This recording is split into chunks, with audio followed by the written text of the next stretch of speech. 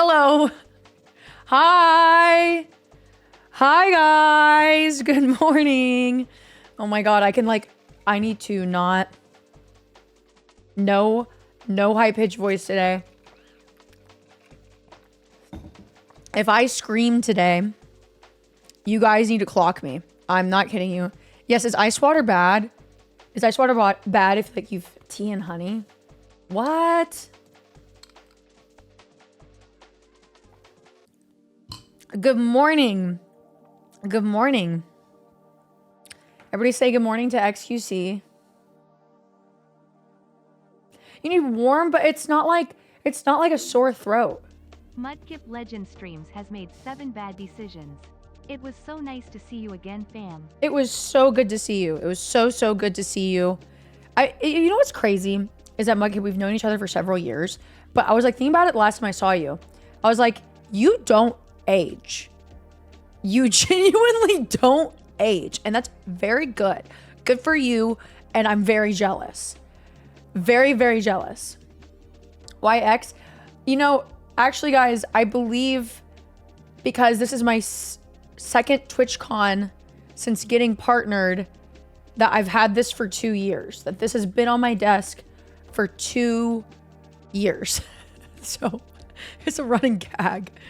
I saw him quite a bit this weekend. I was actually quite surprised that I kept on seeing him. He didn't mention it though.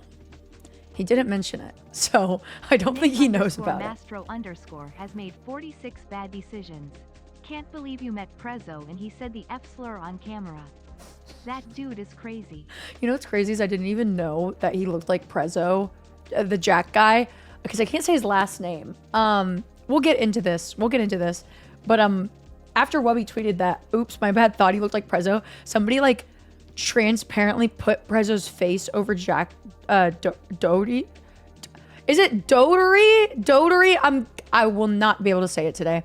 And I was dying laughing. Okay. I will say that there's so much to talk about today. There's so much to talk about. And I also want to say is that Doherty. Okay, Doherty. I thought it was Dotery. I've been saying Dotery. Warm water. Okay, I'll get some warm water later. I'll get some warm water. Ow! Oh, there's a bang stuck in my lash. There's so much to talk about this weekend. I will call it the good, the bad, and the ugly. And some of it is drama, and some of it is very serious conversation. That's hard to talk about. So I will also say, if you were watching my stream for the first time, and heads up, I will probably repeat this here in like 30 minutes because I know a lot of y'all are probably watching me for the first time, or there's a lot of people coming in later on. That this is not my usual type of content. Everything that I'm talking on today, if you found me on Twitter this weekend, that's not my usual type of content either. Usually I just post pictures of my dogs and pictures of my buttocks. That's pretty much it. My wife was so excited to meet you. You were so nice. Thank you. Dude, the amount of girly pops this weekend that I met. And let me tell you, like, Seer has a lot of Chad viewers. So, like, it was so funny because this guy came up to Seer and was like talking to him, and Christian turns to me and was like, you are right. Like, Seer has the men. And now I'm realizing that a lot of girls that like my content, they are slay the push house down boots Chicago, fucking decked the hell out with the cutest outfits, dyed hair, nails. Everybody's nails were so cute. Like, girls would have me sign things and I'm like, I don't give a fuck about signing something right now. Let me see your nails. Everybody looked so good. And I will say I was absolutely floored this year by everyone's response to me. Like, just the fact that so many people wanted to talk to me, and I will say this a million times during stream, I have goosebumps right now. I feel just so honored. I feel so honored because the way that I see myself is definitely not the way y'all see me, because I'm like, oh, my content's dog shit. I'm always like, I need to do more. And I mean, I do need to do more. I need to put in more effort. But it is just so humbling every year that I go to TwitchCon, because every year I'm like, oh, this is the year I'm irrelevant. This is the fucking year I'm irrelevant. And everybody's just so sweet. Like, and the fact that people come up to me and they are mentioning all types of content, like the Drumsy videos, specific dump truck videos, VR chat videos, Lego streams and stuff like that. Like, you guys fucking know. You guys knew everything. Alex, you know, the one thing I was disappointed about, and you were one of the reasons why I thought this, was that I did not get to talk to friends I don't get to see a lot this weekend. That was my only bummer. My only bummer is that I didn't get to spend more time with people that I don't get to see a ton. But it was amazing running into you. I got to take a shot with Alex. Oh, a tripod just fell. Hang on. I'm sorry my room's a mess. I'm just too lazy. I don't care about anything right now. I'm just happy I'm live, to be quite honest. That's about it.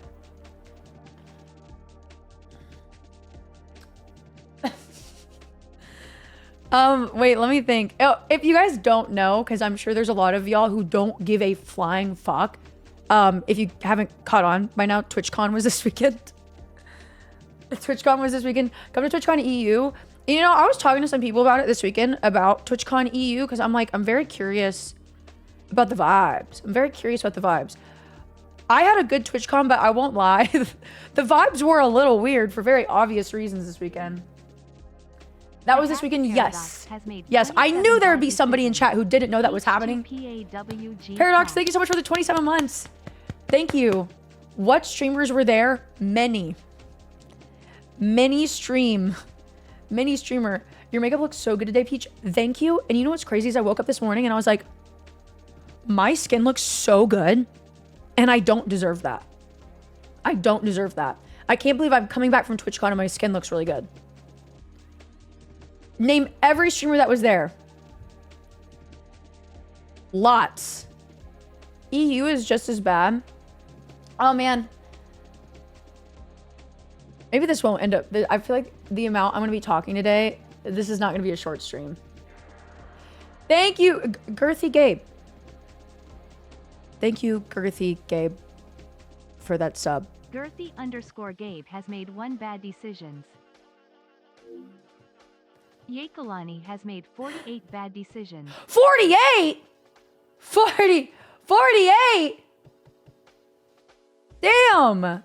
Oh my God. I yelled. Muckin, thank you. And oh, it's Kalani. It's fucking Kalani. That's why. Thank you so much, Kalani. You didn't even say anything. Paul Kia, thank you so much for the sub as well.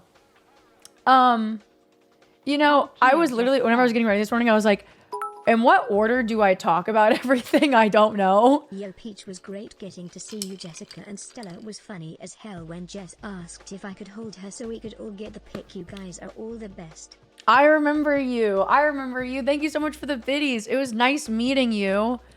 That Jessica was so nice to let me join along on that. That was so nice. And Stella was there. Dude, that's actually like, that's kind of like an OP picture that you got. You got the whole gang. You got the whole motherfucking gang. Okay. We'll just get into it because it's going to take forever. How long are you planning on streaming today? Until I'm done talking. And then if my voice hurts, I will get to the point. I will also most likely be streaming with Christian later this afternoon. I need to go to the gym today. I'm going to the gym no matter fucking what. And I'm holding myself to that. I'm going to the gym today. But I will be most likely streaming with Christian later because me and Christian spent a lot of time with each other this weekend. So I feel like we also need to unpack some TwitchCon stuff with me and Christian on his stream. And I want to play Roblox. I know this sounds crazy, but I met Roblox employees this weekend and it has revived my love to play Roblox. So we're going to do that. I thought the stream backstage was hilarious. Man, you guys are like saying things that makes me want to talk about it immediately. But I do this every time I go on a trip. I'm going to pause the music. Or no. I'll just turn it down. No. Pause it. I do this every time I go on a trip. Usually I like to do it in order. And usually in the past, I've been a more, I've been a better streamer in the past. And I used to make PowerPoint presentations. But we're not doing that today because I'm lazy. Has made 3 bad decisions. Been a while since I have been here, but you always bring the good vibes. Here for the mess. Thank you, Kareem. I appreciate it. Oh, I'm getting a phone call. and I'm going to ignore it. Let me see. I'm going to go through my camera roll because my camera roll is how I remember timeline and events. And the first thing I'm going to talk about is before I even got to TwitchCon. Let me get a link really fast before I even start yapping about it. You know, what is that? Hang on, wait. This person is texting me this. Oh no! I forgot I had a fucking phone call. Hang on.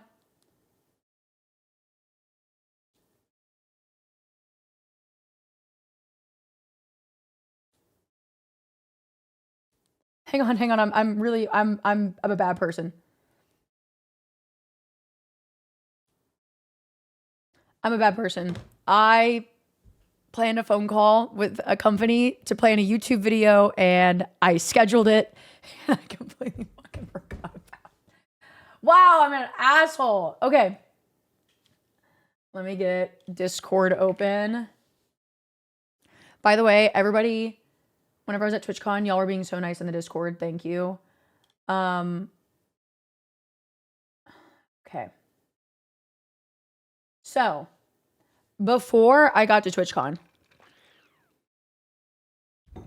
I saw a tweet on my timeline of a creator who is disabled. He's wheelchair bound. And he was saying in a tweet, being like, I'm a disabled creator. This is my only job. I'm on my way to TwitchCon right now. And I just got banned. And this dude was fucking devastated, upset. And I can't blame the guy. You just lost your fucking like a source of income and you're on the way to a convention that you can't even get in anymore. If you didn't know this, if you are banned on Twitch, even if it's a temporary ban, you can't get into the convention. You can't be on anybody else's Twitch streams. Usually I feel like, I think it's, you can't get into TwitchCon at all. Yeah, like nothing at all. If you were banned on Twitch, you can't get in. And my heart fucking broke. My heart fucking broke for this dude. I didn't know him. His Twitch username, though, and I'm going to be shouting him out during this story. It's really not that intense of a story. But essentially, why he got banned was because he made a joke about Mexicans in somebody else's stream. But the thing is, he is Mexican. So he kind of like made, I'm guessing, like a self-depreciating joke. I mean, if you click on his Twitter, his pinned tweet is a self-depreciating joke about him being disabled. And that just like blew my fucking mind because I was like, I feel like a lot of people have said a lot worse in Twitch chat. Sorry. Hang on. I'm opening up Pop Out chat. There we go. I feel like a lot of people have said so much worse. You know? A lot worse. Hang on, here is his @ if you guys want to go give him some love. But literally all I did, and I will say, is that I was in his stream last night and his entire community were stroking me with 2 hands. And I was like, dude, I really did not do that. I really did not do that much. Lex Pookie, thank you so much for the tier 1. Why does she got to pick on Techie like that? We got to go in order. We got to go in order, and you're skipping ahead many chapters right now, okay? But we will get there eventually. Anyways, he got permanently banned. I just made a tweet. Look, I know I personally have a lot of numbers or a lot of contacts to Twitch staff, but I was like, I don't want to be this bitch that's literally hours before badge pickup, like, and I'm bothering employees for this specific streamer that I don't even know. Like, I'm gonna be honest, I trusted this dude where I was like, yeah, he made a self-depreciating joke. I didn't even look into what he actually said. I was like, fuck it, a tweet. And I'm not shitting you, within about an hour of, the voice is breaking. I'm gonna bring it down. But within an hour of me making that tweet, he was unbanned. And he was thanking me a shit ton. And I was like, there's just no way. Like, there's no way that my tweet is what did that.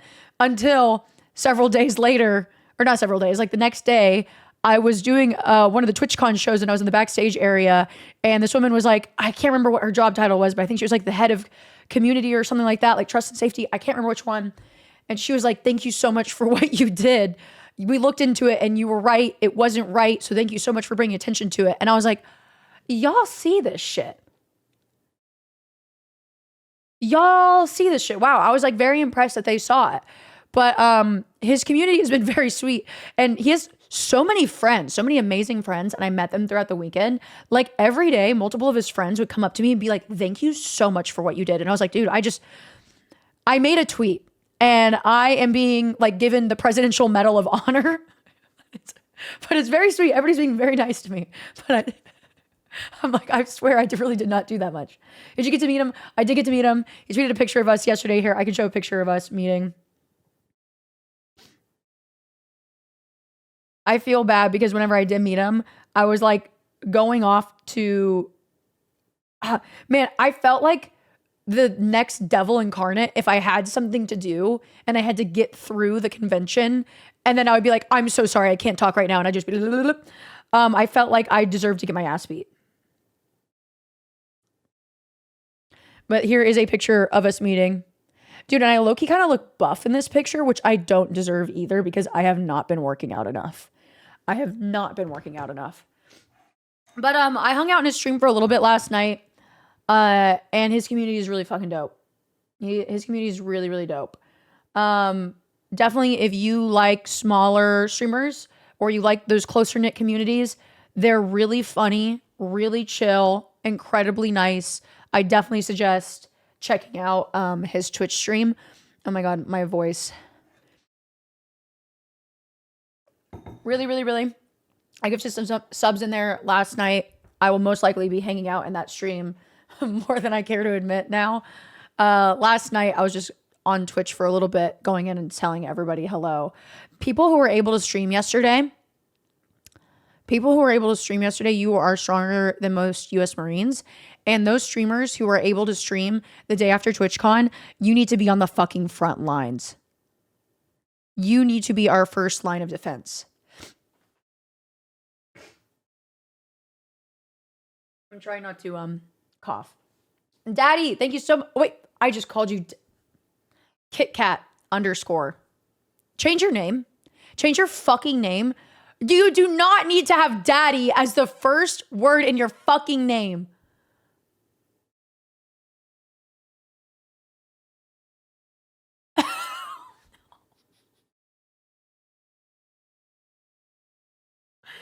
Oh, I feel disgusted with myself.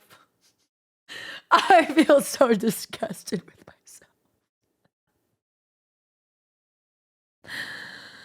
myself. We don't need to clip anything at all, actually.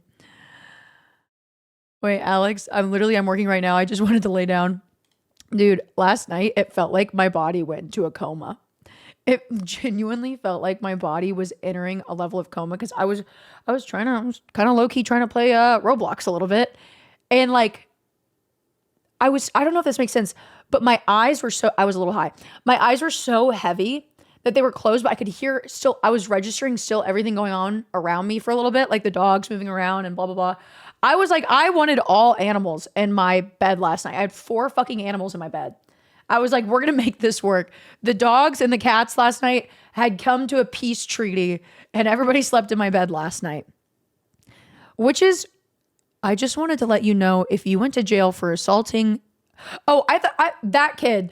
I thought you meant you were going to say a kid. I was like, you're just going to say that if I assaulted a random child, you would bail me out? Okay. Anyways, I slept good last night, which is bonkers because I'm not kidding y'all. You know what's impressive about this entire weekend is that I like to sleep a lot. I need 10 hours. I'm not kidding you. 8 to 10 hours minimum. This is no exaggeration. I was running off of 3 hours of sleep every night for this entire weekend, and I can't believe it. I will say though, my doctor put me on steroids because, oh my God. Because 2 weeks ago, I'm not shitting you, 2 weeks ago, 3 weeks ago, 2 weeks ago, was Austin City Limits, which is a music festival here in Austin, obviously. I ingested so much dirt. I have been coughing up dirt for a week and a half, and those steroids hit mid-weekend this weekend, and this is really gross, but I don't care. You're gonna look me in the eyes and you're gonna have to listen to this too. There was one morning where I woke up a week and a half later after this music festival, I coughed up chunks of dirt from my lungs. Chunks of dirt. But thankfully, it's over now. It's over now. It was so gross though. It was really, really gross. But I think those steroids also helped me be a decent human being, this person. Thank you. Just from dirt in there. Yes, it was so bad because it hasn't been raining in Austin. We got those like the crazy Texas rain where all the flooding happened. And then it just stopped. And so the dust in the air, like you could just see it all around nonstop. And you know what's crazy is I always do weekend one of that music festival because I know the dirt is going to be really bad.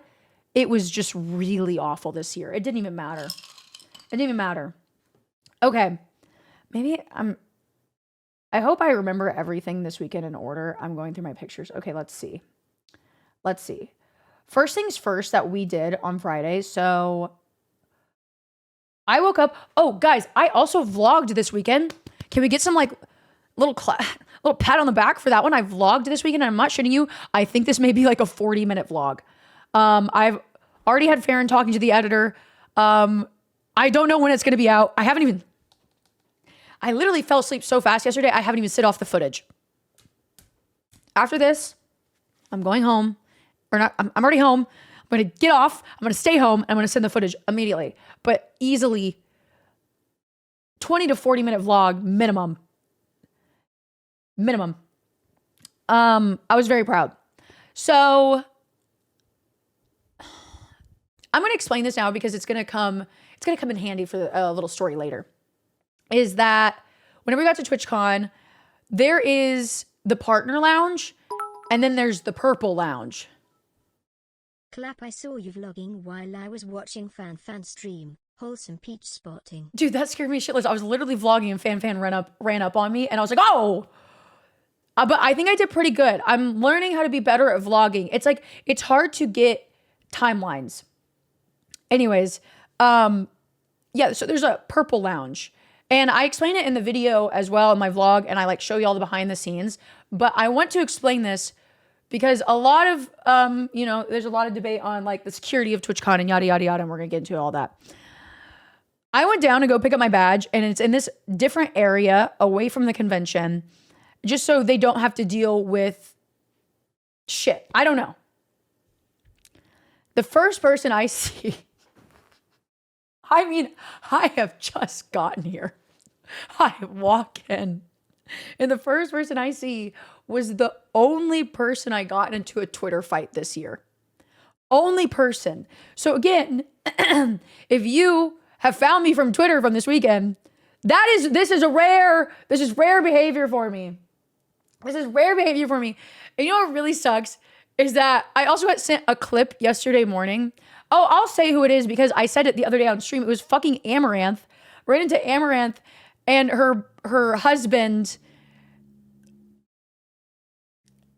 So I have so many thoughts about those two, but like I feel like I have definitely spoken my piece on them.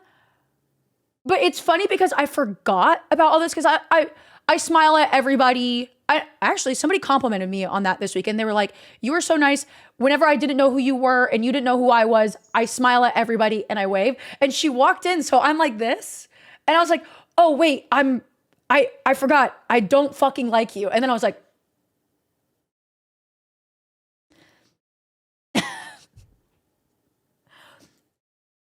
the one thing I will say, and guys, I've really mulled this over. If I even wanted to like let words pass by my mouth, because I'm not gonna lie, I just came off of a generational run weekend on Twitter. Generational run.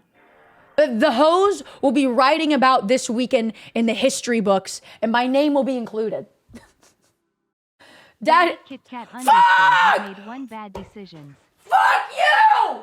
Fuck you! Fuck you! I don't care! Fuck you! I said it again! I said it! You did that on purpose. You did that.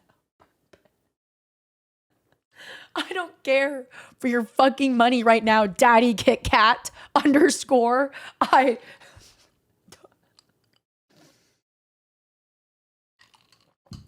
You're right. I need to save myself for Christian stream. I'll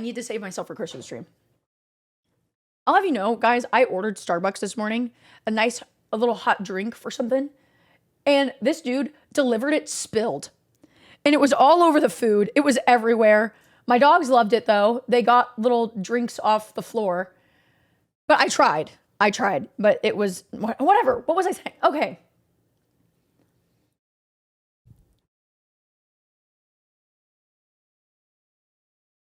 Man. Anyways, I was debating on even talking about that shit stain of a boyfriend, husband, whatever the fuck y'all are, PR stunt. I don't know. Cause there is just like, there's no way that works. Anyways, I got sent a clip yesterday morning of that shit stain of a human being smacking his lips on camera like this.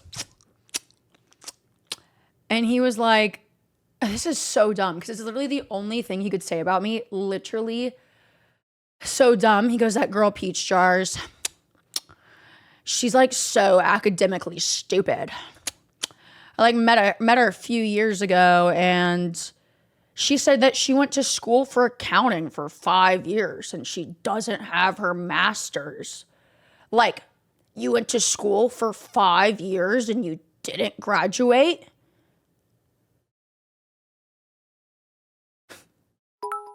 The irony. No, fuck off, dude. Peach, please, I love you. In the girly pop. It was amazing meeting you this weekend. Thank you for helping me flex on Will and Hassan with my wallpaper. I love you. I got you.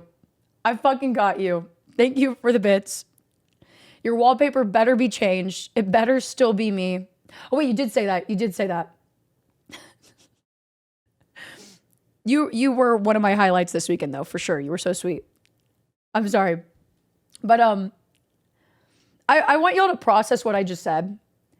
He said, I went to school for 5 years and I didn't have my master's. So I'm academically stupid because I didn't graduate.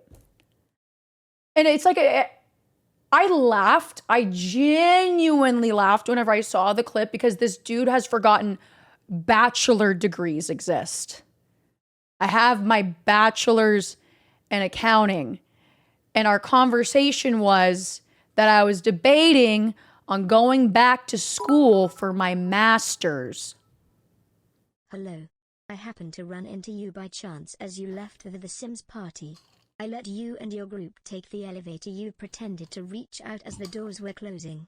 Yeah, I am a fucking asshole. 1,000 bits. You just gave me $10 and I didn't even open the elevator for you. You just gave me 1,000 bits and I didn't even bother to and let me just tell you, sometimes it's the sentiment, okay, of being like, whoa, I'm gonna get the elevator for I'm sorry. And you know what? And you're totally right to call me out on that because I do that all the time where I'm just like, dude, I love being a girl because I just got 1,000 bits for being rude. Imagine how much I would have made if I opened it. Fuck.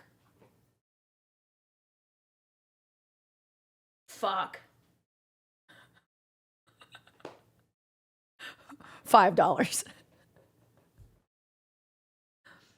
Anyways, that dude, I don't even know his name. Which is even funnier. Lua May 1, thank you so much for the prime. Lua May 1 just subbed. That was hilarious. Also, really fast, I just want to say, I also thought it was hilarious. No. See, the thing is, I don't even want to talk about them. Like, I don't even want to put my 2 cents on what they were up to this weekend because I know genuinely for them, it just gets them fucking going. Anonymies. Oh my God, my voice. Anonymies. Thank you so much for the gifted subs. I met Animal Anonymous has this weekend. 5 subs. And let me tell you that this dude was rocking my merch. Only person all weekend to be rocking my merch. And I was very impressed that you were rocking my merch because it's a hoodie. And it was fucking hot at the convention. And a lot of places that we were hanging out at, it was fucking hot. But you were there and you were pulling up. Dude, he also had these pictures, like cards of Caroline, like a tennis picture of like her holding a racket from like, I'm guessing high school. It was so fucking funny. Just interrupting again, tee-hee. That was a good bit though. And I have a shit ton of them now. He like printed off 300 of them. I think I may have easily taken 100 and I was just casually passing them out to everybody. Everybody got one. Everybody got one. We're barely even on a timeline of events right now because I only have told y'all about badge pickup. First things we did on Friday though. What did I do on Thursday night? I met you while you and Jessica were getting drinks and then also the next day at Artist Alley and accidentally jump scared you lol. You were awesome. Great Dude, meeting you. it was so nice meeting you too. And I think I remember what you're talking about because actually I did get jump scared a lot this weekend, which is so dumb. I felt awful. I felt so bad I was getting jump scared so I much. thought it was funny as heck. I reached back out knowing it was a joke. You're all good. Thank you. Thank you. I appreciate it. The amount of people that would tap me on the shoulder for a picture and I would just get so fucking jump scared, bro. And they were like, then y'all would be like, I'm so sorry to do that to you. And I'm like, no, I'm being a bitch. There's nothing wrong with you. Like you could go around the corner and yell boo at me and I shit my pants. That's about it.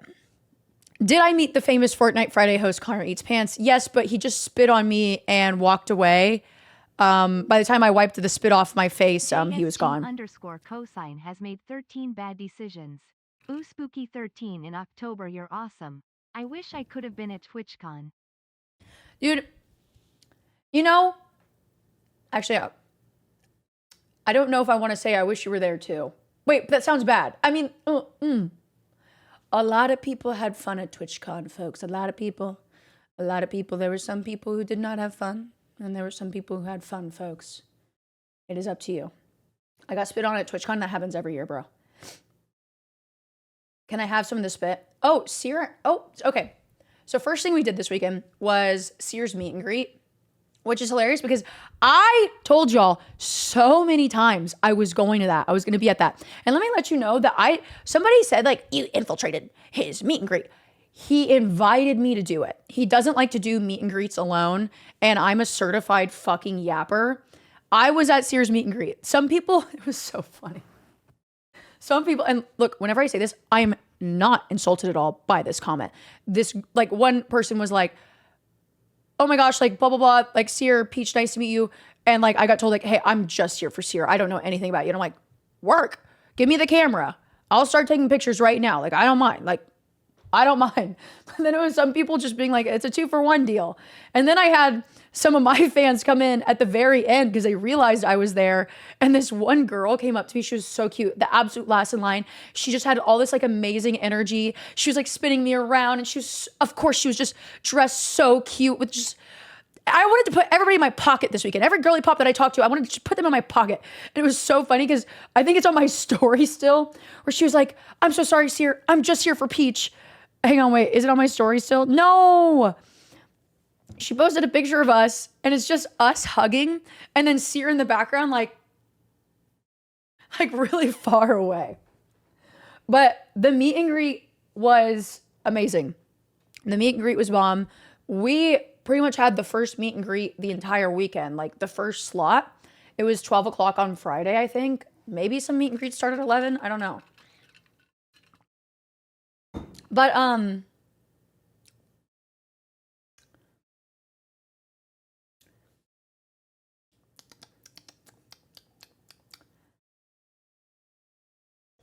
trying to think about how I want to explain this all. Not explain it, but just like yap about it. Because obviously, what I'm about to talk about, the Emmy situation, this is not drama. This isn't hot takes. This isn't juicy gossip, What happened to Emmy at her meet and greet, which was right after ours, that was sexual assault. That was genuine sexual assault. And I've been debating on like, how do you even bring it up? Because this is very serious. So chat, we're going to be serious for a few minutes, okay? Because literally it was my meet and greet, Emmy's, and that entire day, I will say, I was absolutely slammed on Friday. I mean, I was having to run 2 places because I made a lot of obligations that day. Old iced coffee has made 2 bad decisions. Thank you. I didn't even see the clip until like 10, 11 p.m. And let me tell you that whenever I saw the clip, I texted Emmy immediately. And I felt bad because I was like, oh my gosh, like if this happened to me, what would I want in that moment? Like I was freaking the fuck out. I was mad. Because by the time I saw it, I had already left like a mixer. So I was a little intoxicated and I was really fucking angry. I was really angry. It was so frustrating. And I called Jessica immediately about it and we're freaking out. And I was like, I texted her and then I was like, wait, Jess, maybe don't text her. She's like, too late. I already texted her. I was like, fuck, like I'm bombarding her, things like that. And it has been a lot to process this weekend of like, it really sucks watching. You want Twitch to make the right decisions. I want them to make the right decisions. I want streamers to be safe. And it's really disappointing to be failed on that. That was failed this weekend. And that really fucking sucks, especially after them saying that it's going to be up security. And let me say is that I did a lot of research this morning and I was taking a bunch of screenshots of tweets that I want to talk about on stream. Taylor Lorenz, who is a journalist, I'm not familiar with a lot of her work, but I've talked to her before. She was posting about how there was actually a lot of security at TwitchCon, but I think it was all in the wrong places. I genuinely do believe all in the wrong places. And so the reason why I brought up the Purple Lounge earlier is because this is how I want to explain it. And this isn't me like trying to flex on it or anything like that, because I genuinely was surprised I was even invited to that lounge this year. So there is a partner lounge, and inside of the partner lounge in a little hidden corner is the Purple Lounge. And it's where they put the TwitchCon VIPs, essentially where they put people where they think are, I think genuinely they would think that you're kind of like a security risk. Like people are going to be actively wanting to talk to you or follow you or things like that. And so I can't speak on TwitchCon security a lot because of this reason, because what you do is TwitchCon escorts you. So there is a Twitch employee at your hotel. You go to them, you say, I would like to go to the convention. They put you in a decked out, tented black Escalade with security at every checkpoint. They take you in from behind the convention. So you have no idea where these streamers are coming and going. You go in the back, we still get searched. There's more security waiting for us in this like warehouse back area of the convention center. And then we get scanned several times along the way. If you do that, it seems very secure because then they immediately drop you off into the Purple Lounge. And then if you want, you can even say like, hey, I need to go to the Glitch Theater. And they will have people escort you to the Glitch Theater, which is like where the Twitch main shows are. Things like that.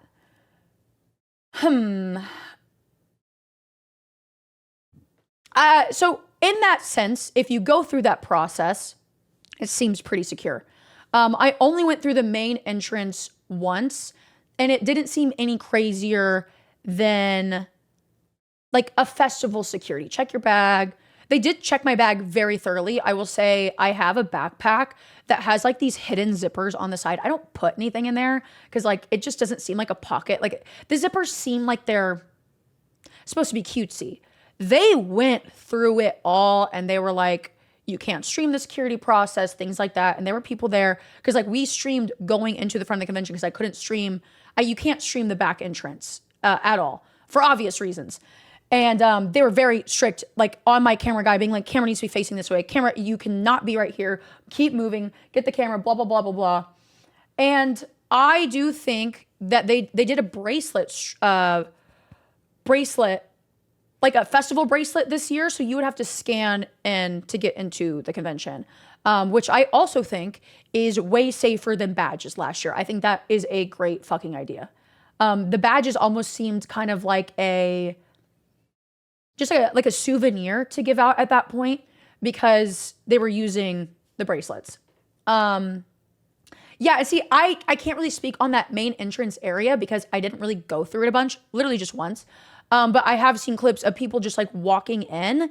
And that's what blows my mind is that I believe, because I had somebody explain this to me, that it seems like a lot of the people working TwitchCon were regular people who wanted to attend TwitchCon, but they couldn't afford a badge. So they they worked the convention to get a badge. That is very, very nice, y'all. Very nice of y'all. I completely understand doing that. I used to do that for music festivals. If I couldn't afford a music festival, I'd volunteer for the music festival. But they should not be the people that are sitting there and scanning bracelets. And I just feel like you kind of need a big burly fucking dude to be up there and scanning bracelets. I don't know if they're volunteers, things like that. I have no idea how they're paid. Maybe those people work for the convention center because, oh my God, I do have a story about a convention center staff later. So I think there was heightened security in areas. I think it was misplaced though. And I want to, again, I'm disappointed, bro. Like, I'm a bit mad, but I'm mainly disappointed because like I said, I like Twitch. I want them to make the correct decisions. So let me tell you, look, this makes me upset. So on Saturday, the day after Emmy's meet and greet, I had 2 TwitchCon shows. I did one very early in the morning, like first show. Our call time was 10 a.m. I believe that's before the convention even opens up. So we had to be there at 10 a.m. I had not been to the glitch stage at all. And this is the same stage that later that afternoon, Emmy's show was happening. So I was doing both of those shows. So 10 a.m., we show up, and the guy who was escorting us, and this is on Saturday, so a day of the con has already happened. So we have that our escorts, and I was like, hey, I need to go to the Glitch Theater. And he's like, yes.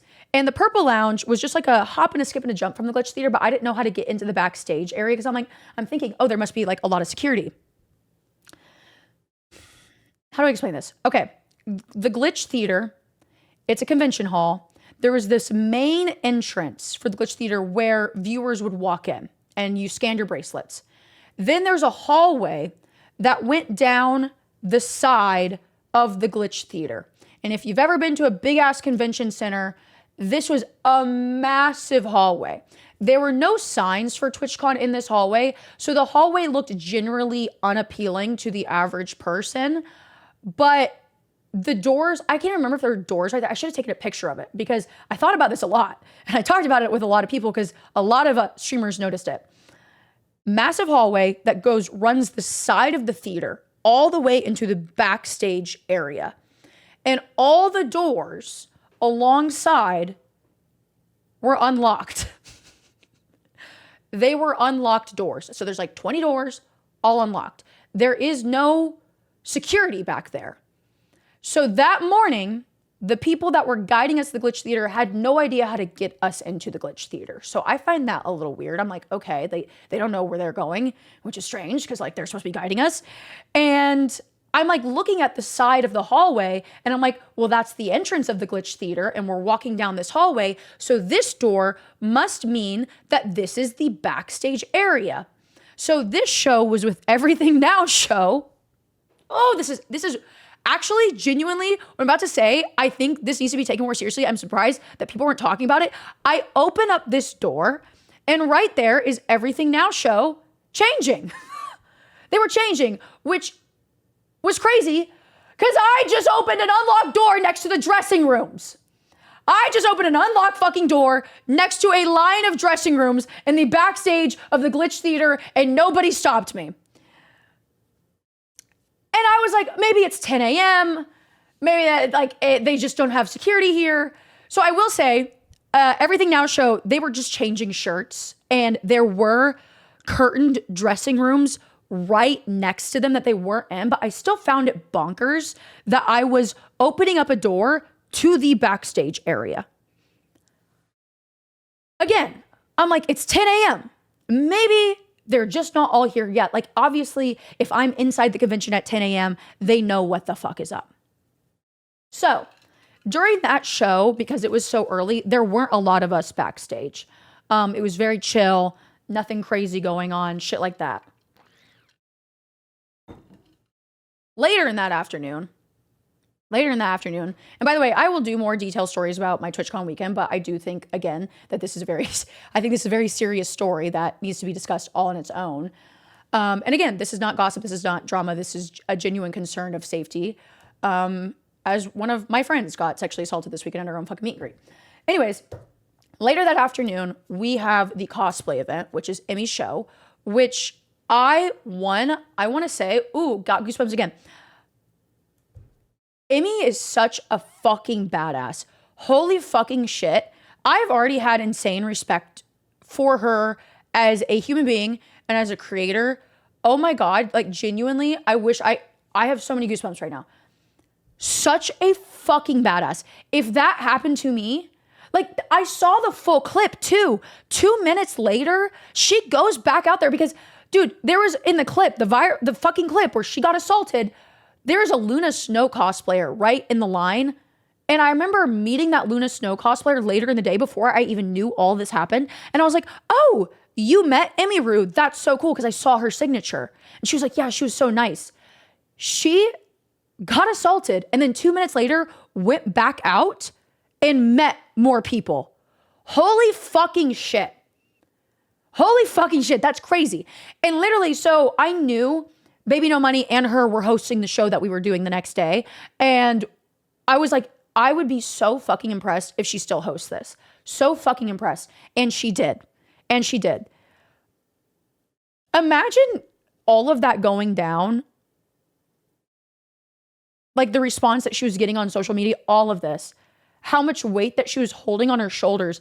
And oh man, it makes me like want to cry because like I thought about her and I was like, the fact that she even got up and she had like the energy and will to like get ready that day, that's so impressive. That's so impressive because like I couldn't do that. And so I was really impressed that she even managed to like do a show that day. And I was like, I just couldn't believe that she was there. Hey, I'm gonna get tissue. Sorry.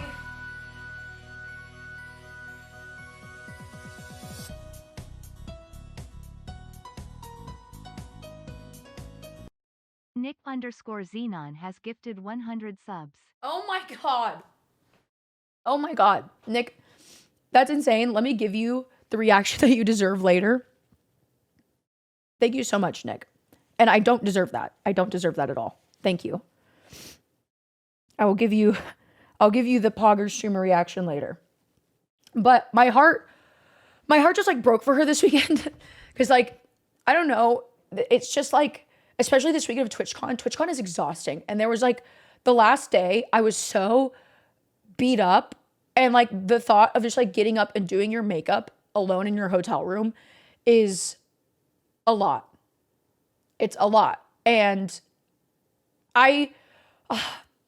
again, a lot of my reaction with her was like, I didn't know how to navigate it. I was like, I don't want to bring it up. I don't make her uncomfortable, things like that. But like seeing her just be a boss ass bitch and still host that show was so incredibly inspiring.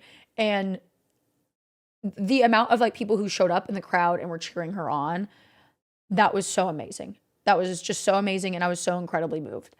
I'm genuinely so impressed with her every day. She has gone through, and that's another thing that makes me want to cry. She's gone through so much shit. And you guys don't even understand is that she is just as sweet and cute and kind in person. And I see this like woman and I'm like, I can't believe that you have gone through all of this. And she's just like light work, another day. I just can't believe it. It was very impressive. But so I just told y'all my concerns with the show, like that theater in particular. So later that day, Later that day, the cosplay event was much bigger. So the Everything Now show was a very small cast. So there weren't a lot of people back there besides like management agent, stuff like that. Thank you, Deanie. And so again, Nick_Xenon has made 1 bad decisions. let me figure out how to explain this in the best way. And I'm going to repeat myself a few times. So again, Everything Now show is at 10 a.m. So I'm thinking, oh, there must be security out there by now. Me and my friends, Jessica, her partner, Ryan, I had Sear with me. And I think I had like 1 or 2 other people that were doing the show with me. There were a lot of people doing the show. And we went over to the 21 and plus area to have a drink, which, mind you, also... Actually, remind me to tell y'all about my concerns about the drinking area. Somebody remind me in like 10 minutes. So we have a drink and we're walking over to the show area. I'm thinking there's got to be security now. We walk down that hallway, which again, there's Artist Alley Glitch Theater. So there's a lot of fucking people in this area. If I was standing outside a Glitch Theater, multiple people recognize me and would come up to me. So this is a very, very active area. We walked down that hallway again and opened an unlocked door into the backstage area where Emmy was doing her show. Emmy was back there. And there's a fucking unlocked door. Nobody's checking credentials. Nobody checked credentials. Not one person. I walked into the backstage area. There's dressing rooms. I was in that backstage area and I had to change for that event. I had Will stand beside the curtain for me because I was like, this is just so weird. Like, you have your featured honored streamers just changing next to unlocked, unsecured doors with just a little curtain. And I just, this is the day after it happened. Like, what the fuck are you doing? Like, and I remember like in the moment, like everything was happening. So I really wasn't thinking about it that much. But I remember me and my friends, like, we're kind of like putting 2 and 2 together. We're like, because look, let me tell you, Jessica Negri's partner, Ryan, one of the biggest badasses I've ever met in my life. I love him and I could sit here for 5 minutes talking about my deep love for that man. But the one thing that he is really good at doing is sniffing out bullshit. And like, he's very protective of Jessica for very obvious reasons because she's had crazy fucking people. And he's even like, this is weird. This is strange. Nobody even checked my credentials. And let me tell you, I met somebody of Emmy's team back there and one total badass as well. And she's running this backstage area like Fort Knox and for very good reason. She was like, hey guys, the show is starting. You guys can't come in and out anymore. And I feel like this is not on Emmy's team to be managing shit like this. Like, it's not Emmy's team's fault that the door was unlocked to the backstage area and nobody was checking credentials. Okay, I didn't know if you guys knew her name. Melissa. I met Melissa. She was running that shit for, like Fort Knox. So whenever the show started, and they were letting people in, she was like, nobody can go around the curtain. You guys need to make up your mind where you're going to be sitting for the rest of the show because you are not coming back here.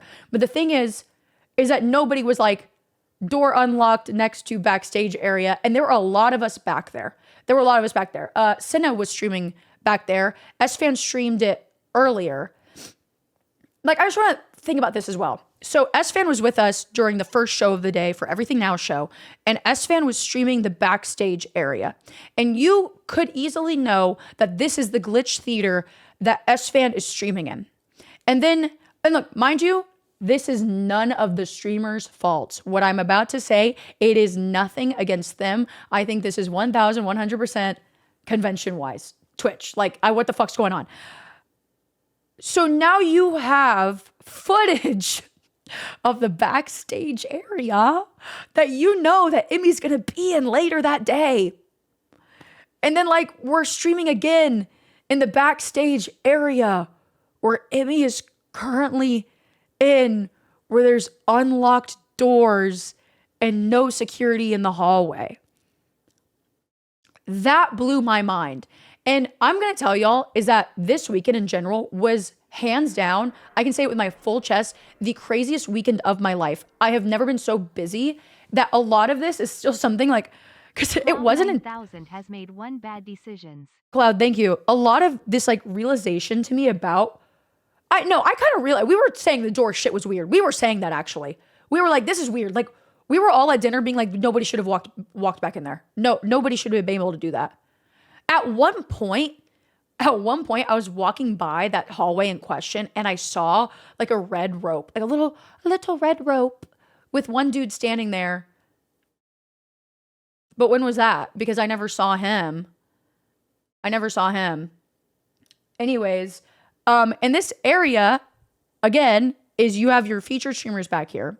And to use the restroom, you would have to leave the Glitch Theater, go down literally just right across that open hallway. But again, if somebody's looking down that hallway, you would see, oh, that's the streamer I like, you know?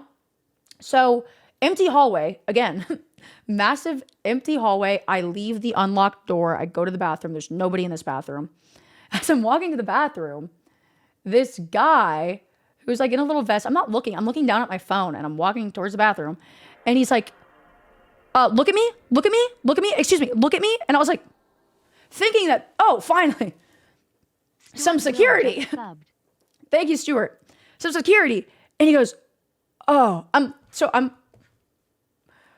you are just the most beautiful little thing I have seen all weekend.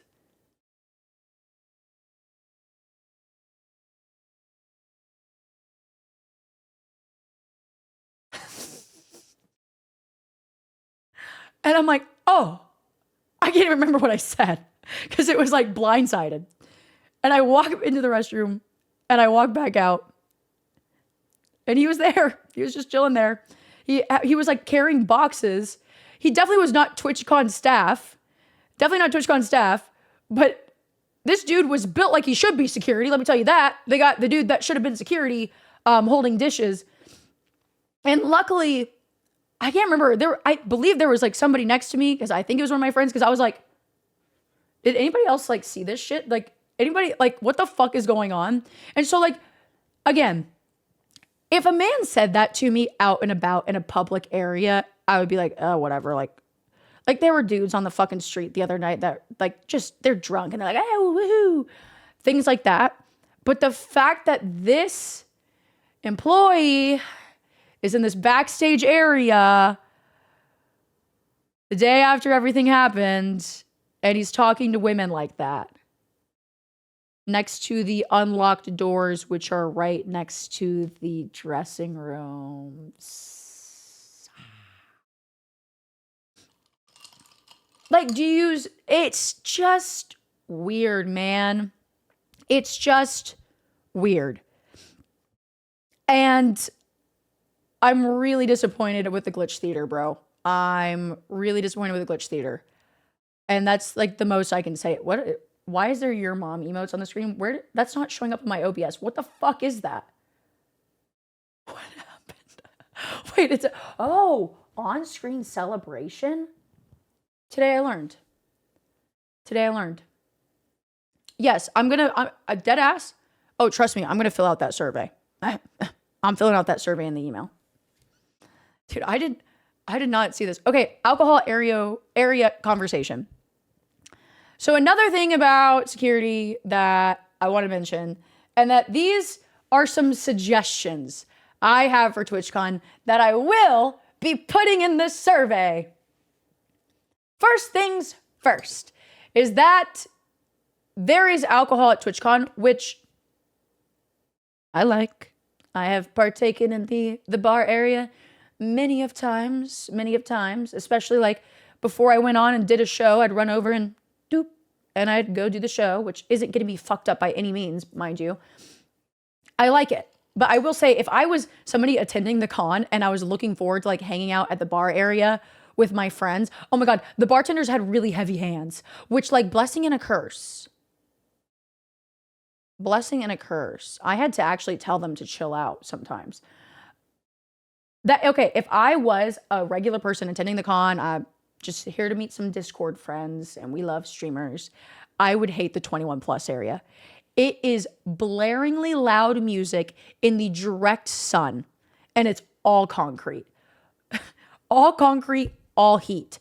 It is so miserably hot that we are chugging our drinks as fast as possible, and we're dripping sweat. And let me tell you, You know what? Fuck it. Especially, I'm just gonna call you Daddy. Especially Daddy. Especially Daddy, because I met Daddy in the maybe I shouldn't say that. I met Kit Kat in the bar area. I did meet a lot of people. Did meet a lot of really cool people in the bar area. But let me tell you why I think this is a safety concern. Is that when everything went down, for some really obvious reasons, some of my friends were really uncomfortable to go out on the convention floor now. So again, we're in the Purple Lounge. Purple Lounge can escort us places, but they were uncomfortable to go out in the convention area.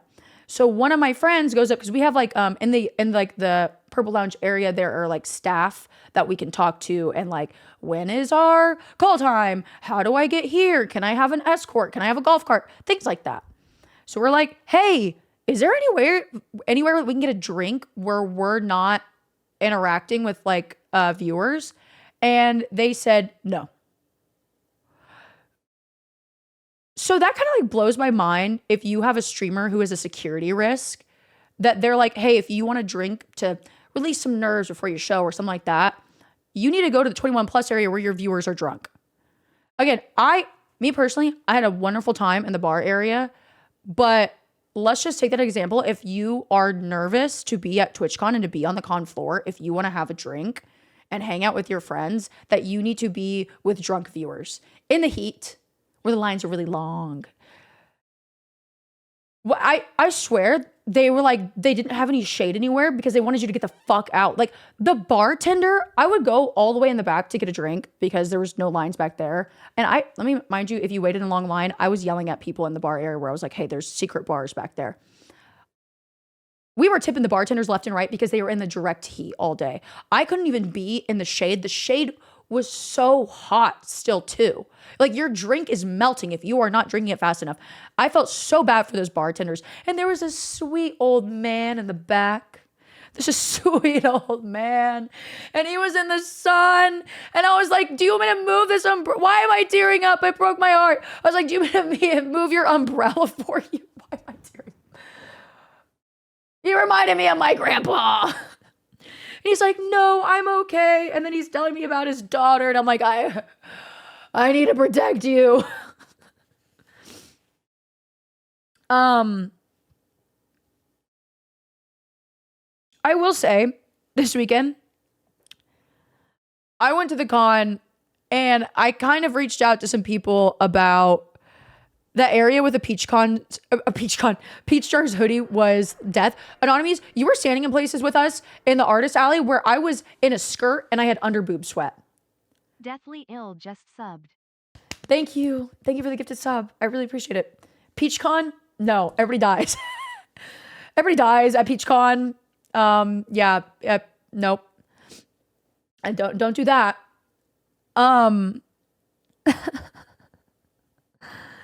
Wait, what was I going to say? Oh. Right click Willie has made 13 bad decisions. Everybody say hi to Go Willie. TwitchCon.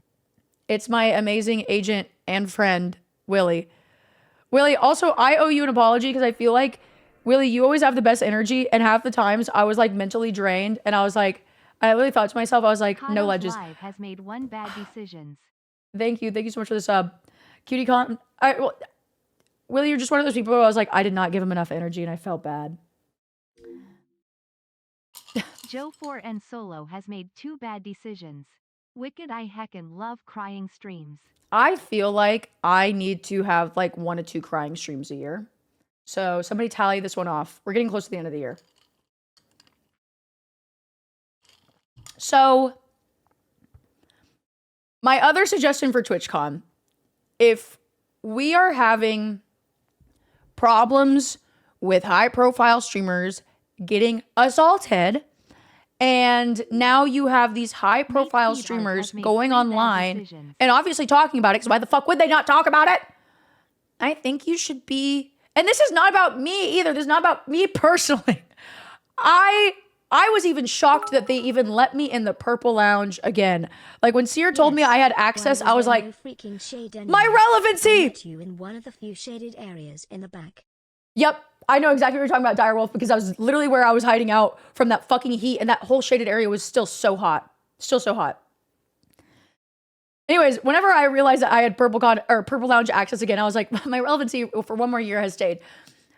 I just think that there should have been things put in place for your high profile streamers that obviously have a lot of pull and a big voice online to have a really enjoyable time. And this is like a really big thing that I wanted to say, is that there should be an hour, and it's not just for Purple Lounge, like for partners too, to be able to enter the con early one day, or maybe 1 hour at the end of one day, where we are allowed to go to the artist alley or like the con floor and meet people, meet brands, meet the artists, buy some things that we want to buy, and just like chill. Cause that's, look, again, we love meeting people, folks. We love meeting people. This is nothing about that. Like, I was on the con floor quite a bit, but I had so many friends that did not feel comfortable doing that in the first place. And especially after Amy being assaulted, nobody wanted to do that anymore. Like, even some people who I knew personally who had security felt uncomfortable being on the con floor, which is totally understandable. But I hate even like suggesting these things because it feels like I'm asking like, the red carpet, please. I want it rolled out. But I love conventions. And that is how I got started. So like, I love going around the con floor because it feels surreal to me to like meet people and like realize how far I've come with my content, that I get to meet y'all. And like, y'all are coming up to me and talking to me about Lego. I'm like, fuck yes, this is awesome. This is so fucking awesome. But there are people on Twitch who do not get that luxury because there are safety concerns, or you get mobbed and you can't go around and see all the cool things. And I know that sounds like a big request, but I also feel like, especially like where, you know, the main floor area where all the big brands are, wouldn't the brands love that?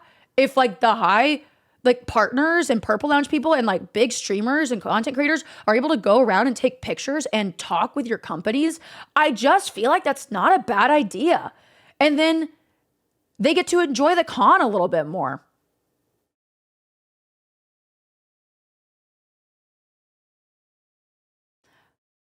As for streaming at TwitchCon, there's a lot of people talking about streaming. There's a lot of people talking about streaming at TwitchCon. And I want to give my 2 cents. I may just be giving a lot of my 2 cents right now, and then we'll get into like actual stories of things I did this weekend. I want to give my 2 cents on that because a lot of people were upset about people IRL streaming at TwitchCon. And let me tell you, that whenever I was walking around TwitchCon, I thought it was kind of dope that everybody was streaming. I thought it was fun. I was like, this is so awesome. Like, we are at a streaming convention and people are fucking streaming. This is so fucking cool. But I understand people's concerns. There should be a lot more no streaming areas for sure. Because the only no streaming area that I saw was the partner area and the Purple Lounge area, which is another suggestion that I would like to make for TwitchCon. Is I know that y'all have to pay per room that you're using, or like the space, or yada yada. I think that's how that works. At least some convention centers back in the day, they'd be like, you're using this room, pay for this room, that type of jazz.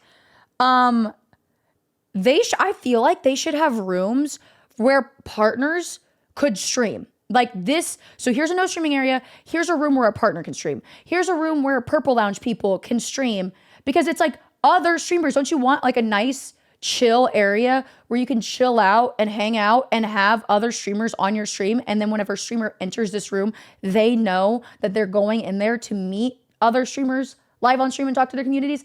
That's just another suggestion that I think that's way more important than, you know, people getting an hour to go around a con floor. I think that's way more important. And I do think that should apply for the regular convention area where like everybody's streaming. There should be don't ban streaming everywhere, but there should be way more no streaming areas. And it's not lax at all. Like, there should be no lackadaisyness of that. No streaming area, get the fuck out of here, you're streaming, public shame time. But then there should also be an area where it is advertised to stream. Please stream in here. And I think that would be awesome to, like, if you are IRL streaming, I do that. Whenever I see IRL streamers out and about, I stop them and I'm like, oh my God, you're a streamer. That's so cool. Or like, I'm streaming. You guys have seen me do that at conventions. If I run into other IRL streamers, I'm like, hi, nice to meet you. Like, we have something in common. I just think that was kind of obvious. I was not on the comm floor as much as I wanted to be just because I had so much to do. On Sunday, I did get to do some enjoyable things that I will talk about later because I did have a wee bit of fun on Sunday. But a lot of people were talking about like clip farmers. A lot of people were talking about clip farmers, and like I saw a clip of Neon there. Like, oh my God, wait, that's one of the things I screenshotted. Mate, thank you so much.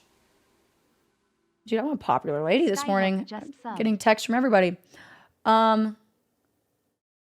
Wait.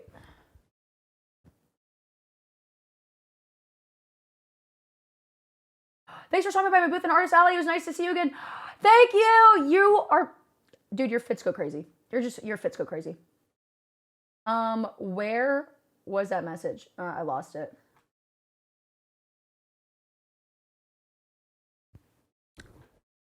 Okay, first, because the Jack situation, that's a whole nother conversation that we'll get into. I'm going to be talking about clip farmers at TwitchCon.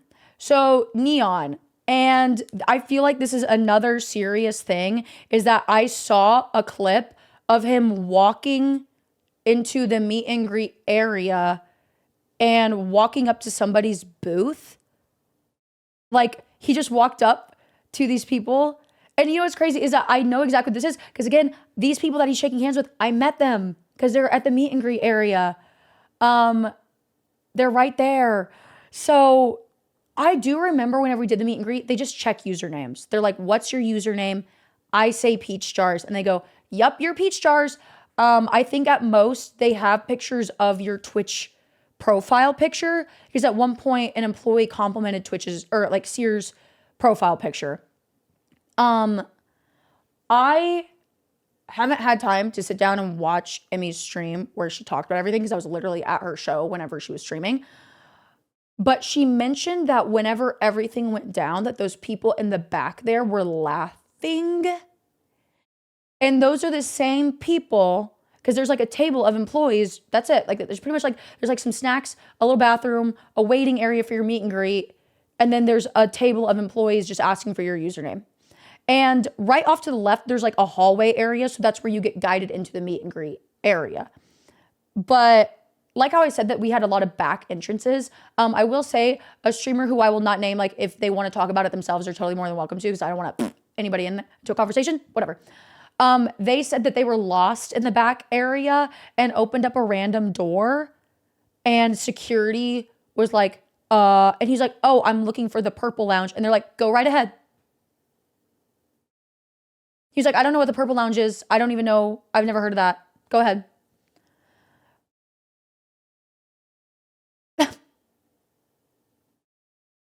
Again, and I'm using this word Twitch VIPs because I literally heard security say this, Twitch VIPs. Shouldn't like the employees be given a list of like, hey, know these words? What's the purple lounge? This is where the Twitch VIPs go. Just subbed. Direwolf, thank you so much for the prime. Like, I don't know. I feel like you should know that. Or like, you know, on the first or the second day where it's like, I needed to go backstage for the Glitch Theater. I don't know how to get there. Like, I don't know, man. Like, I feel like I'm just a girl and I graduated in accounting. But I don't know. I feel like I would give people a list of like, hey, can you know these terms? Or maybe be like, hey, this guy just opened a random door. He's obviously lost. Let me call somebody, stay here with me, and we're going to get you escorted out of here and go to the front. Fluffy Bacon Cat, thank you so much. And, oh wait, Anonymous, thank you for gifting a sub. I was also told that this person in question who opened up the door had a very large backpack on, and it didn't get searched. Like, I don't know. I feel like if somebody genuinely wanted to harm people, so let's not even talk about like somebody targeting a streamer, mass shooting maybe. America's really famous for those. Should have coordinated the event instead. Give me a vest. Give me a vest and a little clipboard right now. Anyways, also like the meet and greet area where these people are chilling. Everybody say hi to Goose. I also saw the tweets where they're perma convention employees who mostly don't know what the event is about. And I know, I totally understand that because I've done a lot of conventions. So that's why I'm saying that they should have a sheet of paper that they carry on them this week of if somebody mentions Purple Lounge, if somebody says Glitch Theater, because I think what happened was that he opens up this door, he's confused on where he's going, he's asking for the Purple Lounge, and he just goes, I don't know where that is, just go ahead. Because I feel like a lot of clips that I've seen where security gets laxed, like something off happens, like the band not working, and they kind of have like a panic moment of like, I don't really know what to do, like I'm probably not getting paid enough for this, like go ahead. And that's what I mean, like if they had a list of words that they understood, like I know what the Glitch Theater is, and the Glitch Theater is where people watch shows, so you should be going around to the front and making sure that you're getting this backpack checked, like where did you just come from? Stay here, let me get somebody on a walkie-talkie and bring you around. Totally understandable that convention staff that work at that convention center do not know what's going on, but especially for an event that was already under fire about security, I don't know, I just thought it should be talked about. Sue me. And I will say that whenever I have done conventions in the past, I was practically a nobody. Like I didn't have any pull. I didn't do anything. So I wasn't in these like VIP areas with like the security and escorts and golf carts. So this is really the only convention where I get the red carpet rolled out. I mean, trust me, I've heard a lot of anime conventions are not that good at security. And I haven't been to PAX. People are saying PAX. I've not been to PAX in literal years, so I can't speak on it. I just think is the difference at TwitchCon is that like I've never been to VidCon either. I feel like between those two, you are inviting high profile people who have schizos. Did the security have firearms? I did not check because I was not in the front area, but I have heard that they were armed security guards. Again, like we have armed security guards at the entrance. H entrance folks seem to be more thorough than B entrance security-wise. I had 3 diff backpacks the whole weekend and had to get them checked about a dozen times. You could just tell who actually was checking what stuff was and not. Yes. And that's another thing. Like at any place that you have that, like they're, I don't know. Thank you for the bits. Sorry, I'm trying to like think how I would. I'm petting the cat. If there's people making sure you're not bringing in weapons, great. That's the basic thing that you need to do for any event in America. The bare minimum, folks, the bare minimum, because mass shootings are just like a Sunday special here. But the thing is that like they just didn't have security like that for your high profile streamers. Like somebody can still get in and still cause harm. Like just because you have somebody with a gun at the front doesn't mean that the meet and greet area is protected. And we didn't need it, but God forbid, like if Emmy had a great meet and greet, she'd probably turn around and be like, oh, I guess I just didn't need security. But like you just should have it no matter what. As far as I know of, because I looked back at pictures and I was at the meet and greet area for 2 hours doing a meet and greet, we did not have any security. There was no security at all. As far as I could see, unless I was missing something, there was no security. We had one guy that I know was like one of those guys that like was working the con to get a badge. And he was the one who like took pictures. And God bless him, he was so sweet, but I would never expect him in a million years, like if somebody rushed up to be protecting us in any way, shape, or form. Like I saw some people like walk around now and then, but it was mostly people that were like the ones that were in the back coming at me like, hey, do you need any hand sanitizer? Do you need water? Blah, blah, blah. And then there was a clip that went viral a little bit sorry, I burped, where I don't know who was streaming. It was Julia, Arthur, like a bunch of our friends came up to our meet and greet area, which is totally fine. I don't mind. Actually, I really appreciated it because I could tell people in line were excited. They're like, oh my God, even more like people I know. Like, that's fucking awesome. Like, yeah, friends, come over and come talk to us. The thing is, I thought they had a meet and greet that like ended and they like walked over to us. I thought that is what happened, but no. And again, this is not their fault because if I saw my friends in a meet and greet area and I wanted to go up and talk to them and I could walk straight up to my friends, I would do that because I wasn't fucking thinking that a lot of this until the situation went down. I just wasn't thinking about it. And then I kind of went back and I was like, oh, maybe it wasn't a good idea that our friends can just walk up to us while we do meet and greets. Like, of course, I want my friends to come over and hang out with me, but it's like, now that I know that they can do that, what the fuck? There are more questions asked and cameras in a game of Among Us than there was at TwitchCon. Amen. I'm gonna go back to TwitchCon next year. I'm gonna be honest, if there is a next year, I feel like this is a lot. I could say so much about the security flaws I personally encountered this weekend. My cosplay even set off their wands like 20 times every day from the pins attaching my armor, and they never checked anything. Was there even weapons check? Was there weapons check? If you guys don't know what that is, like at an anime convention, because there's a lot of cosplayers, there's weapons check where you go over to a certain area. Security doesn't let you in. Thank you. And they check your fucking weapon. Thank you so much. Quasi? Jordo? Quasi Jordo? Quasi Jordo. Thank you so much for the 5 gifts of subs. There's detectors. Is there at least a metal detector? Yes, there was at least a metal detector. Again, I only went through the main security once that I can't really speak on it too much because literally my interaction with them was less than a minute. It's just low-key kind of does feel like we put our big scary security at the very tippity front. So don't mess with us. Don't mess with us. There was a weapons check. Okay, good.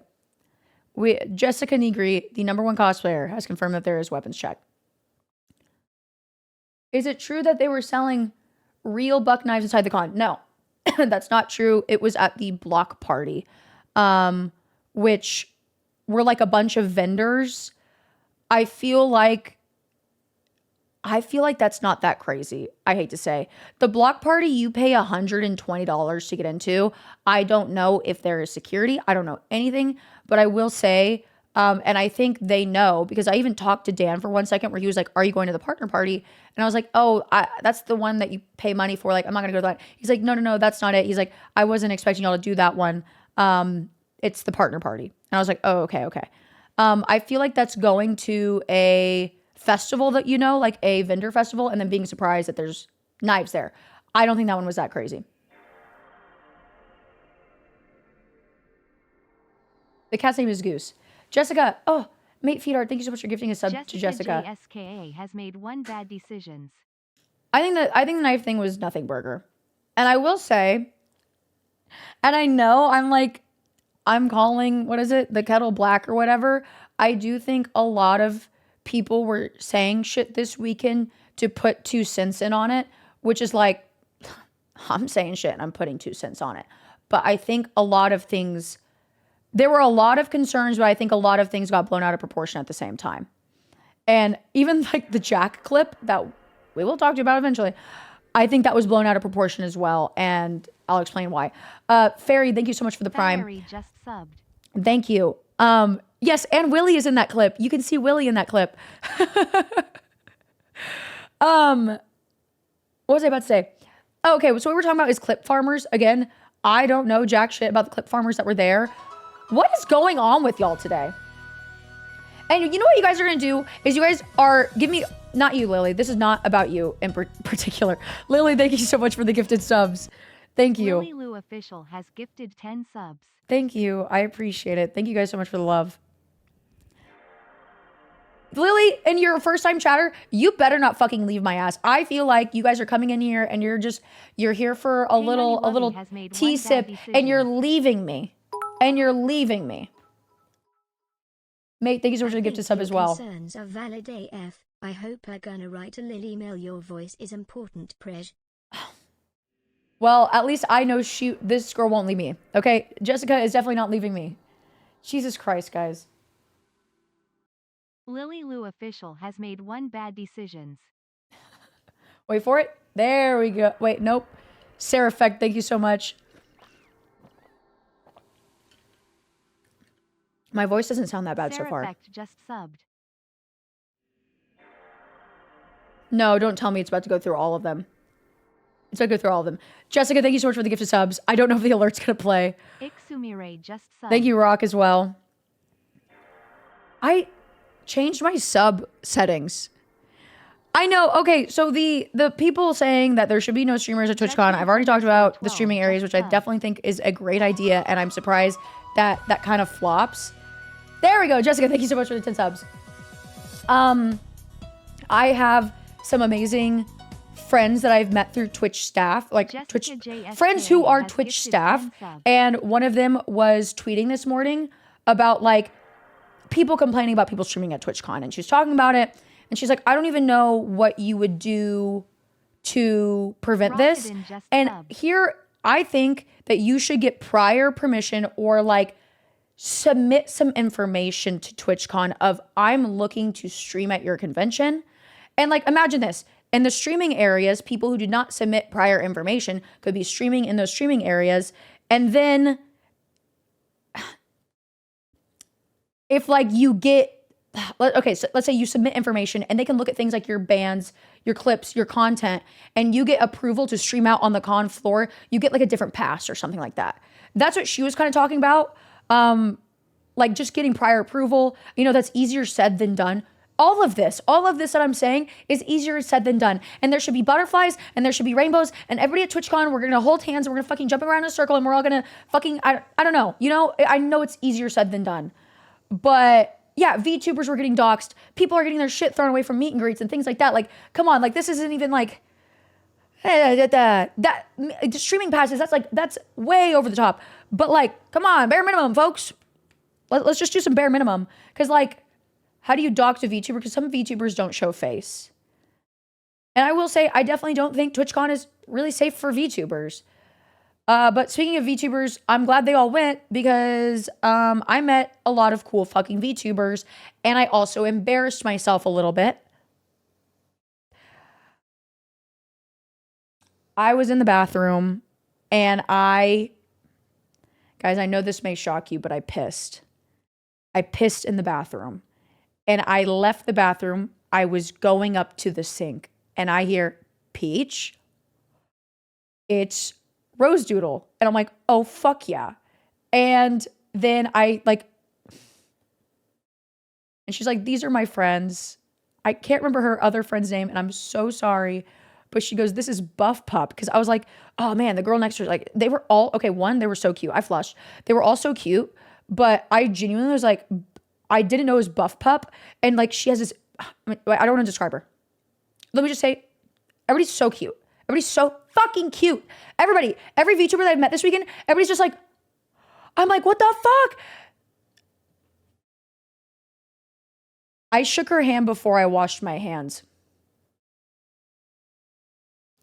And I have been thinking about that all weekend because I wasn't fucking thinking. Bro, they stopped me, but they were standing in front of the fucking sink. I didn't even have the thought process of, let me fucking... And I remember there being a hesitation, and I was just like awkward, and I was nervous. I'm so sorry. I'm so sorry. I've genuinely, like, you know, when you're in the shower blasting that hot fucking water on your bare ass cheeks, and you're thinking about everything you did wrong. Yeah, I met VTubers and I hadn't reached the sink yet.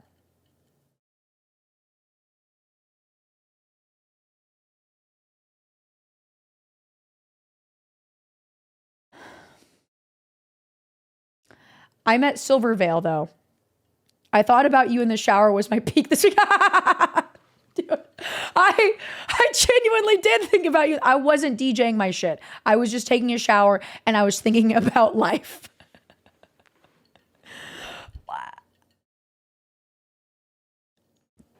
Is that weird to just tell another lady that you were thinking about her in the shower? I don't know. Like I said, peak. Dude, bummed that we didn't get to talk more this weekend. Oh. Dogs are barking. I met Silvervale this weekend.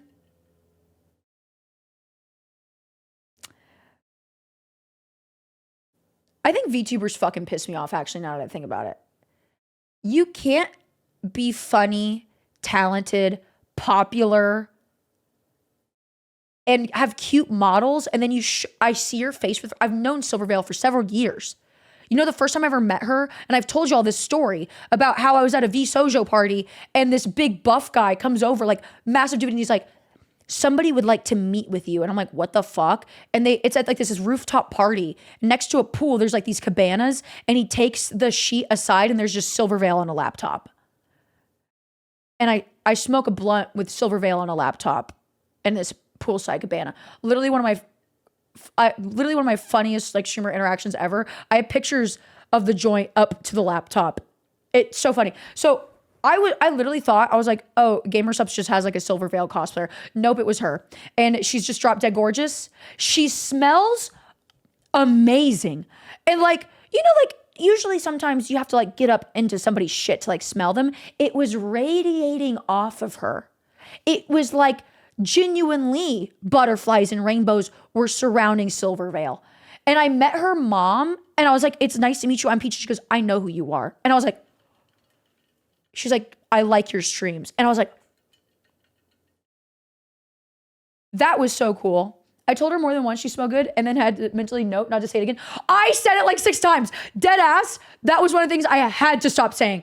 I was just like so shook. Dude, we need to figure out what she's using because there is like some new breakthrough in the like perfume industry happening on Silvervale. Holy shit. Holy shit. I should have asked. Fuck. I should have asked. And also, like, body tea. Body tea. Holy shit. It was bonkers. No, yeah, you're right. She probably just smells like that. She probably just smells like that. Fuck. Speaking of awful streamers, Sear spit on somebody at his meet and greet by accident. He not only spit on them, and then he spit on somebody else's badge. So if anybody should be getting canceled this weekend, it's Sear. You see, the first time's an accident. The second time's on purpose. And it was so funny because he like panicked so hard. He was just like left it there. And I was like, wipe it off of this poor person. And he's like, I don't know what to use. Use your fucking shirt. You're wearing a shirt that says to-do list and your mom crossed out on it.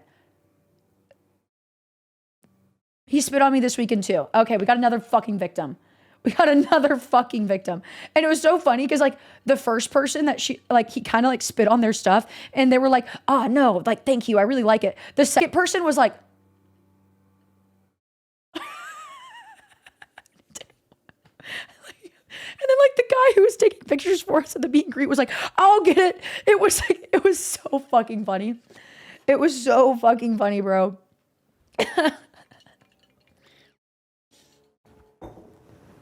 Serious bits on non-streamers feels weird, man. Oh, don't let me forget, but I did get a lot of things from TwitchCons, like gifts from y'all, and I bought a bunch of things, so I do want to go through the bag later. Anonymous, thank you so much for gifting us up to Cringe Chin.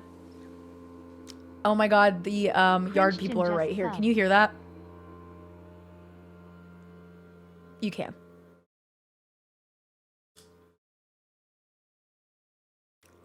The guy working the meet and greet was so sweet. He was so nice. So fucking nice. Wait, okay, we're finally getting back into order. Friday, 1 p.m. That's where we're at. It's only almost 2 hours in. We're doing the meet and greet. And like, I try to like give whoever is like right in front of us 100% of attention. So like, I'm not really looking over at the line. Besides like there was a dude dressed as the motherfucking Green Goblin in line. I couldn't avoid looking at that now and then.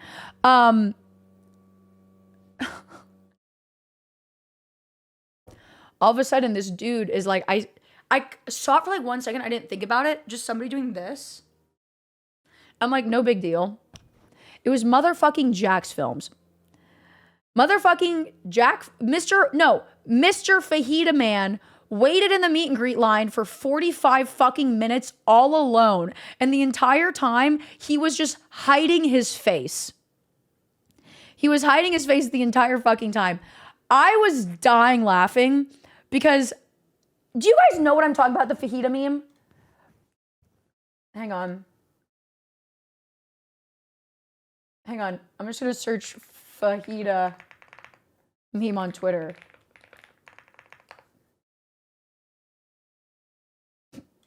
Wait, that's the one that Cottontail posted. I need actual fajita. Okay. I'm just showing y'all really quick. This is like a bad screenshot. Like somebody screenshotting the meme and blah, blah, blah, blah. Is this it? Okay, hang on. Yeah, I can just cover that. Is there anything inappropriate on the screen? No. I get so scared showing y'all monitor cap. This meme, and it says, when the fajitas come out sizzling. This picture has been on my timeline for multiple days, and it has like over 200,000 likes. And I find it hilarious that Jack had gotten this reputation now, this amazing content creator who is a fucking legend in the industry, was being referred to as Fajita Man all fucking weekend. Let me get the picture. So he comes up and I like process for a second. I'm like, oh my God, Fajita Man, blah, blah. I know who Jack is. Sear and Jack. Okay, I have this promise with Sear. And my promise with Sear is that I don't watch his old YouTube videos. And I can say with my whole entire heart that I have never watched any of his YouTube videos. And let me tell you, whenever I met him, it was really hard not to. Like, it was like a devil on my shoulder, like talking, and like, I was like, ah. Anyways, the only things I've ever seen of Sear were like, I remember, I'll never forget it. This is so vivid in my mind. It was at Creator Clash. And all of a sudden, no, I haven't, I swear. Like, I know about some videos, like, because everybody always talks about the fucking serial killer ASMR videos. I never watched it. I've seen clips that he has shown me personally, but I'll never forget, it was Creator Clash. After like a year of knowing him, he finally was like, look at this YouTube video I made. Like, look at the shots I used to take on these YouTube videos. And I remember like looking at him and I was like, it's time. I finally get to see this. And it was only like, I only got to see like half of it. Anyways, it was so funny because again, Sear is very elusive.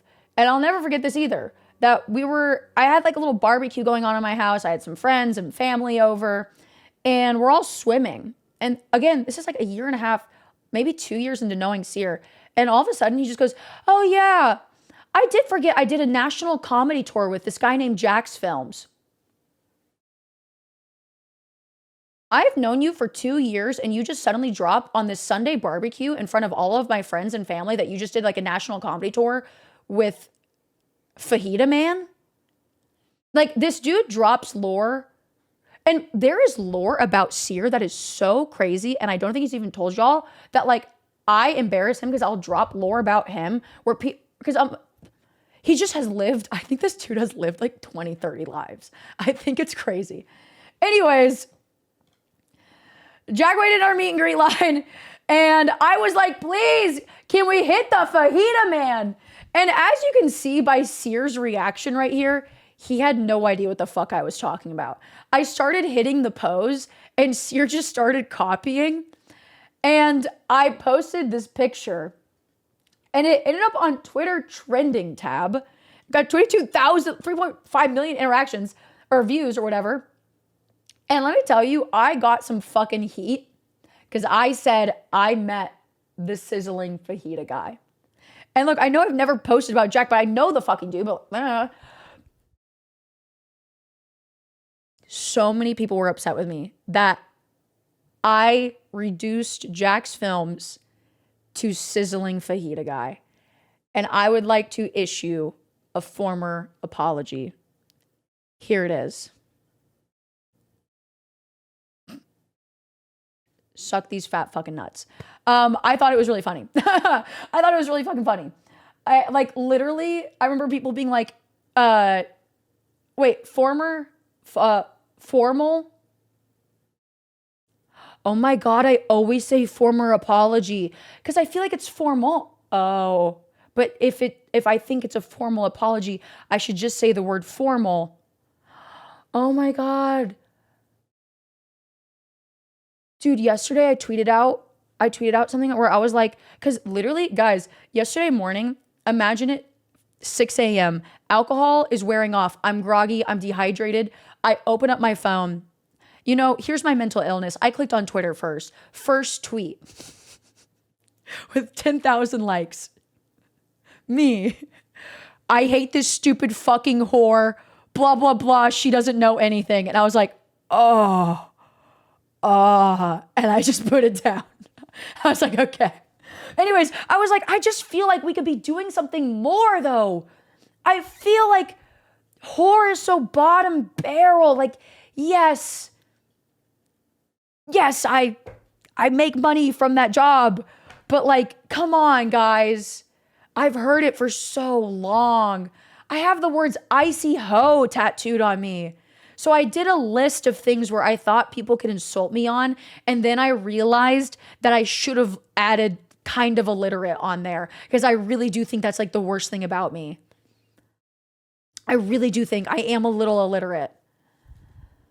I graduated in accounting, man. I didn't want to do English for a reason. But don't get me started on that because I don't even, oh my God, add it to the list. I don't know my multiplication table. And it's just like, trust me, if you said some real shit about me, I may frown a little bit on Twitter, okay? But whore is just not getting my ass anymore. It's just not. If anything, genuinely, I'll never forget during COVID, this is on the list. I'm a big Redditor, the Narwhal Bacons at midnight, or Beacons, and then whatever. I used to post in these like fashion subreddits. And then it was so funny because I wouldn't say a word. And I'm fully clothed. I'm fully fucking clothed in these pictures. I'm not saying a word. I'm gonna be like, here is my outfit. Here is what I'm wearing. And then people in the comments would be like, stupid fucking OnlyFans bitch. Like, get the fuck out of here that you're promoting your OnlyFans. OnlyFans. And literally, I'll never forget, those moderators, they were like, you guys are literally doing the work for her. You guys are upset that she has an OnlyFans and upset that she's promoting her OnlyFans. But what happened was in reality that you clicked on her profile and you got upset. You made yourself upset. If I was a dude posting my fits, you're probably not clicking on my profile to see. So it's so funny that I was like, thank God that these Redditor mods, out of all people, the last people I would ever expect to like get it. Because I was like, dude, the only people talking about it is you. It's you. And so because by association of so many people calling me a whore this weekend, thank you for paying for my trip. Thank you, genuinely.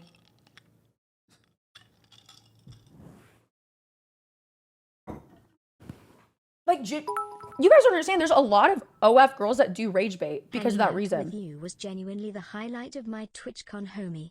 Thank you, Mudkip. I appreciate it. Thank you.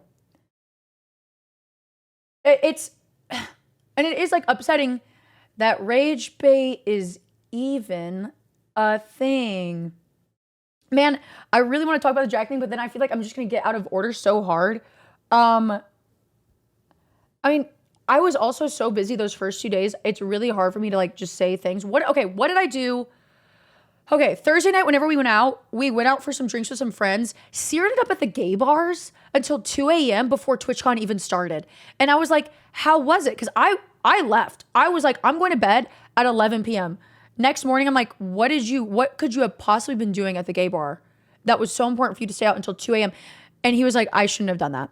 I shouldn't have fucking done that. I'm like, yup. Actually, chat, you'd be very proud of me that I did very good all weekend. I knew I had to wake up early every day.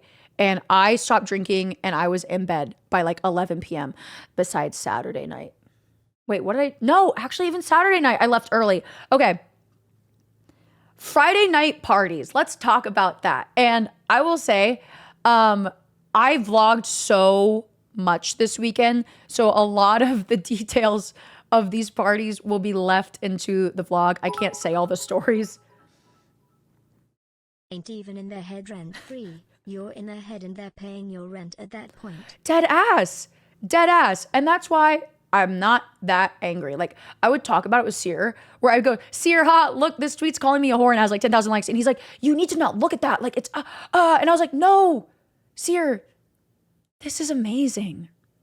This is really good. It's so funny because I'll talk about it with Sear and he's like, stop looking at it, please, please. And I'm like, no, I'm happy. Anyways, Friday night, weren't you up tweeting in the middle of the night? I'll explain how those tweets made it on the timeline, okay? If you look at the logs, they look a little confusing, all right? I'm telling you, I went to bed earlier and the logs look a bit confusing. Thank you for the Thimbo. Thank you so much for the raid. Thimbo's a really funny name. I like Thimbo. I have a Thimbo in my life. And I see them soon. I'm gonna call them that. Friday night, what did I do Friday? Oh my God, let me look at timeline. Because every night there were multiple things. And let me tell you, Willie in chat, this man kept me booked and busy all weekend. He gave me a schedule of mixers my manager did. And it was like, I'm not shitting you, I think I counted 13 mixers, 13. And I felt so bad because then I had companies that I like Red Bull personally messaged me and was like, hey, you haven't come by, please come by. And I'm like, stop, you want me so bad. I didn't go by. I felt bad. Oh, Friday night, Sushi Dragon. He had a party going on. So first things first. So we did Jessica Negri's meet and greet. Fuck, wait, I want to talk about that too. Okay, I streamed at TwitchCon. Meet and greet. After meet and greet, I immediately ran back and I got the backpack. The backpack wasn't working. It wasn't the backpack's fault. TVU, you're amazing. Thank you. It's been great. The camera wasn't working. The dud battery, and I literally checked it before I left from I don't even check that bag. Like, I can't check the bag with the backpack in it because it's just massive fucking batteries. It's in and I have this really nice suitcase for it, this metal suitcase that can't like be penetrated. And that's what I carry the TVU in. For some reason, from the house to the hotel, a dud battery just shat itself. Pissed me off so bad. Hang on. I was really upset, but we came through. And one of Drumsy's friends, his name is Keenan, he is an amazing cameraman. And I need to stream more in San Diego because genuinely, oh my God, I need to pay him. Remind me in an hour to make sure Keenan is paid. Thank you. Genuinely, I think he's Finn's level of like talent. Generational fucking cameraman talent. He did my TwitchCon bingo stream last year, and that was my first time ever meeting him. So fucking good. So fucking good. He's in a band with Drumsy. Fun fact. Yes, fun fact too. Drumsy has a band, and they're really good, and you guys should check them out. Like genuinely really fucking good. We'll look up their videos later. If anybody has their band video, please let me know. So we do the stream. I'm sorry the stream wasn't that crazy because again, I had TwitchCon bingo made, but Sear no longer felt comfortable being on the con floor, which is totally understandable. So he ended up doing a stream with Wubby on Sunday, which by the way, if you watch that stream, I bullied Sear into that. We actually got into a fight at the airport low key because I was like, you need to message Wubby. You are going to be in his town. And he was like, no, he's busy this weekend. I was like, then he's going to tell you he's fucking busy. Message him right now. And he's like, no, I can't do it right now. I was like, oh my God. I was like, we're standing here in the airport. Please message him. Oh my God. I was like, literally, the worst thing he's gonna say is, I'm busy. I was like, you guys have been in each other's titles for God knows how long. Like, you have been farming this dude's name for months. Fucking ask him to stream. Thank fuck, dude. And he even woke up the day of the stream being like, I can't do this. And I was like, I shook this man and that morning. And I was like, look, you don't understand. We're gonna have a good day today and you're doing the stream. You literally have no choice. I was calling people. I got the cameraman. I was calling around for cameras. I tried to get a different backpack for them. I was like, this is happening and you have no fucking choice. And let me tell you, I'm so glad that I put a Glock on the back of that dude's head and he had a blast. He was so happy. You know, you guys don't understand. It's so funny. Sear is a doomer. And then whenever he has a really good stream, it is like the clouds have opened up and there's rainbows and stuff like that for him. And it was so funny. His mood for the rest of the night after that stream, it was like, it's the Seer that you guys all know and love. On a 10. He had so much fun. Anyways, so I was really nervous about the camera not working, and I was really upset because I was like, damn, we are in. It was crazy because I was like, I'm at TwitchCon and I can't find a camera. Luckily, they ended up finding one by Sunday. Shout out to Blau. And I'm sorry, Blau, I shouldn't have put Seer in charge of returning your camera. That I should have done that as well. But we're gonna get your camera back to you today, folks. Blau, your camera's coming back to you. That night, Sushi Dragon had a big announcement. He is now the face of this company that is helping smaller streamers get more ad revenue. I believe that's the gist of it. I don't know too much about it because, again, the whole announcement was made in this blaringly loud club with people shoulder to shoulder. But it was really cool because I got to meet I met Sushi's mom this weekend. She's so cute. I met Sushi's sister. And mind you, they went to high school together. So Seer and Sushi Dragon went to high school with each other and they were roommates for a while. So it was so cool meeting Sushi's family. And they were freaking the fuck out about seeing Seer. It was really, really cute. But Sushi Dragon's party was awesome. And it was so sweet because weeks ago, Sushi was talking to me and he was like, what do you want at a TwitchCon party? Like, what is your ideal of the perfect party? Because he was like, I want to make it perfect for streamers.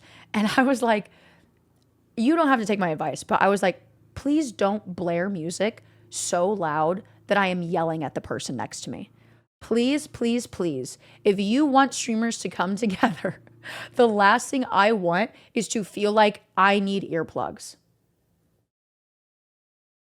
And thank fuck, he literally found me and was like, is the music okay for you? And I grabbed him and I was like, God bless you. God bless you, little shit. And of course, at the Sushi Dragon party, there was like big boats of sushi.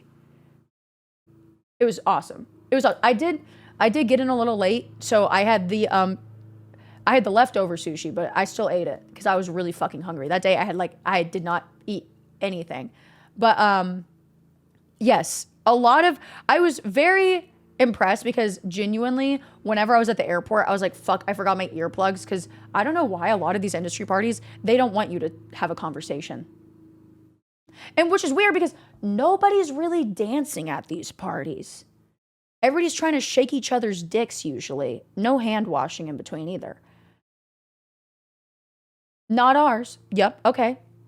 So later that night was the motherfucking Right Click party. And if you don't know, that is my agency company. Love Right Click, folks. Literally the best. And I've had some managers and agents that deserve to be in jail. Genuinely jail time. But Right Click's party was amazing.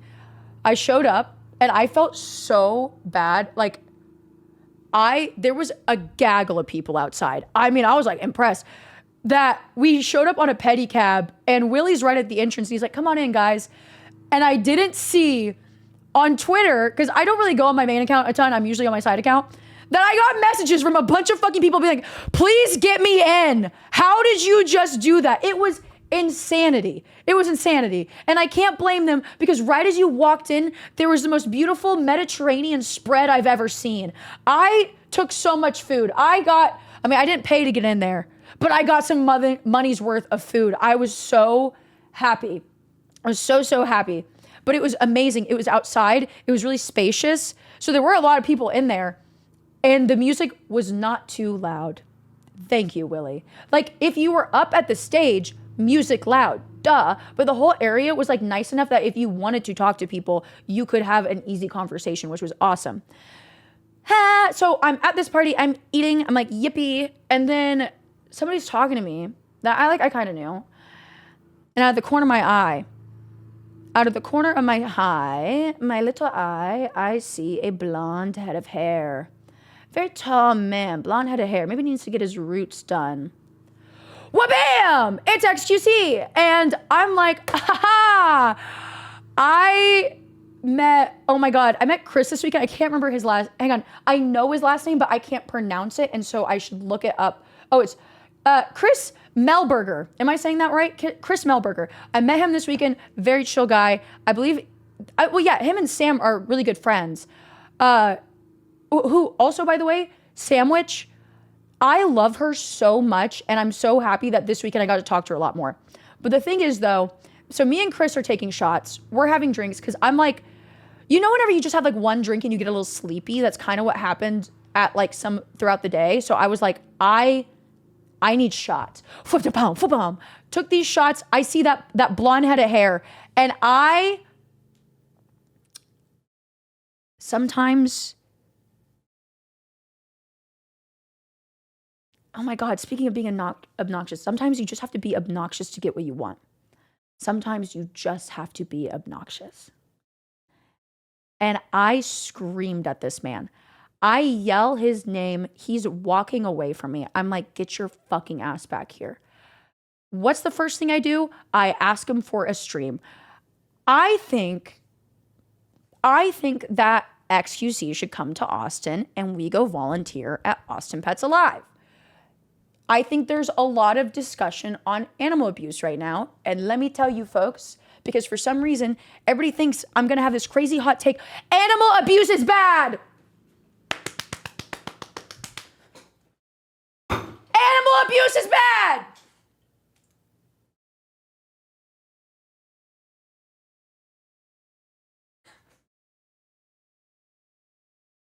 And you know what we should do with all this energy is use it for good. So let's show off some adoptable dogs who have come from abusive situations.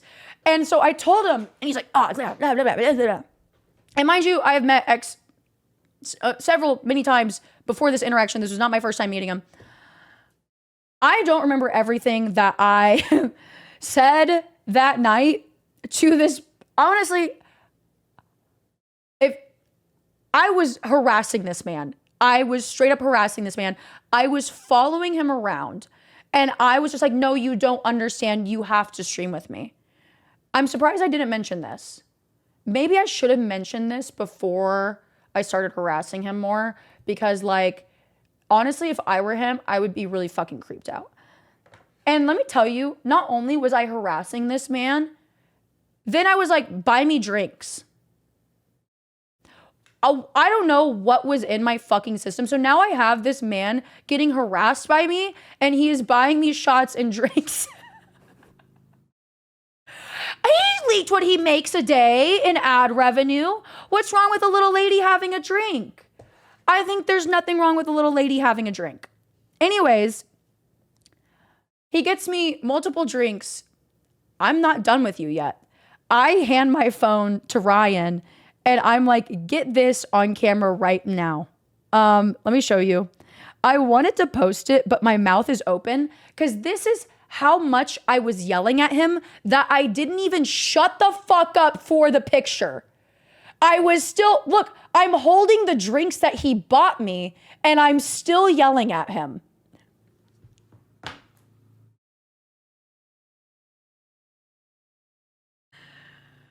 He hates you. No, I saw him. Wait, what's today? Tuesday? I saw him on Sunday. He wasn't upset at me. It's actually really impressive how this dude can experience things and they just completely like, he's just like whatever about everything. This dude was sitting alone in the Purple Lounge, feet crossed, all alone in this couch area playing his Steam Deck. And so I talked to him about video games for a little bit. He's fine. I mean, yes, I think that this dude is genuinely going to come out to Austin? No, but if he ever is in Austin, I'm literally going for blood. I'm literally going for fucking blood.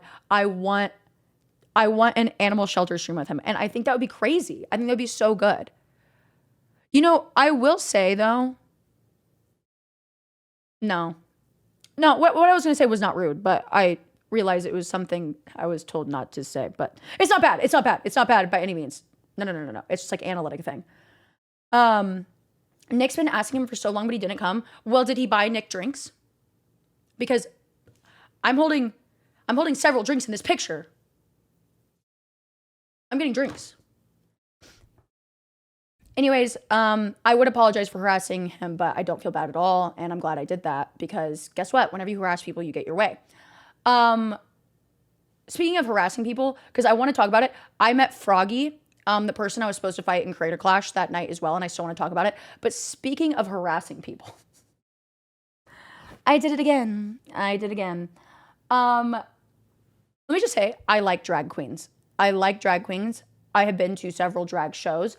I do not watch RuPaul though. I don't really know like the happenings with like famous drag queens, if that makes sense. Like, I love them. Love a drag brunch, but I don't know famous drag queens.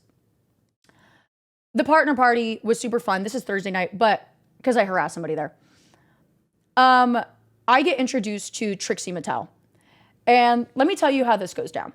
I recognize it's Trixie Mattel. I know it's Trixie. I'm reaching out to shake hands with Trixie. And right next to Trixie, is one of their friends and a Roblox chain. Wait, let me go get it. They gave him out.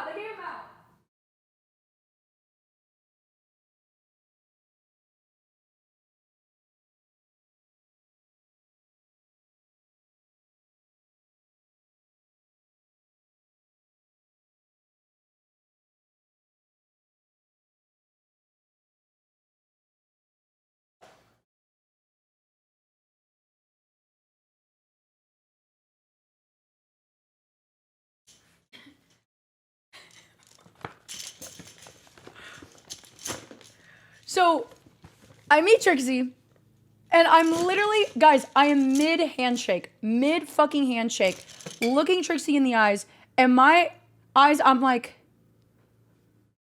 this dude next to Trixie was wearing this Roblox chain. Dylan was wearing this Roblox chain. And so whenever I say chain, it was not like actual gold. I don't skip a beat. I feel so bad. I didn't even say nice to meet you. I didn't even say your work is awesome. I'm shaking hand. Where did you get that fucking chain? Where did you get this Roblox chain? Bam, I fumbled the bag so fucking hard. I got distracted by a motherfucking Roblox chain that I fumbled meeting Trixie Mattel. Anyways, I met Dylan, one of Trixie's friends, and he's a Roblox employee. And what? I'm sorry. I mean, like, Trixie was very nice. But I was like, so then I started talking to Trixie's friend. She's gonna hate you she literally will not remember me. I'm disgusted. I'm sorry. And see, that's where at that point, I like texted Rai San in chat right now. And I was like, oh my God, like, hey, I met Trixie. Just because I'm like, sometimes I do things just to like flex on Ryan because I can. But in that moment, I was very distracted by the Roblox chain. So I meet Dylan, I'm talking to him, and I'm like, I love Roblox. I love Roblox so much, you don't understand. This poor dude is having fun at this party with his friends, and I'm like, you're gonna hear about how much I love Roblox and you don't have a fucking choice. Then he goes, find me later this weekend. I will get you some stuff. And I was like, so it turns out, if you just keep harassing people, you do get free things. And he did. On Sunday, he personally messaged me and was like, I have things for you. And I go, and not only did I get the Roblox chain from the event, they were just handing these out to everybody, which is fucking awesome. I love this thing. I love this. This is like, this needs to, whenever I die, okay, you guys can clip this for my family later. Whenever I die, I want to be cremated, but I kind of want to like look sexy like one last time. But can you like have me wearing this? Like, make me look sexy. Like people are, oh, and I want to be doing this. And then you can cremate me. Okay, but this needs to be on. Somebody send that to my mom. Anyways, yeah, fumbled the Trixie bag. But, wait, later.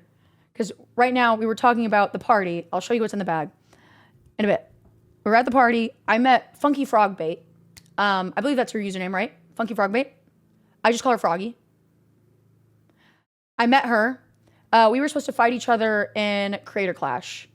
And let me tell you that Creator Clash, and I've talked about it on stream, was a hot fucking mess. And before y'all even start your little hate boner, it had nothing to do with Anissa and iDubbbz. It was all the fucking company that was running Creator Clash. It was the biggest, hottest, nastiest pile of shit. But let me tell you, they then pronouns, I believe, thank you for clocking me.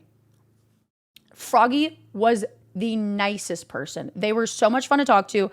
It was genuinely one of my highlights of, well, okay, the only good thing that happened about Creator Clash is that I met Froggy, and I got to like talk to somebody who was genuinely enjoyable. And so I met Froggy, dope human being, dope fucking human being. Love them. And they're also somebody that I wish I got to talk to more this weekend. But they messaged me on Discord and wait.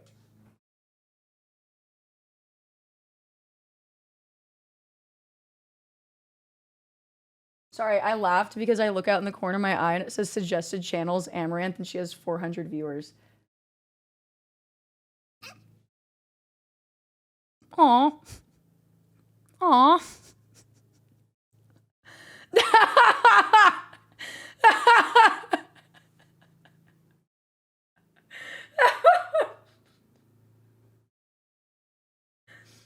Oh, hang on. I gotta turn on the air in here, it's hot.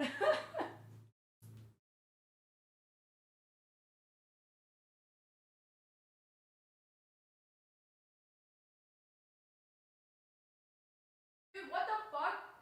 Dude, fuck this Nest bullshit. They changed the temperature of my house to 75 degrees. Look, I'm just gonna say, I genuinely don't. Those are things I'd never give a fuck. But dude, if you're a piece of shit human being, I'm gonna laugh about it. Okay, so that was Friday night party. After the right click party, it was like 12 p.m. I got pretty drunk there. And let me tell you, because those shots were big.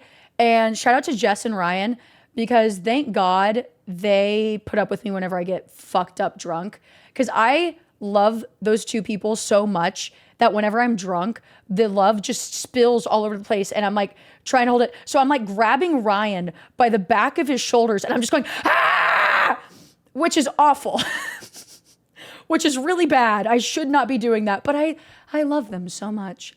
Thankfully, everybody was like, yo, you going out after this? And I'm like, thank fuck I didn't. I went the fuck home. I went home, thankfully. Yay. Next day, wake up, 10 a.m. call time. Because I was smart and I knew. And I was on, I don't know if this happens, but I was on steroids this weekend like I was telling y'all.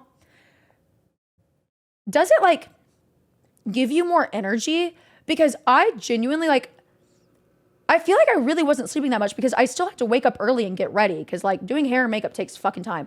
Okay, that makes a lot of sense because Saturday night, the night that I was tweeting up a storm, I literally only slept like 3 hours that night. And that is not normal for me. Like I said, I need a lot. So that day was the day that we did 2 shows, talked a lot about the shows, but the actual experience on the shows, if you guys are just getting in here, I did talk about the security and stuff about the shows earlier, and you should just watch the VOD again to get that information. Saturday, we had a 10 a.m. call time, did the Everything Now show, which was Jonks. Oh man, I really do want to pull up the stream, and I should have been a better streamer, and I should have pulled up all links before I even started the stream, but I didn't. Sue me, I'm sorry. But if you missed it, it was an improv show, which was hilarious. They had like this big speaking stone head that would grant you wishes if you completed trials, which mind you, it's all improv. We had no idea what the trials were. We had no idea what was happening. And at first, the stone head that was talking, I gotta get a clip in a bit. If anybody has a clip, please send it in the Discord. At first I was like, oh, this must be like CGI or something. I don't know, like whatever they did. And then I see like springs on the side of the mouth and Baby No Money's standing next to me. And I was like, is this real? And he was like, yes, dude, did you not see it? Go around the corner. So he takes me around the corner and there it is. One of the ENS dudes using it as a puppet. They had it there on the stage, active improv with this puppet and the audience couldn't see it. It was so fucking cool. Those guys are geniuses. And if you don't watch Everything Now show, that is their username on Twitch, you are missing out. Genuinely some of the most goated streamers of all time. And they are one of those accounts where I'm like, how do these guys not have more viewers? Like, their growth has been insane. Don't get me wrong. Their growth has been bonkers. But like,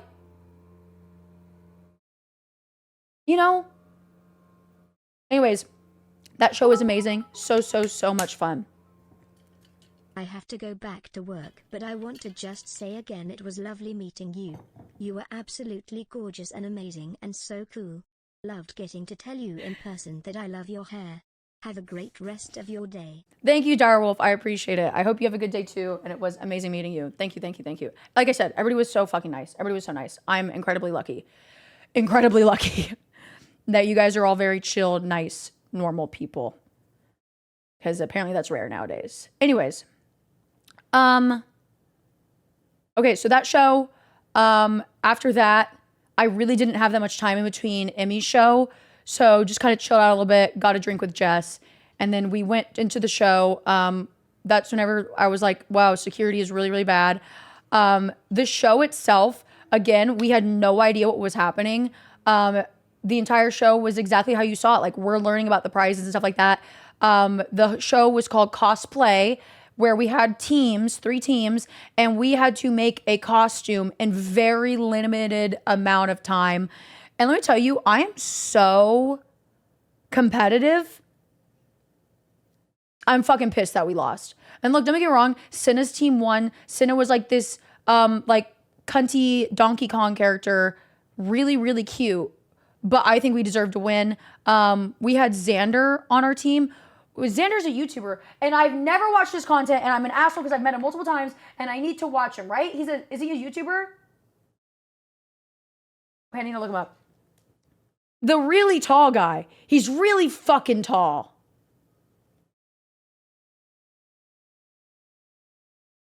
Xander Smalls. Oh, it's a pun because he's not small. He's a TikToker. Oh, you're right. Okay, I need to watch. I gotta do my research. But he's very nice, and his girlfriend is so pretty. Oh my God. Gasan ITY has made 24 bad decisions. Welcome back from TwitchCon. Also, 2 years already? Meow. Oh my God, happy 2 years, Gasan. Happy 2 years. Thank you so much. Thank you. I appreciate it. But yeah, Xander was dressed up as a Joker, and like the first one was like make a cosplay, and we won that one because Xander was a really good fucking Joker and we had everything. And then the second one was like make a weapon. We made a hammer. I was surprised that Emmy picked our hammer because, and look, that was all Jess. That was all Jess. That whole hammer was all Jess. I mean, actually the whole thing was all Jess. Everything was all Jess. But then they were like, okay, now you have 10 minutes to perfect the costume. Bro, our costume was already perfect. What else do you add to the Joker? I don't know. It was hard, but we lost. But it's okay. Had fun. I was happy to be there. I did not know how long the show was. It ended up being 2 hours. By the end of it, I was like, damn, my feet hurt. Oh, is this it? Bro, I don't want to watch our segment. We were so cringe. We were so fucking cringe, bro. Hang on. I grant wishes. So this is an actual puppet. Ah, there they are. This is an actual puppet. Oh my God, who is she? She's so cute. She's so mysterious. She doesn't know where she is. Greetings, travelers. What are... So our wish was to be Freaky Friday'd. W acting. I got porn level acting. I don't care, but ENS dudes like it, so what's the point? But some of our trials were like, this was Quentin Tarantino Trio, I believe their name was. Really good. Dude, so like I said, this is a actual puppet off to the side of the stage. So I kept on looking towards him with the puppet. Seer impression, and Seer, I would like you to do your best Peach impression. Dude, okay, so right here, they're asking me to do a Seer impression, obviously. I kept a mustache in my pocket. Once we start the scenario, you're gonna be in your And I brought my glasses. new bodies, and we're gonna test some. We're gonna throw some hurdles at you. You know. Yeah, dude, I look fucking dope. Yeah, dude, I look fucking dope. But they also played the clip where we met for the first time. And that was funny because I genuinely didn't know what to say. So they played the clip where we met for the first time, and S-Fan comes out on stage, and we were going to reenact the clip. But the thing is, we are changing bodies. So Seer is me and I am Seer. You didn't really have any lines, but on this one, really make it your own. You know, if you want to chew on the scenery a little bit, really take some swings, go for it, Scenery. man. I'm going. Beautiful. All right. Well, in that case, let's go to Miss Gibbs' room, I guess. No, please. Do we have something been there for that? No, we don't have to go all the way back. Let's see. Do we have that? Whoa. Smoke transition. Literally, Oh, even the wow, hot we sauce do. and everything. Wow, and so we're on the small. floor. My magic made it so that we're all 3 inches tall. Sorry about that. Oh, I thought I got the jacket. Am I Seer? Yes. Yep. Yes. Like literally had no Oh, idea what was a lot's happening, so much so changed. that we didn't know what was a whole going on. lot's changed. A lot's changed. Wow, we are so small now. Yeah. You're just gonna watch this. This That's pissed me 'cause off. of my They made me magic. so It's not 'cause mad. We went on Reddit and found a weird guy who 3D modeled Miss Gibbs' room. All right. Well, folks, I think it's time. The infamous milk to jug. recreate this Okay, the reason why I was drinking milk in the clip that I first met Seer was because I was nervous, okay? magic moment. Begin. I'm gonna get in character, hang on. I hope this door gets knocked soon. Oh my God. He is fucking It's hot. the FBI. Yo, it's me, Seer. Famous streamer who won Roleplay Award in like 2020 or something, and I don't even roleplay anymore. Oh, Good to see you, S CD-ROM This has is- We're in made the same 2 bad org. Oh, this decisions. is the Oh subject. my God. In question. Well, what's your name? I want to get preggers. Are you fucking kidding? Is it a little hot in that jacket there? Now, Seer, I have to tell you, she is a crazy crackhead. Okay, we found her in a meth lab. Yeah. And I found want her that man. crack batter. I couldn't even improv anymore. I was getting so fucking pissed. I swear they planned this. I swear they did. Side of me. You Yeah. do look like a crack baby. Yeah. You know, I've heard that, you kind of do have the features of, infant alcohol syndrome. Fetal alcohol syndrome, you Yeah. dumbass. Do you want any milk maybe to suck on while you're on stream awkwardly in front Oh, of 20,000 yeah. people? Now, be Anything careful. that you give me. She had several abortions that didn't take. So I just want to Look, let you know. look, look, Anything else you want to tell me about her? No. I want that, but with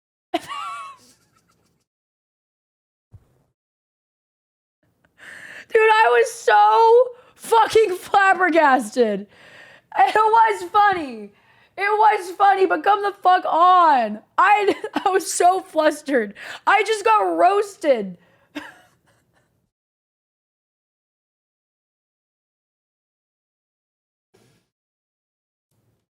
I'm not even gonna recreate. I don't even want to pull up the clip of us first meeting because I don't like it.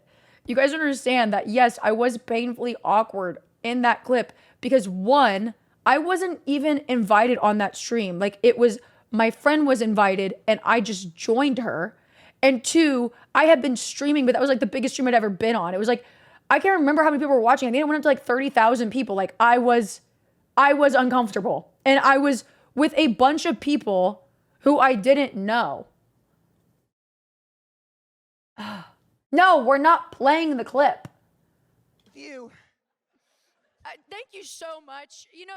Thank God they...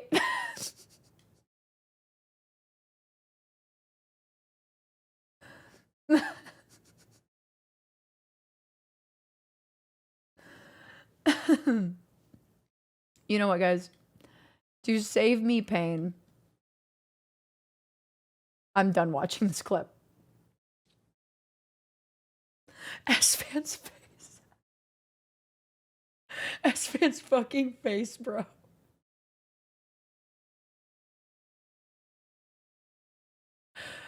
This is actually a really good screen cap. This is actually a really, really good screen cap. Anyways. That was the Everything Now show. And again, this is the type of quality content that's on their show, so you guys should watch it. The shows were awesome. The cosplay show was awesome. After that show, what did I do? Aha! I remember. It ended pretty late. Like, we were done by like 7. So I was behind this fucking stage for like all day. From 10 a.m. to 7 p.m. I was pretty much behind that stage besides whenever I went to somewhere to like eat lunch across the con. This is the infamous night that we're all gathered here today to talk about. And if you don't know what I'm talking about, you don't follow me on Twitter. And that's really fucking rude of you. That's really rude. It's funny because I know I've done something whenever you have family and friends that don't know anything about streamers texting you about what the fuck happened.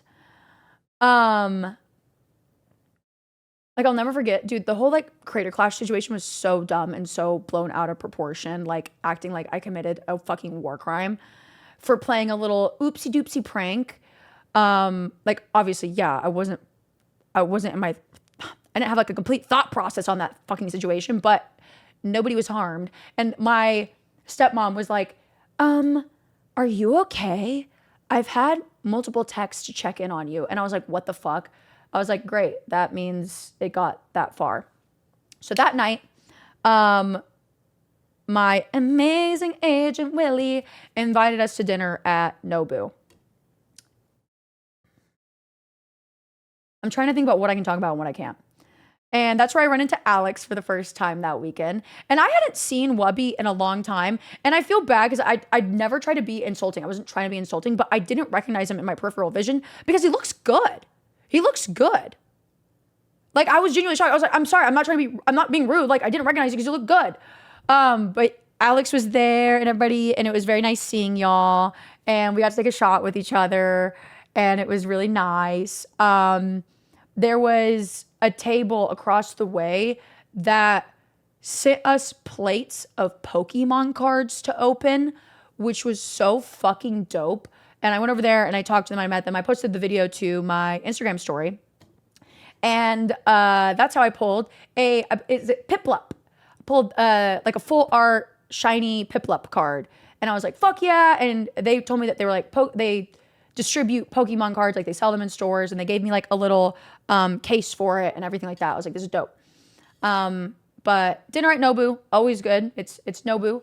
I will say, I've eaten at Nobu a couple times and it's good, but I like, it's a good meal.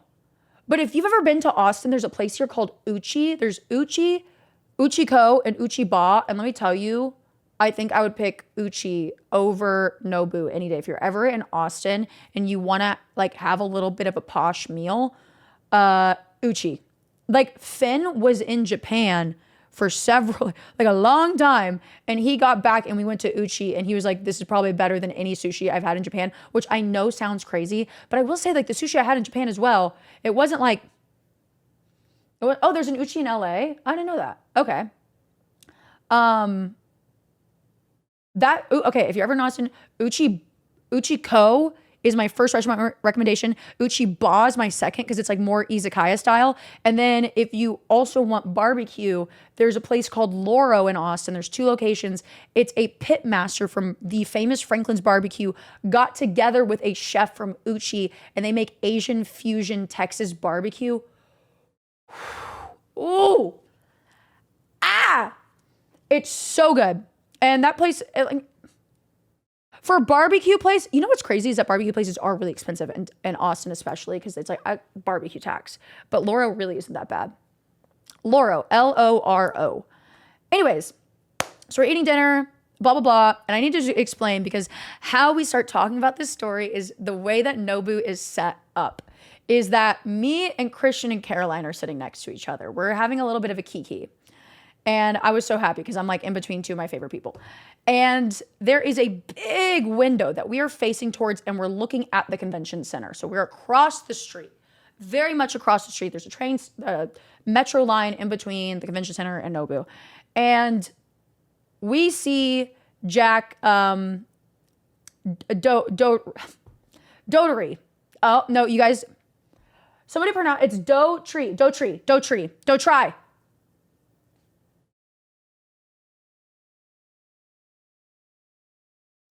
His name is Jack. Okay? Anyways, we see him. And guys, he was standing outside of this restaurant easily 45 minutes. Easily. But I don't even know if it was 45. It was enough that me, Christian and Caroline are sitting there staring at him, and we are just talking shit. We are just talking mad fucking shit. Like, he's so fucking annoying. He's so fucking homophobic. We hate his content. Yeah, and we're like talking about like all the awful things he's done, because there's several people like, God bless Baby No Money. He doesn't know any of these fucking fuckhead streamers. So he's like, who are you talking about? And I'm like, you don't even want to fucking know. By the way, Baby No Money and his entire team, sweetest people ever, ever, ever, ever. Is that you meet a lot of people in this industry who are pieces of shit. I would ride or die for him and his entire team. They're awesome. Anyways, so we're looking out the window and we're just talking shit about Jack. And then, so we have a shot with Wubby and Alex, and they leave.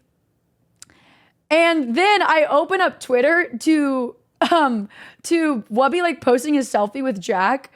And I was like, literally, okay, I felt so bad. Cause I'm like, what the fuck? Like, he went up and talked to, so we're all talking about the picture. And I'm like, oh my God, I can't believe he went up to him, blah, blah, blah. And I tweeted at him question marks. Cause I was just confused, cause literally here was Wubby and I was just like confused. I was like, what the fuck? Like, what the hell? Anyways, so I'm talking to Christian and we're like talking about those types of clips. And I was like, you know what you have to do to those people though? I'm like, you just need to let them be stupid. Like, if you are chill and you let them look stupid, because like if you give that energy back and you're yelling back, then this clip isn't gonna help anything. Especially like you have young kids watching this guy, especially, like they're going to see Jack looking like a total badass. He's saying the F word and he's so cool and blah, blah, blah. Like, that's not registering in a kid's mind. Like, he sees this guy, he's being edgy and he doesn't give a fuck. Like, you can't give the energy back. And me standing there, because somebody did give me a lot of flack about this. They were like, you didn't prepare and you didn't do this. Dude, I was drinking at Nobu. I did not write a dissertation before I walked up to this kid, okay? Anyway, so what happened was, I see the picture of Wubby and we're leaving. And all the guys go to the bathroom. So it's just me and Christian standing at the entrance. And we're watching Jack literally harass these guys who are working at the hotel, who are like pushing out boxes, and they're sitting there chill as fuck too. Like, they're obviously waiting on a truck to put boxes into the truck, and he's like yelling slurs like at these guys, and they're like, yeah, dude, you kind of look lame, like you shouldn't be saying that. And so I walk outside and this guy goes, I'm guessing he's an employee. He's like, hey, okay. So what happened was, first, I'm walking out with Baby No Money. Baby No Money's like, I'm gonna go. And I was like, hey, just a heads up, this guy is right here. You need to walk around. And he's like, oh, wouldn't it be funny to go talk to him? I was like, no, you should just go. Like, for him particularly, like, 'cause he didn't know who he was. I was like, don't bother with him, just go. So then an employee comes up to me and he's like, hey, you don't have to be here right now. Like, you can go through the back. And I'm like looking at Christian and I'm like, meh. So I walk up to him and I take a picture of me flipping him off because I wanted to respond to Wubby's tweet. I really didn't even think that he was going to take notice of me, because I'm like, there's people all over the place like making fun of him. But the cameraman whips the camera at me and I'm like, oh, oh, okay. And look, so let me explain this, because a lot of people, we're talking about it. He was not at TwitchCon. This was a public sidewalk away from TwitchCon. Is he there in San Diego because TwitchCon is going on? Yes, he's not that dumb. He knows exactly what he's doing. But this was not a TwitchCon. He did not have a badge to TwitchCon. This was a complete public interaction, and I walked up to him. This was not me, because people were coming up to me the next day being like, I'm so sorry you had to deal with that. No, I saw him and I was like, I was rubbing my hands like an evil villain and like tiptoeing over. I knew exactly what I was getting into. Dead ass. So please, I promise you, I'm so fine. And I knew in my head, I was like, I'm just going to look at this guy like he's fucking stupid, because I genuinely believe that is what you have to do to these people, is that he's standing there. Look, we'll just play the fucking clip. I know it's been played, like, if you're on Twitter, you've probably seen it a million times, but I know there's probably people in here who have not seen it. Oh, wait, that's where I asked Sin if she shaved her bush. Wrong clip. Okay.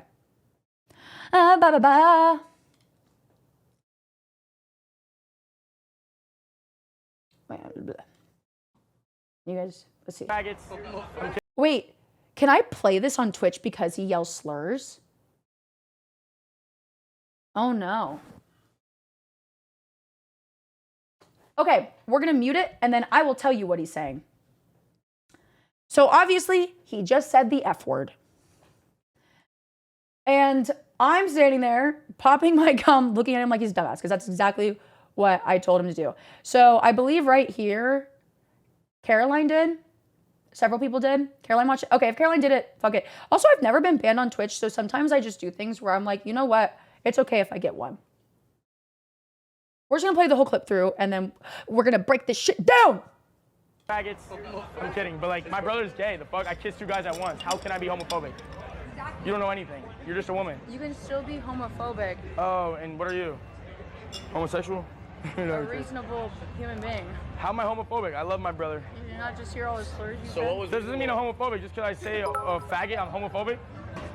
Faggot, faggot, faggot. Slave I'm homophobic. versus the slave. What was reasonable? And nothing's gonna happen to me. That's the problem.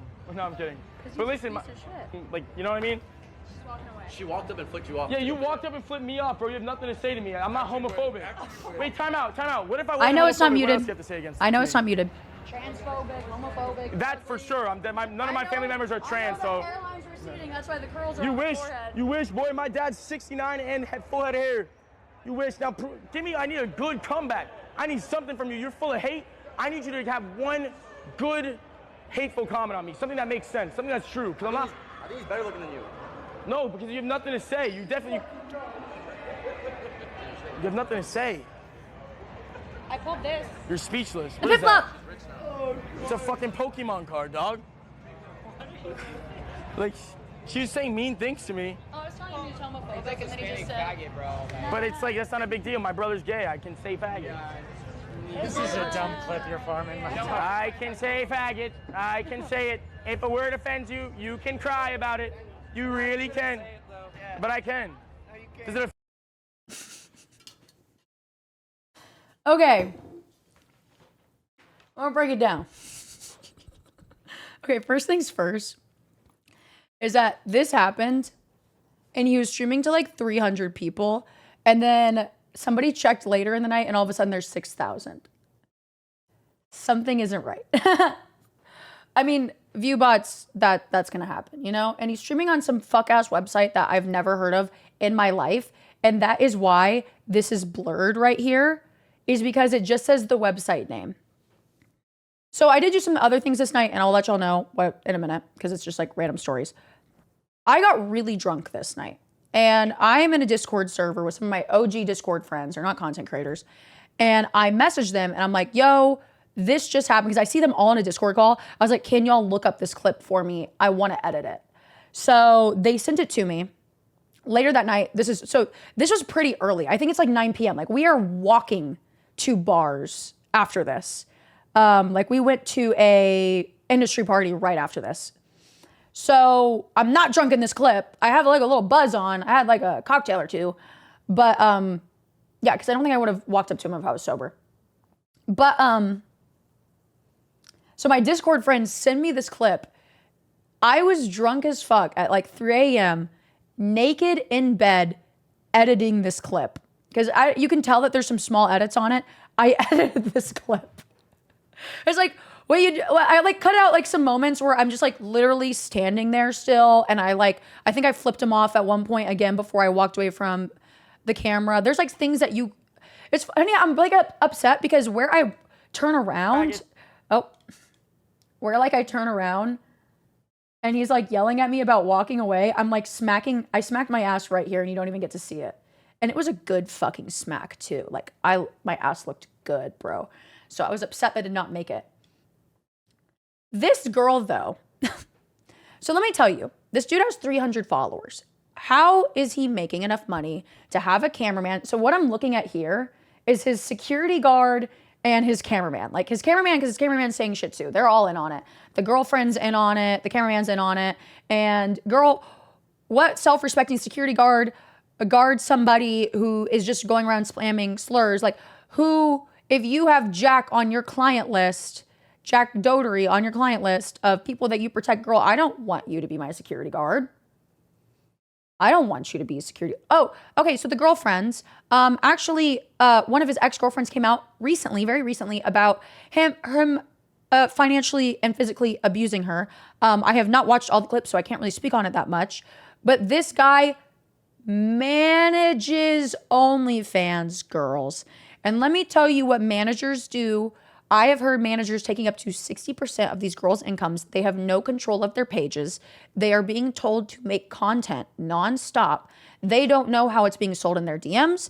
They don't know how they're making money. They don't have any interaction with their fans. It is all a bunch of men running their fucking pages and making bank off these girls. And let me tell you that these contracts can be malicious. I'm not speaking about him. I don't know anything about him managing OnlyFans girls. And you know what's crazy is that I was talking with some other male creators, male streamers, I want to say who, very big ones, where we were laughing about this because they're like, yes, there's so many people where you're like, why is this man rich? He doesn't do anything. Like, he must be a big content creator. No, they're managing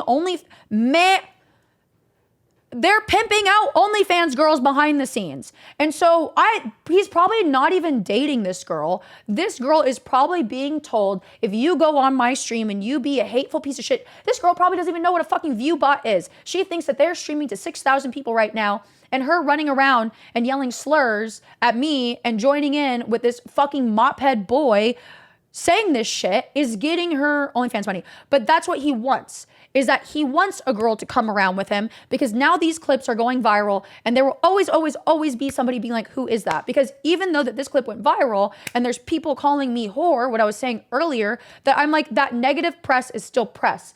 People calling me whore still paid for my trip. Thank you. Anyways, so that is in itself its own thing. And honestly, if I cared enough, I would have talked to this girl and been like, run. You got a bunch of free advertising over this kid being a lil piss baby. You effectively business casually stole this kid's lunch money.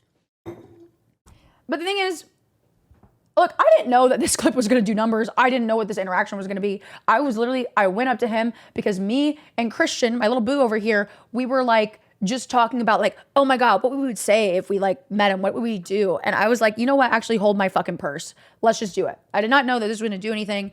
And it's just a nice little bonus. Anyways, I'm going to say, if you talk to these people and you genuinely are going to sit them down and tell them why it's bad to be a homophobic piece of shit, and girl, why you shouldn't be running around with a man yelling slurs and instigating people outside of TwitchCon. You can't. You can't. By the way, this is his real name. Like, that is his real fucking name. And I think he's young. He's like, is he like 22? This is going to follow him for life. And as an OnlyFans girl, I know that my job and this money is not forever. I don't think he's gotten to that point. I don't think he's had that thought process. And I started content creation when I was like 19. I had that thought process already where I was like, this is not a permanent job. That's why I graduated, because I thought I wouldn't have it anymore. This dude is just plain stupid. He's just plain fucking stupid, but I would say that the consequences for his actions will not come until later. They will not come until later in life. But the thing is, though, that the more he goes around and does this type of shit, and, you know, people are getting riled up and they're yelling at him and blah, blah, blah, blah, blah, it just doesn't show how fucking stupid he is. And that was kind of my goal, was in this clip, is that if you're just chill and you're not giving them the reaction they want, is that if a kid watches this, are they really going to think that this guy is so fucking epic? Like, yes, probably if you have a kid who, you know, not the best internet access, they're probably gonna think that now and then. But I just think that's the best way to do it. He's broke AF right now. I mean,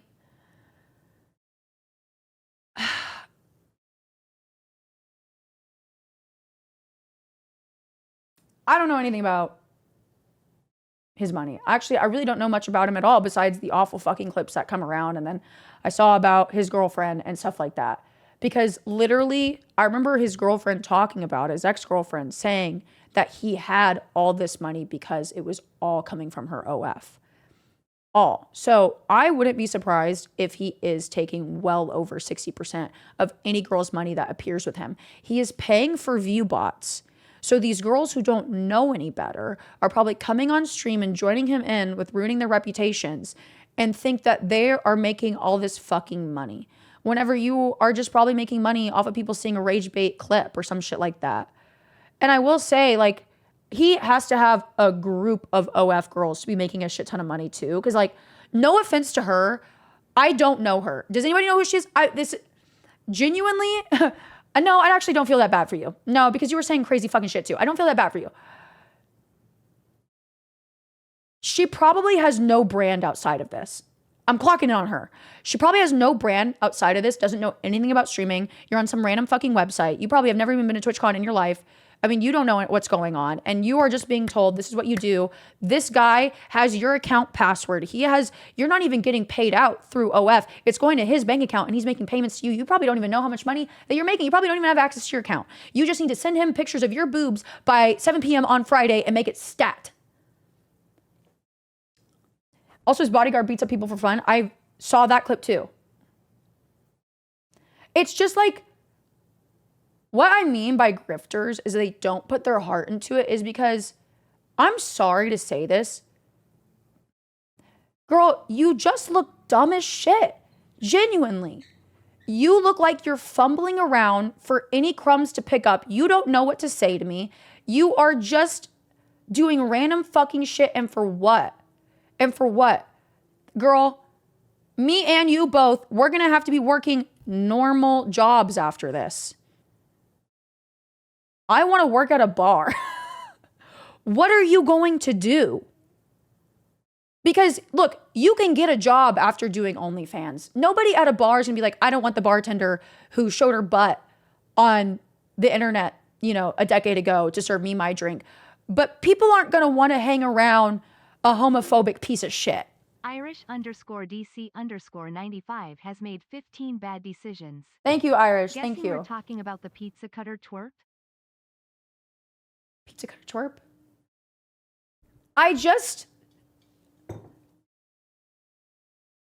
And look, I will say, I run one of the top 10 accounts in the world activity-wise. Activity. I have a lot of activity on my account. That does not mean I make the most money. No. Let me trust you. Let me tell you, I am not the person who makes the most money on that website. I see the screenshots of people because I'm not gonna lie, my page is not management run. And if you want to be making a shit ton of fucking money, you gotta be management run. That's it. Pizza Point blank. cutter. All edge, no point. Okay, I get it now. You gotta be management run to be making a shit ton of money. And it's like this big looming thing. So let me explain to you that there is this company. There's a management company that I don't like. I have so much to say, but I can't say it. But I have told them no a million times. A million times. So much so. No. So Mythic Talent is a talent agency for streamers that get you sponsorships. There are management is a very strong word, by the way. Very strong word. There are people who load a gun and shoot your page in the head. That's exactly what they do. I have told this company no a million times, and I would be hanging out with friends and their phones would be getting blown up by this company telling them, I see you're with Peach Jars. If you recruit her right now, we'll give you $200,000, shit like that. Like they offer you money incentive to get other girls in on it. And I'm not shitting you. They will offer other girls to try to get me to recruit, or try to recruit me. How predatory is that? I know. And so thankfully I don't hang around pieces of shit and these girls will be like, what the fuck? Like, they don't like, obviously they're not trying to ruin our friendship over money. Thank fuck. Anyways, they offered me recently $1 million. This management company offered me $1 million. And the girl who could get me to sign up would earn $250,000. I can't name or shame. I can't. I genuinely can't. And let me tell you, it's $1 million. That's life-changing money. That is insane. That is insane. Up front to run my page? That's crazy. But the thing is is that what I mean is they load a gun and they shoot your page in the head. It is like taking a cash out and then just being like, yeah, I'm done. I'm done. Like, yes, if they would have taken, so this is what they do. They take over your page. They make you a shit ton of money. I mean, like million, depending on the size of your page, it's thousands to, I have seen millions of dollars within weeks. So this was just kind of them like throwing me a little, being like, hey, like, come on. And mind you, I'm not making millions of dollars a month. That is not happening. Anybody who is reasonably, honestly running their page, they're not making millions of dollars a month. Even girls who aren't running their pages honestly aren't making millions of dollars a month. But whenever you have this changeover, so let's say I'm running my page honestly, I'm not lying about what's in my content. Sorry, I'm going off on this tangent, but I think it's important to talk about because this is how predatory it is as well. I don't lie about what's in my content. I'm very upfront, like this is what's happening, blah, blah, blah. Like people complain that I sometimes, because I have cheap sets, like $3, and then I have expensive sets. They can go up to, I think I have a set that's $200. It's a fucking like 45-minute video. Yeah, babes, it's gonna be money. But the thing is what they do is let's say you have a 10-minute video and you hand it over to your management company. Management company takes this video and they sell it to your customers. And they say, in this video, she did all of the craziest things that you could ever imagine. Imagine buzzword, where somebody who wants this content is like, oh my God, like it's all the craziest things. And it's only $20. Holy shit. And it's this video, oh my God. And you can like just see, by the way, if you've never been on that website, you can just see how much is in it. I'm finally doing it, like blah, blah, blah, like shit like that. And it's like, the words that they use, I do not feel like repeating right now. And then you unlock the content. It's not there. It's just segments of something. Clips. What's going on? And then they're like, oh, yeah, just kidding. Here. Because what they want you to do is buy the content, and then you're like, where's the rest? And then they're like, yeah. So they send you another locked message. $60. You unlock it again. So now you're up to like 80 something. It's not the full video. Then you're like, hey, where's the rest? Management company responds to you, oh, are you that serious about me? Haha, like I knew you would like it. Like, let's get even more serious. Bam, $150 lock message. Show me that you're show me you're worthy of my attention. So maybe now you get it. So do you see what I mean? Is that like people will shit on me sometimes for my expensive videos, but I'm editing and making you a 30 to 45 minute video. Sometimes I will charge that much. Sorry, suck my ass. That's how I want to price it. If you want to sell pictures of your butthole for $5, go ahead, be my guest, go crazy. Not me though, have fun. But I'm doing it all up front. You know what the fuck you're getting. If you see a locked message and you're like, I don't want to buy that, guess what? Everybody gets to go to sleep that night knowing that you got what you wanted, whether you bought it or not. So you see what I mean? Do you see what I mean? Where it's just so dishonest. And I do know that there's several lawsuits going on with the company, like OnlyFans itself, because now people are fighting back of like, this is all just so dishonest. And I'm actually surprised, genuinely, that more shit hasn't gone down on that website. Like the fact that you can put copyright music on videos and sell them, that's going to be really bad one day, I feel like. I feel like that's the one that I'm like, I'm surprised that like, music companies haven't gone on people for that. But, I've been doing this for 5 years and none of this ever happened. Which, mind you, I just want to say, OnlyFans website, love. Management companies. Anyways, back to this clip. So that is how predatory that these management companies are. This girl, like I said, probably doesn't even have access to her own password because I've heard of management companies like that too. So you just have this dude having this poor girl follow her around like a fucking puppy. Can you? I've always been flagged for copyrighted music. On OF? I've never been flagged. Thank you for the 1,000 bits though. And big F94, thank you. Anyways, I'm sorry. F94 just subbed. No. There's nothing like having a girl to pay to hang out with you. I actually, yeah, he has girls paying to hang out with him. Like, what the fuck? What the absolute fuck? So anyways, this interaction, let me break it down. So he's just spamming F words at me. And, out of everything I expected to happen, that's not what I expected. Like, You know, so it's like, it's more important in that moment, again, not to get worked up and give him the reaction that he's so desiring, obviously. And so at this point, they're just like asking me for more insults. I'm just, okay, I'm just gonna walk away. Because again, I know it looks like I'm like doing a circle, but my friends are inside using the bathroom. So I'm just hanging out with Christian, and Christian's not even next to me. Because I even told Christian, look, trust me, Christian wanted to say some fucking shit. But I told Christian, I was like, you gotta be beauty, you gotta be grace. You gotta be beauty, you gotta be grace in these situations. So I just leave, give the camera a little ass smack right here. Wha-bam. And I go back in because my friends are there. I call them ugly because I'm not wrong. And it's not even about how you look sometimes. It's about your dog shit personality, bro. Anyways, go back in. Sujarat has made 6 bad decisions. Thank you. Suzarat. Susie, thank you so much. Anyways, we walk in. I'm just looking at the camera dumb as shit. This was like literally the edits that I did really fast. Drunk as fuck. Naked in bed. Drunk as hell. 3 a.m. Oh, I think a tree scratched the door. That fucking scared me. And so it was so funny because I even saw a tweet this morning with 130,000 likes on it. That was like, I think whoever stares at the camera. Wait, I retweeted it. It was so fucking funny.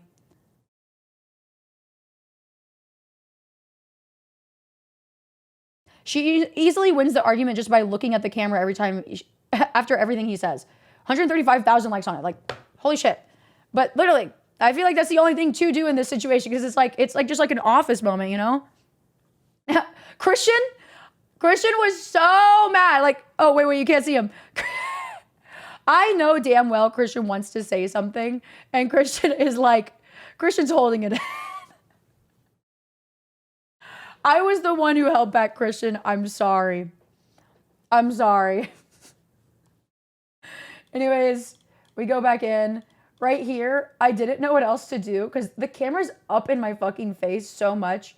I was thinking like security would stop him or something right here. So I just started grabbing my own titties because I was like, you know, literally in my head, in this exact moment, I won't lie, I was like, let me just let them know what the fuck's up.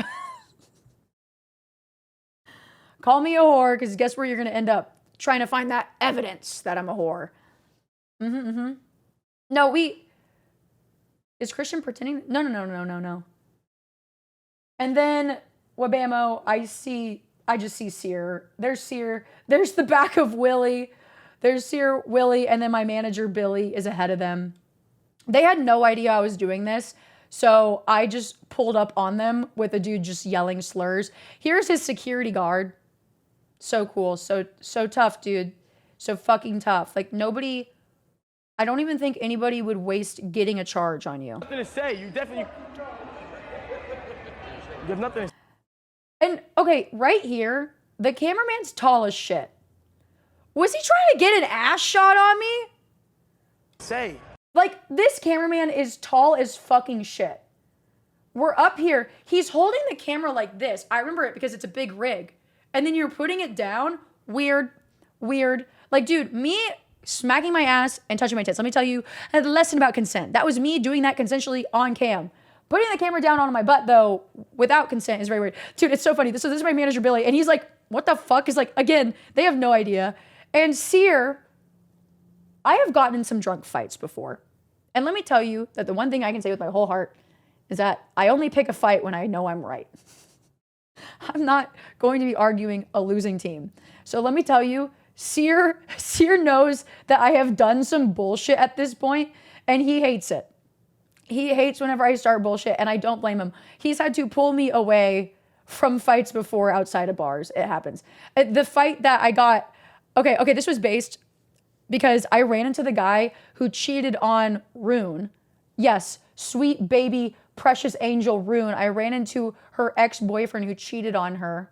And he was like bad at cheating. And the homewrecker. So I was outside the bar, jumping, screaming, ringing a bell, public shaming, cheater, until Sear literally had to pull me away. Literally. I know, how do you cheat on Rune? It blows my fucking mind. I mean, how do you cheat on anybody? Use your lips, use your communication skills, dumbass. Anyways, it's so I can just tell in this low poly environment, because I know Twitter just kills the fucking quality, that Billy is like, what the actual fuck is going on here? I literally just had nothing else to do right here. By the way, my purse looks so cute. I love that backpack. I need to wear it more often. I pulled this. My Piplup. And there's my Piplup. I look like your twink bodyguard in this fuck-ass shirt I wore day 2. FaZe, thank you so much for the prime. Just subbed. Thank you so much. Dude, we were all dying laughing because we were saying that, I didn't say it, but somebody else said that, like, what were they saying that you looked like this day, Christian? Because you have the green vest on, like an Instacart, like the people at the grocery store that pull for curbside. You know what I'm talking about? Wait. What'd you say, point click? Hang on.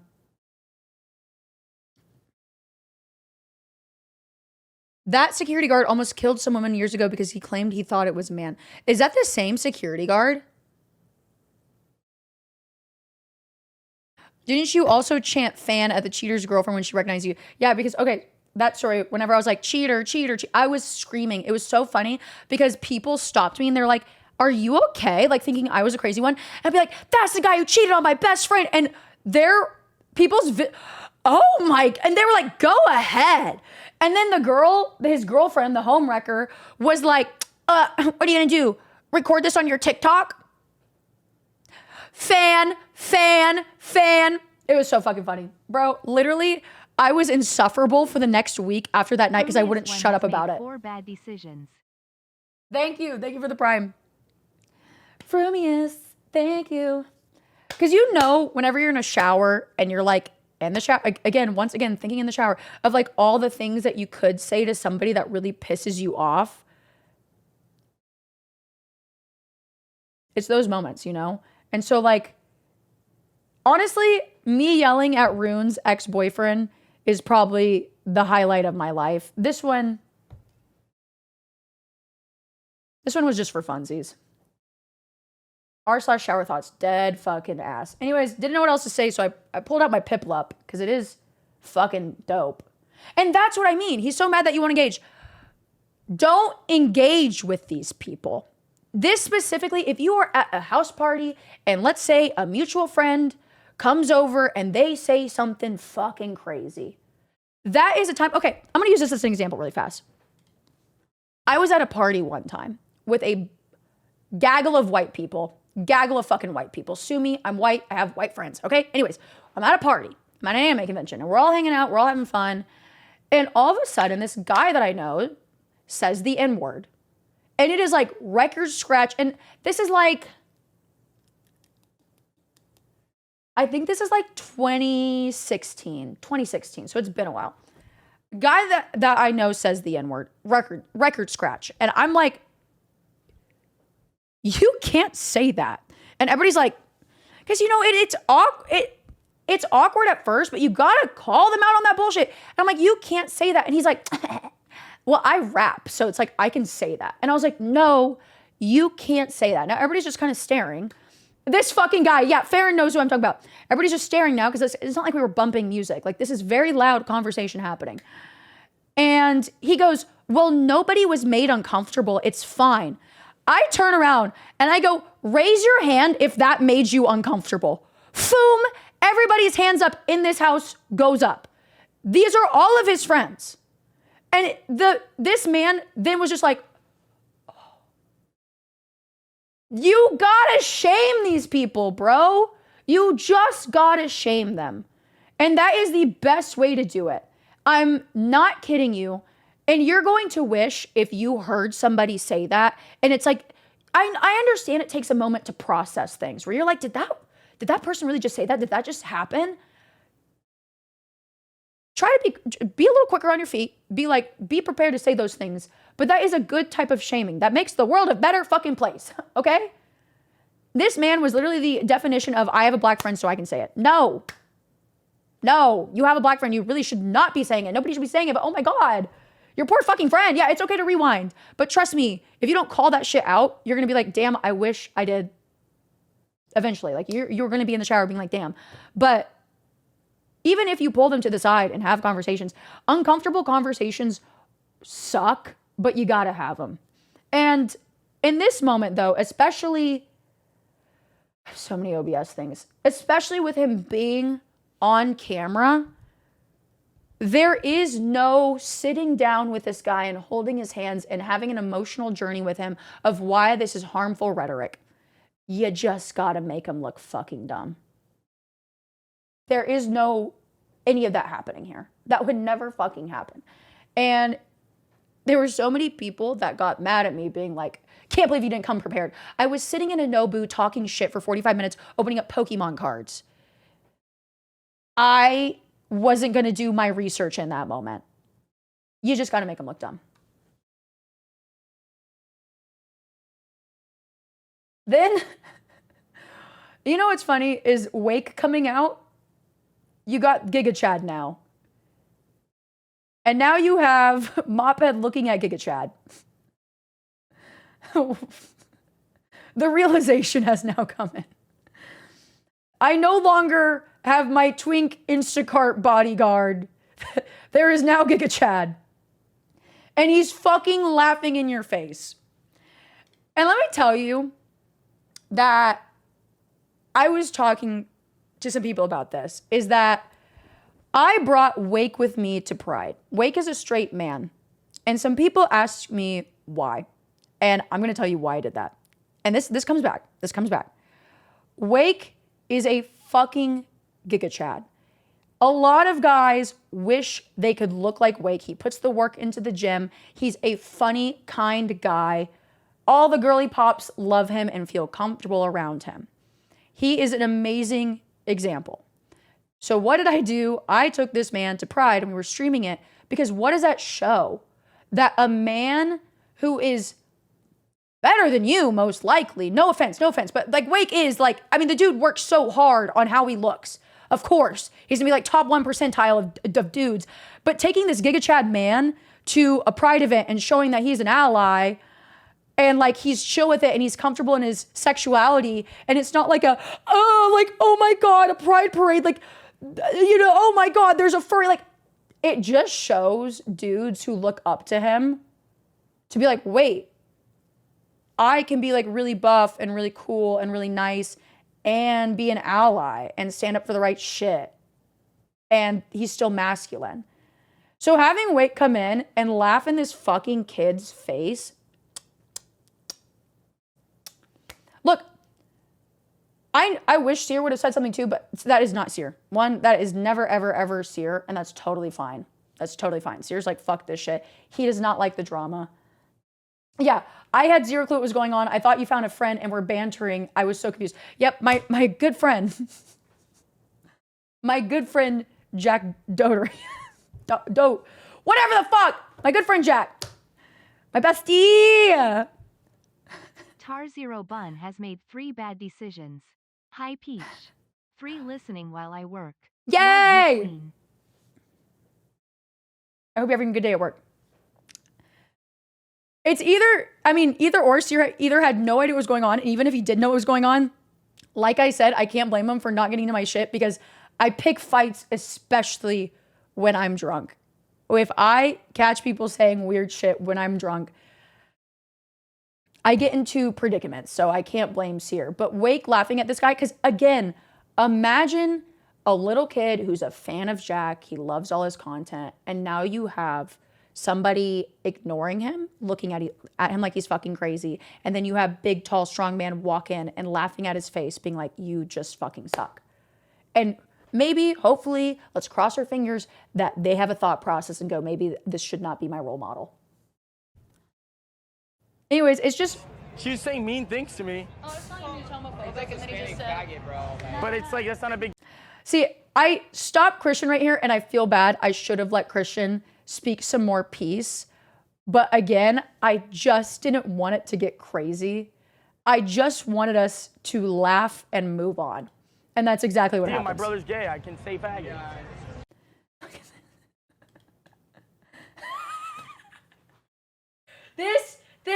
This clip, this fucking frame.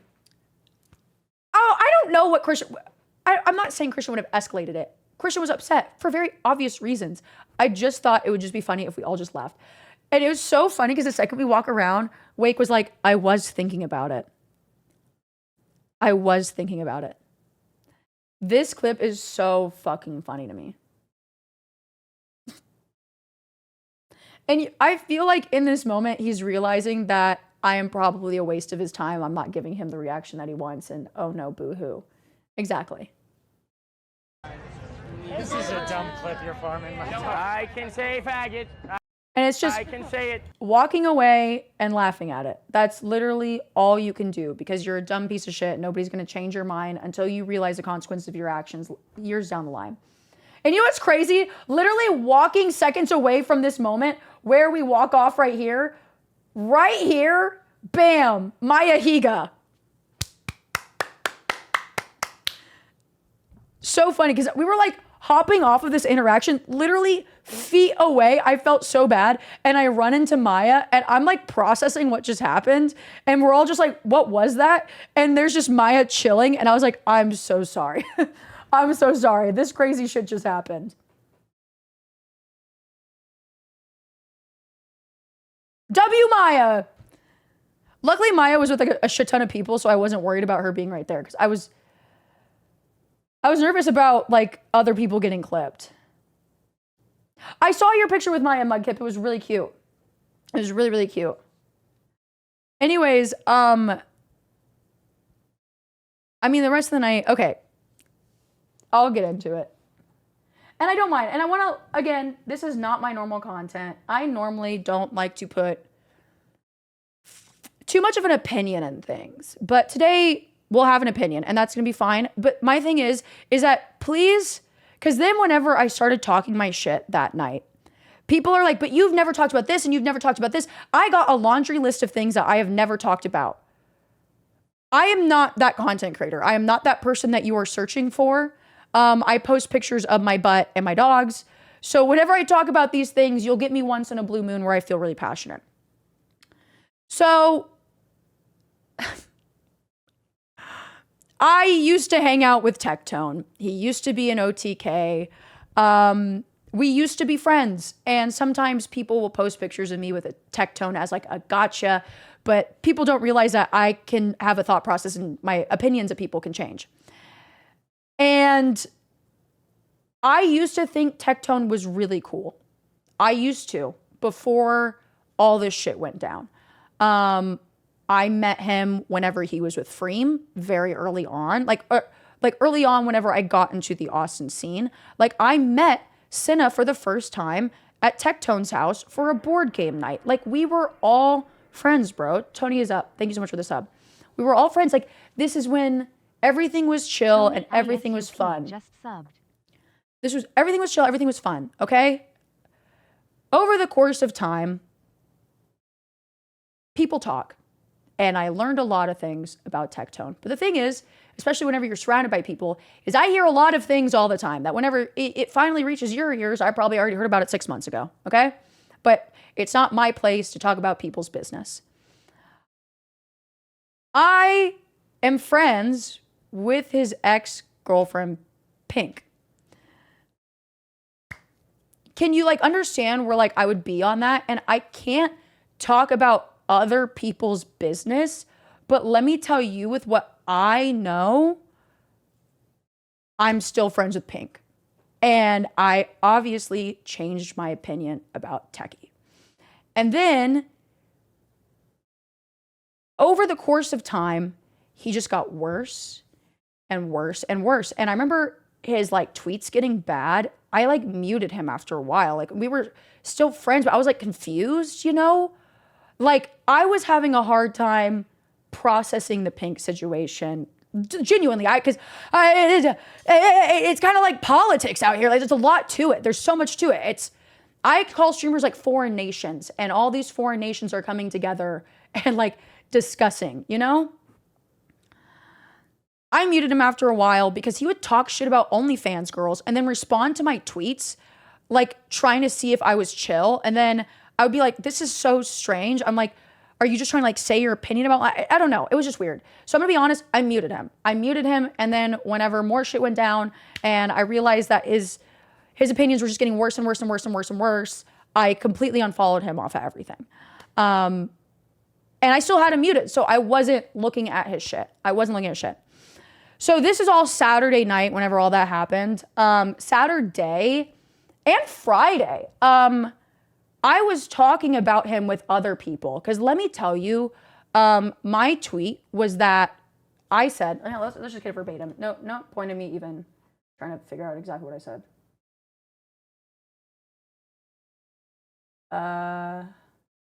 Okay.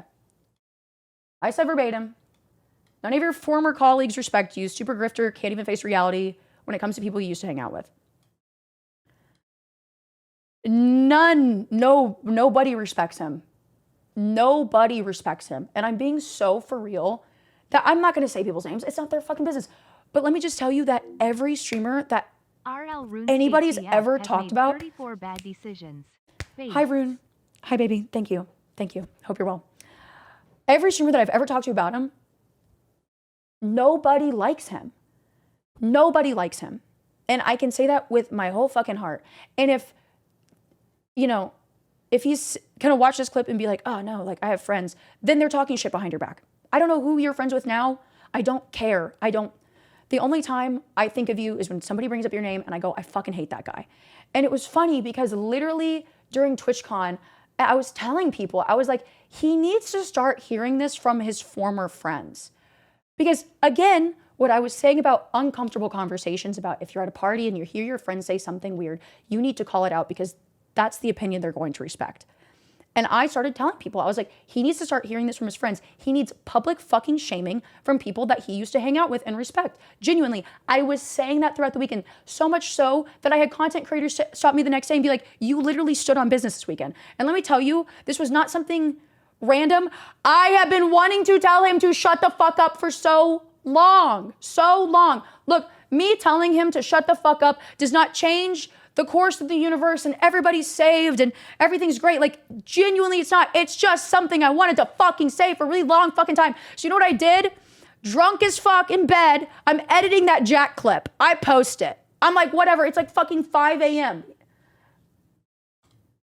What do I do after that? I'm like, fuck it. Let's go 2 for 2. Just because I was talking about it that day, I search up Tectone's name on Twitter. I don't read anything. I don't give a fuck in this moment. I click on the first tweet I see, and I made this response within 30 seconds. Account you muted. 3:06 a.m. I just look it up. He's like saying some shit, praying for at least one good day for all of us tomorrow. I don't know what he's talking about in this moment. I just said, I pray you shut the fuck up. That was it, bro. It was just these you've had... 3,000 likes, 38,000 likes. I said what we were all thinking. That was it. That was genuinely it. This wasn't me coming out with this massive political statement. It wasn't. And genuinely, I know he's probably going to break some shit down or not because he's probably like, I don't want to give her attention, blah, blah, blah, blah, blah. I don't care. But dude, you were genuinely so fucking chill. And I know you're just grifting. I'm sorry. And I just know from the bottom of the heart, you just can't sit there. Like, your audience is going to believe you, and that's fine. Whatever. I do think you guys have a lower IQ. Genuinely, I'm sorry. I feel that way. But your heart's not in it, and I don't know what the fuck happened. And that's genuinely it. Genuinely it. There is nothing crazy to say about that. Look, and then people are like, you're not speaking about this situation, that situation. This is something, the Tectone situation has been going on in my fucking life, in my fucking friend circle for well over a year, year and a half, where people have been like, what the fuck is going on? What is going on? And I just got to my breaking point, okay? Is that a lot of people want me to speak on people that I hang out with or I know. But the thing is, you guys want me to sit on live stream fails and do research about everybody I fucking know and make exact statements. These are real people that I experience day-to-day life with. I have been mulling on this for years to just tell him to shut the fuck up. This is not my usual content. I think he's dumb. I think he's homophobic. And did I mention dumb? That's it. Years, yes, because I deal with this. I mean, yes, I heard about several years about him being a piece of shit, but that's what I mean is that it was so confusing. It was a genuine, like, what the fuck is going on? I don't understand. That is it. That is it. And for a while,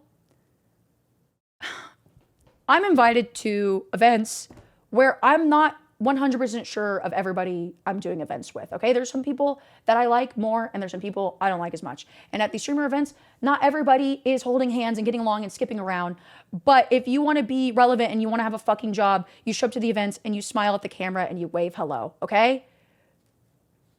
That's how it is. And regardless of how you feel about it until the end of time, it's always going to be like that. It is always going to be like that.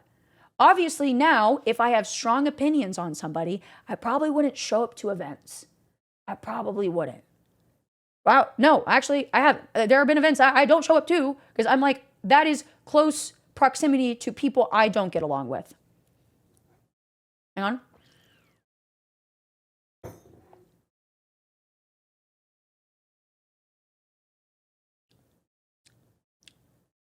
If I keep on talking about it, I'm going to be honest, I'd just be yapping about something that I don't care about a lot. I just think he's dumb, and I told him to shut the fuck up. And then people got upset at me because you're like, you responded to a tweet where he's talking about Emmy. I'm sorry, I just don't think he cares about women. Even if he was tweeting about Emmy that night, which I'm not going to go look. Why the fuck would I subject myself to that pain and torture of listening to this man talk? He doesn't care about women. It's just like Shitlord McGee dressing up as Hassan and Kaya at TwitchCon. They don't care about animals. If they cared about animals, they would have had an animal sanctuary that they promised to build a decade ago. I sell my butt pictures so I can get an animal sanctuary. Well, Maya did it on no money. So what's the fucking excuse? You don't care about animals. You don't. That's my opinion.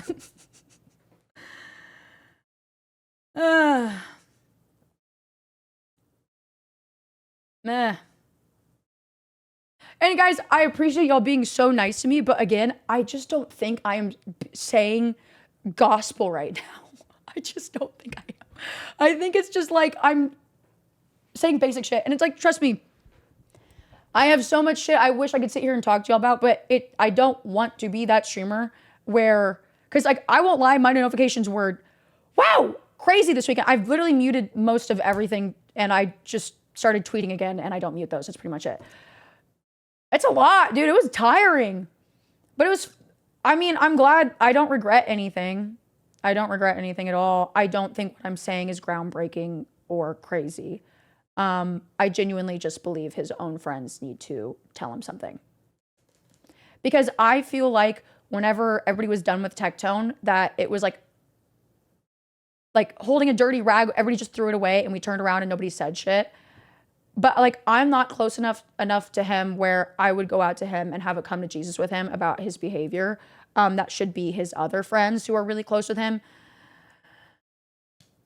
I just wanted to tell him to shut the fuck up. That was it. Did I just call Tectone a cum rag? That's not what I meant, but I would call him a cum rag too. Like, I don't know. Anything else? Barely even talked about my stories about TwitchCon because I know that took up a lot. And let me tell y'all too, which was the hilarious little cherry on top. Okay, so why? Okay, wait. Actually, no, there's more to talk about. So I said, I pray you shut the fuck up. I literally tweeted this and I proceed to pass out drunk. Don't give a fuck. And then I wake up, I see he blocks me because I forgot I even tweeted that. And then I click on it. Let me tell y'all, right whenever I tweeted it, a bunch of my friends were drunk in the hotel lobby waiting for Taco Bell. I proceed to get my phone blown up. This is before it's anywhere. So I just tweeted it. Just happened. I proceed to get my phone blown up by people that he used to hang out with, creators that he admires, laughing their asses off. I was screenshotting them, but then I was like, I really wanted to tweet all the screenshots of streamers that I got being like, yes, laughing their asses off. I was like, I don't want to do that. It was so funny. And that is why, another thing I said, none of your former colleagues respect you. And to put the nail into the coffin, the next day, the amount of streamers who came up to me and was like, good fucking shit. I mean, all day, guys, all day. They were sucking my cock from left and right, which I'm like, that's why I'm like, oh my God, I just don't deserve this. Just because I told somebody to shut up. So if you're a streamer and you want everybody to suck your cock for a day or two, just tweet at Tectone to shut the fuck up, because you are getting like the presidential Medal of Honor at that point. And all day long, people coming up being like, I don't know who you are. I saw you last night, the clip, the tweet, everything, amazing. All day long. People asking to take pictures with me just because I told Tectone to shut the fuck up. Imagine one random white lady telling you to shut the fuck up, and she's hailed like the Pope the next day at TwitchCon. Bro, we gotta look into a mirror at some point.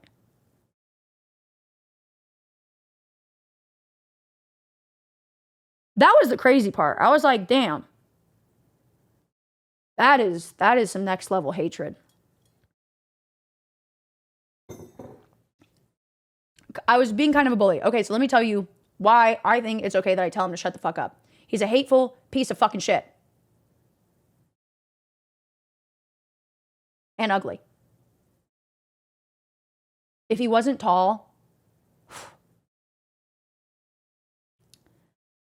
The thing is, though, if Tectone wasn't saying dumb fucking shit, do you think I would tell him to shut the fuck up? No, I would probably still be friends with him. Most likely I would still be friends with him. And bald? Bald? No, guys. It's okay to be bald. I like Pitbull. Mr. Worldwide. I don't insult bald.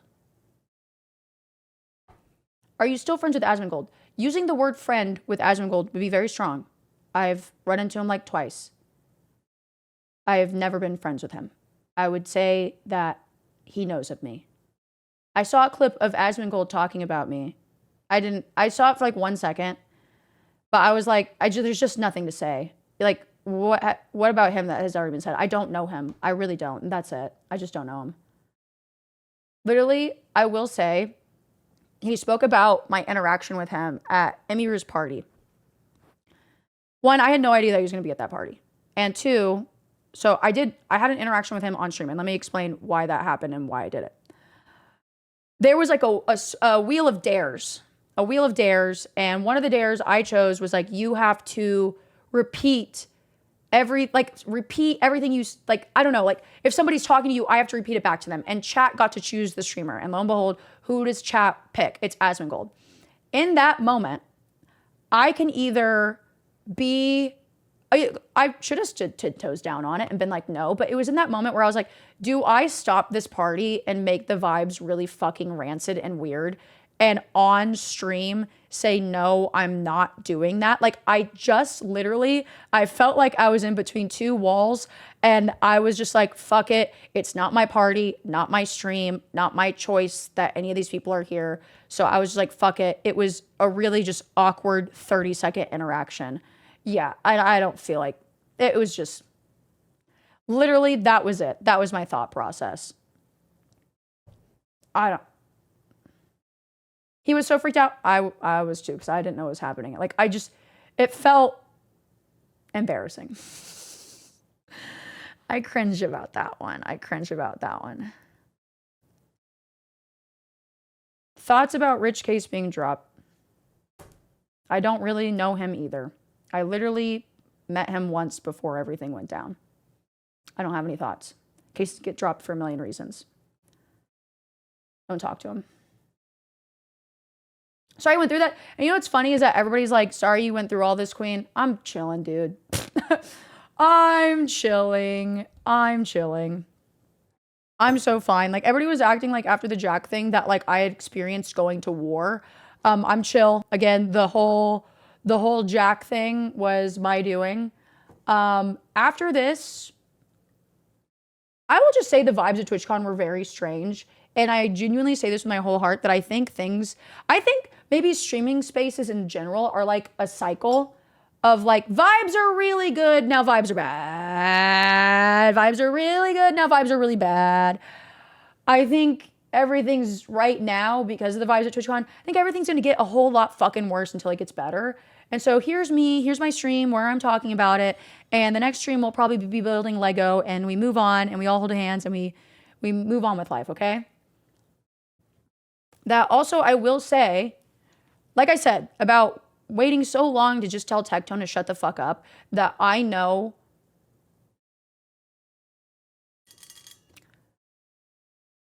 that you guys watch us. These are people I deal with in real life. These are people who run in the same circles as me. Sometimes you'll get a sponsor and the sponsor's like, you're doing the sponsor with this other person. Things like that happen. And I'm not going to keep on making epic fucking slam dunk tweets about people that I know in real life constantly. Just subbed. Hog Trucker, thank you. Because a lot of people were upset that why would you talk about this but not speak on other things? I'm not. Because who the fuck cares about my opinion? Like I just said, this weekend, guys, I'm planning a stream for the Renaissance Fair where we are going to do hot dog, what was the, like high-end hot dogs. Sunday yet?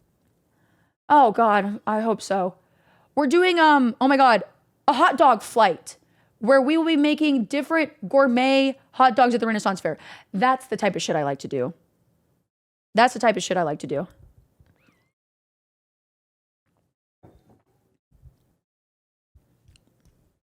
So I will say, thank you for supporting me. I will say, now and then I do talk my shit, but it's just not that crazy.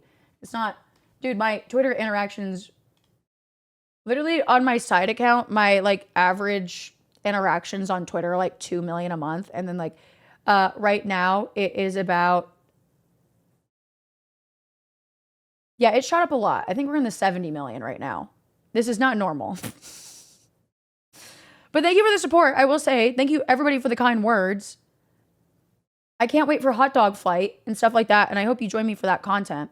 I'm not done yapping about TwitchCon, which is crazy because it's in 3 hours and 38 minutes. And I said this would be a shorter stream, but my voice isn't feeling that bad. See, that's what I mean is that like you guys ask me to shit on people that I know so viscerally well. And it's like, let's say I'm friends with a girl streamer treats her like shit. Me publicly speaking on one of my friends' relationships, that's fucking crazy, you know? And oh my God, this girl pissed me off so bad because she was like, you're saying all this? Where was your support for Emiru? She's my fucking friend. I texted her, you fucking dumbass. What did you want me to do? Go slam dunk and get fucking 20K likes on a tweet and everybody hail me as a fucking hero again because I said something about my friend getting sexually assaulted? Of course! Shut! Sexual assault's fucking awful! It's a serious fucking conversation! God, I fucking texted her! I supported her the next day! I saw her the next day! Jesus! Sorry, that makes me so mad! As a woman, it just like it really says a lot that you would like say that to Tectone, but nothing about Emmy. Go fuck yourself. As a woman, I would probably read into it a little bit more before tweeting out bullshit, but that's what I mean, is that this cycle of like, you say something and then people want to get in their 2 cents too, like, oh, bitch, you got fucking like 100,000 likes. I want that shit too.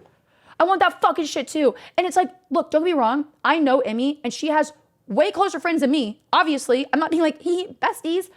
I know her though. I hang out with her now and then. If other people are tweeting about Emmy's situation, like that, go ahead. That's totally fine.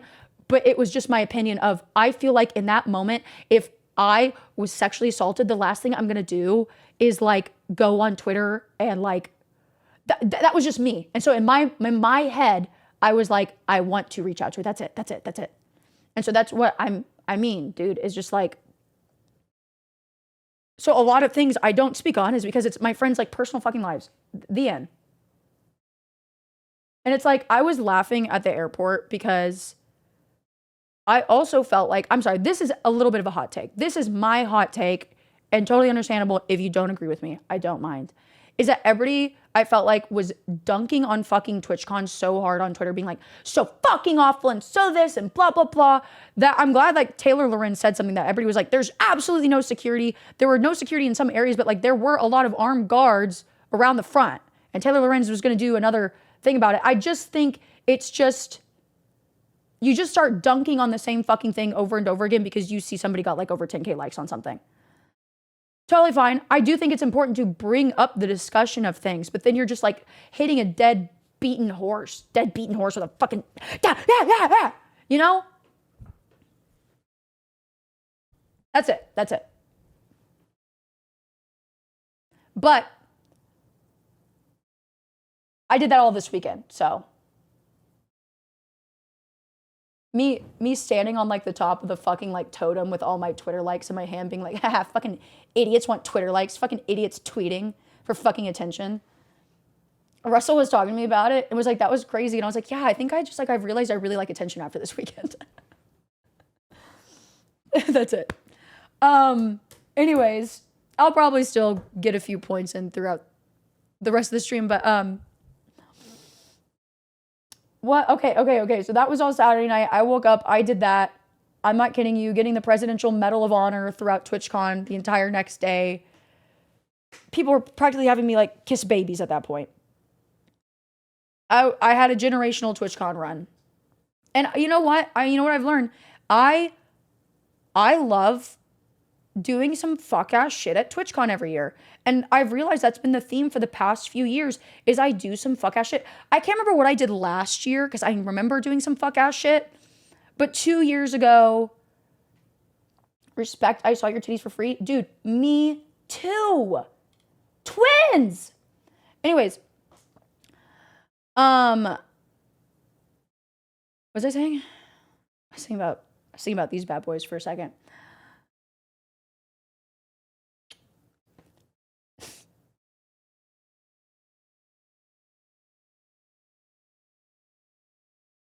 I can't remember that exact. Parties were good though. The night that I tweeted that shit though, I was at a party before that. And it was a Stream Elements party.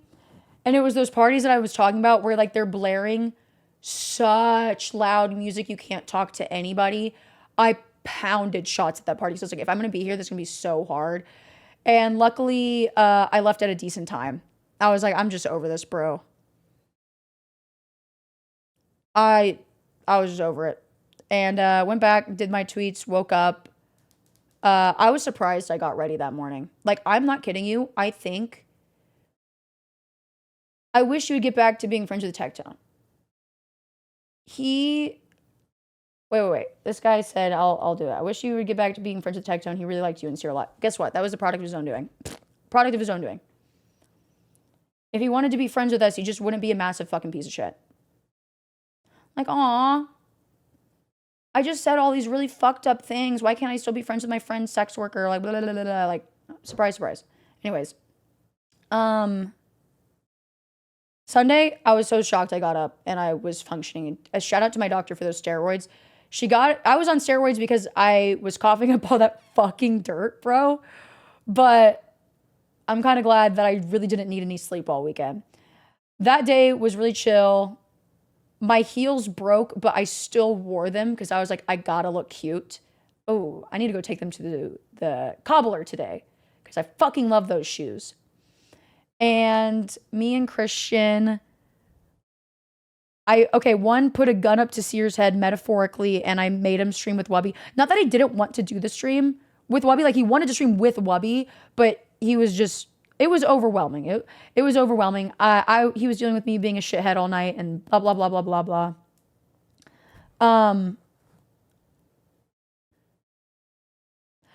Me and Christian went down to the con floor with Wake for a little bit, and there was an area of the con, and I had saved it. It was like the one thing that I wanted to do. How do you feel about Elvis reaching 100K? Fucking amazing. We got to talk about that too. That was insane. I cried. What can I say? Twice. But what I'm talking about right now, con floor, there was this little area in the tabletop area where you could paint minifigures for free. And I've always wanted to get into minifigures, but I'm sure you got a natural human experience. You want to get into the hobby, you buy everything for it, and then you don't do it. So I was like, bet I saw it on the like agenda for the entire weekend. So I went down there and me and Christian just sat there and we painted minis and they were so nice. Yes, Willie was on Sunday. Ow, hair in my eye. Hair in my fucking eye. It was on Sunday. Me and Christian were painting minis and it was just so nice, so comfy. And I was just going so slow. And these two guys sat next to us, like in front of us, at the mini painting area, and it was me and Christian. And I'm not kidding, y'all. I think about it all the time. Christian Cringe Chin deserves to be a way bigger streamer. And if you guys have not invested any time yet watching Christian's streams, you are genuinely missing out because people all weekend, even Caroline said it, where she's like, I wish I was around Christian today because I was having a hard day and being around Christian just gives you energy. It is just the best fucking vibe. So I was like, I need to be around Christian today. Because it's not like, I'm not going to lie, like I wasn't having a bad weekend. I was having a fun weekend. Obviously, awful shit went down, but overall, I was enjoying myself. But I was just so exhausted by Sunday. Like I felt beaten and abused. Oh my God, Alex, he can literally make friends with a wall. He's just so amazing. And everybody he meets, everybody's like, anyway, so me and Christian were painting minifigures and these two streamers sat in front of us and we were talking, me and Christian were talking and they started laughing at our jokes. And so, why are there no mods banning schizos? Okay, that's my fault because I only have like one mod in here right now. But that behavior is not acceptable. I can't read every message right now. I'm sorry. That is totally my fault. We literally just made mod applications. I know I need more mods. That will be happening soon. They will only be posted in the Discord, okay? But me and Farron are going to be looking for more mods this week. No, IceTap's not fired. It's just IceTap holding everything down. Yeah, IceTap can't read everything ever, too. I'm sorry. The mod applications will be coming this week. And I'm also looking for in-community editors. I already have somebody hired to make clips, but I want another one.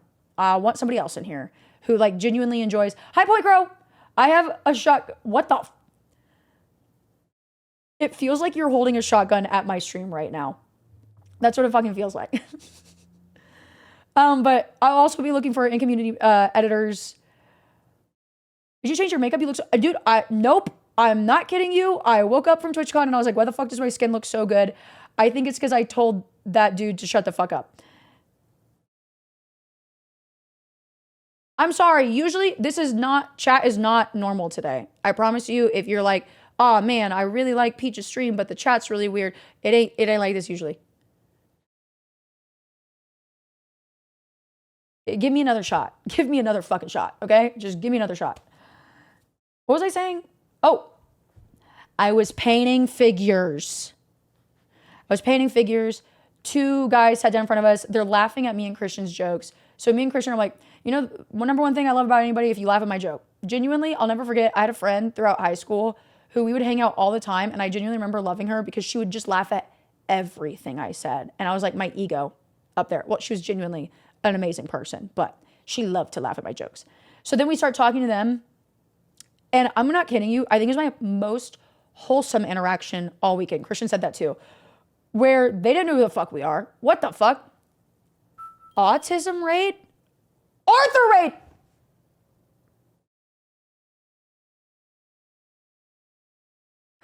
Is it called that?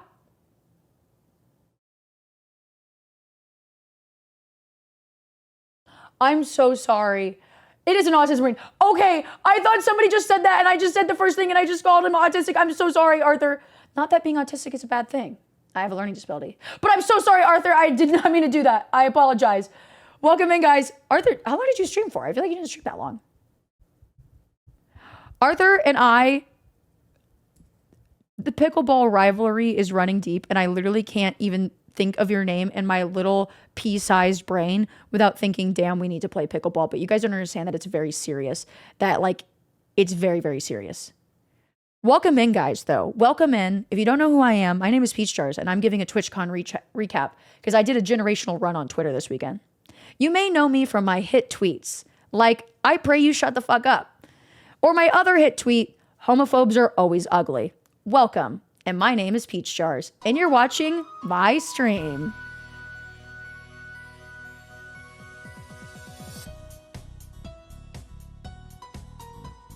Thank you! Russell Butt has gifted 5 subs. Thank you. Thank you.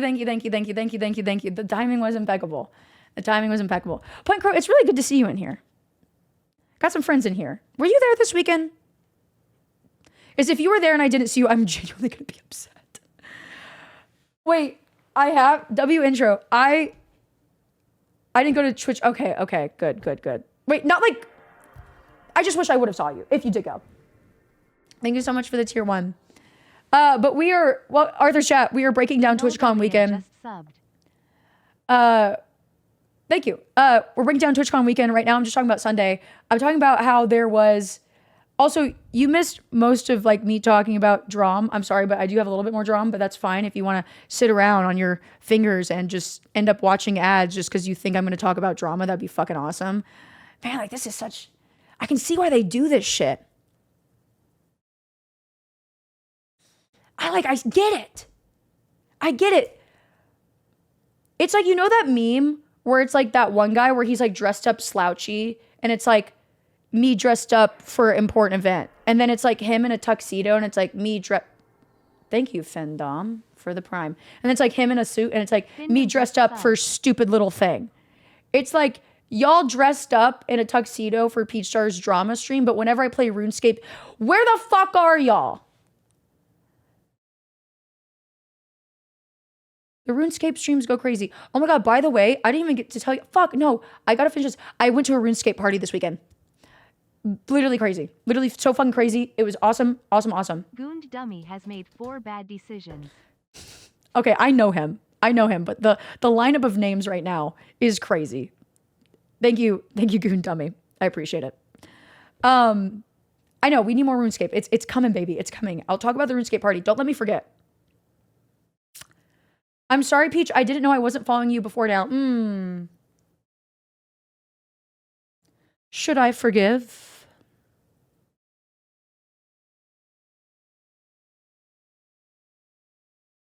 Should I forgive?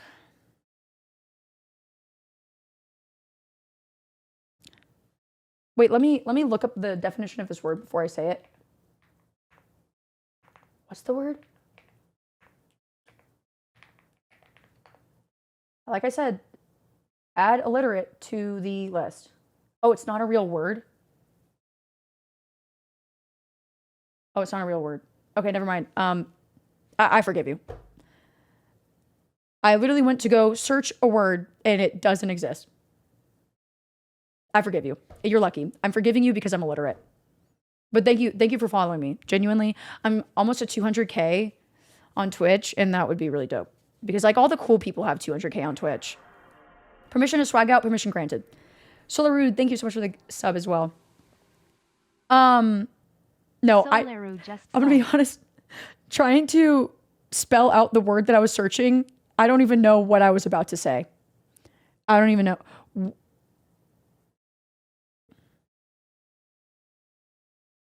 Okay. I was like, what the fuck is Cube? What the hell's going on? Hello, guys. Central Committee. Wow, Arthur's stream and now a Central Committee stream. Welcome in. I was like, what the fuck is a cube? Welcome in, guys. You gave, oh, does cube mean you guys are swagging out? Welcome in. The entirety of chat right now has permission to swag out. So as you enter the chat, please swag out accordingly. If you would like, you can swag out with your neighbor, swag out alone, or swag out with a group of friends. Totally up to you. What was the line of usernames before mine LMFAO? Findom was right before you. So Findom did a sub and then Goon Dummy did a sub. So we do have a crazy lineup of Twitch usernames today. And then we've had somebody in chat who I met this weekend called Daddy Kit Kat, and I keep on calling her Daddy. So we are just, again, on another generational run of saying some crazy fucking shit. But by the way, guys, my name is Peach Stars. Thank you so much for the raid. I'm talking about my recap of TwitchCon. But because you're here right now, I am going to the Renaissance Fair this weekend. That is my like bread and butter content. DA Spreader just subbed. Corpus Christi. I just saw somebody mention Corpus Christi. That's my hometown. Thank you for the sub. Swiggity swooty, I swagged out my booty. I'm going to the Renaissance Fair this weekend though, and that's very, very important. Some banger content's coming. So if you think I'm chill as fuck, swag out with me this weekend at the Renaissance Fair. Has made 20 bad decisions. Another crazy ass name. Central Committee. I just wanted to give you, wait. Just wanted to give you extra additional support after shitting on the homophobic loser. Thank you. Thank you. I appreciate it. Thank you. Vio, thank you so much for the sub as well. Good to see you. Just subbed.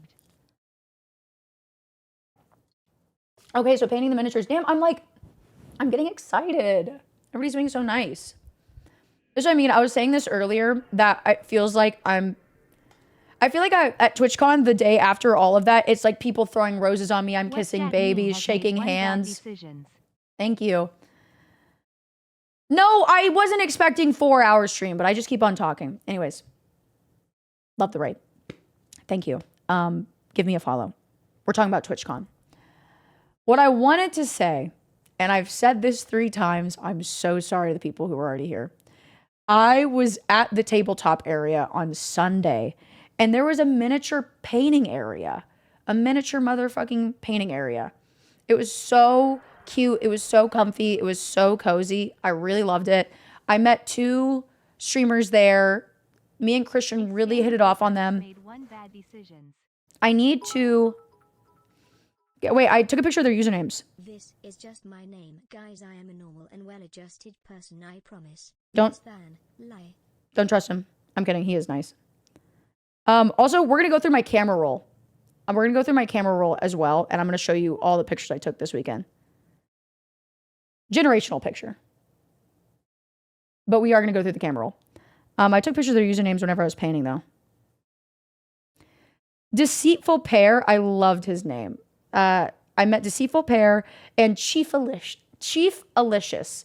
And they were so nice. And it was just like very wholesome TwitchCon interaction that like that's the type of interaction that you expect from TwitchCon is like meeting other streamers and just talking about your love and joy for gaming and streaming. And you're painting miniatures with people that you just met and you're hitting it off so fucking hard. They were so sweet, and it was probably one of my favorite interactions at TwitchCon, even though it wasn't like crazy and like we didn't run off like holding hands and bouncing around like obviously, but thank you for the sub. It was really, really fun. And so later that day, we're walking around the convention. I met so many people on Sunday. It was crazy. It was crazy. That's why I was like, oh my God. But I ate some Italian ice on Wake Stream. I bought some things from the artist alley. The entire day, I was going around buying keycaps. Oh man, wait, I want to show y'all. Okay, hear me out. Okay, you guys can roast me. I don't care. I have just gotten into keyboards. I bought my first like nice keyboard. My keyboard before that was like this dog shit Alienware from Best Buy, and I've had it for years. And I finally was like, I want a keyboard with switches. Artist Alley is so my weakness too. So my fucking weakness. I paid $75 for a keycap. But let me show you. Let me show you what it is. Let me get it. Let me find it. Hang on.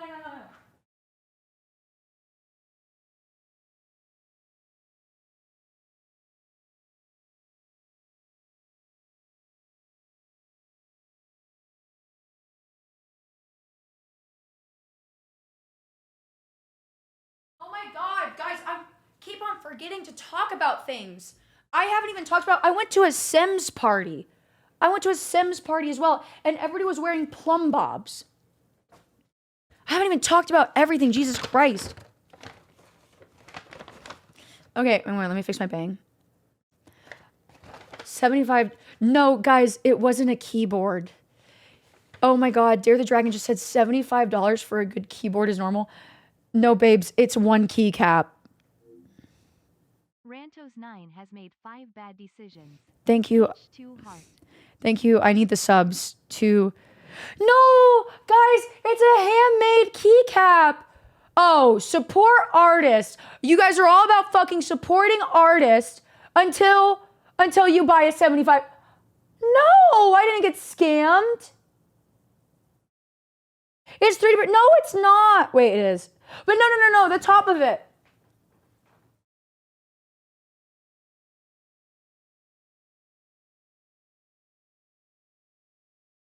I didn't get scammed. I didn't get scammed. I didn't get scammed. Hang on, wait. Which button do I want to put it on? I want to put it on so bad. Do I just rip off the key? I've never done this before. Maybe I can get my fingernail under it. Oh, it did. It just came off. Okay, so my switches, I'm learning how this goes, but they're purple. They're purple. Hang on. Something may happen because I'm going to press this key and I don't know what it does. Is anything happening? Is it going to fit? Wait. Am I muted? No. Hang on.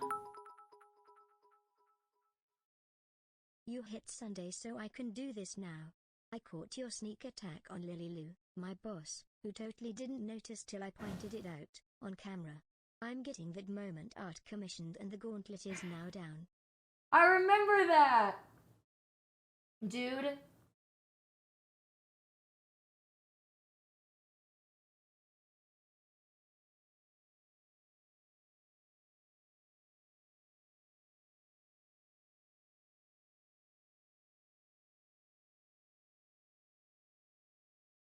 Let me try one more time. Maybe it's facing the wrong direction.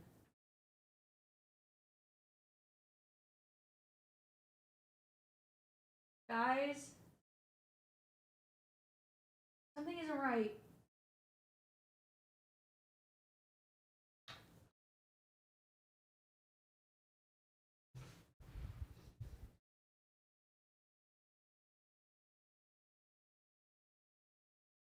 It doesn't fit.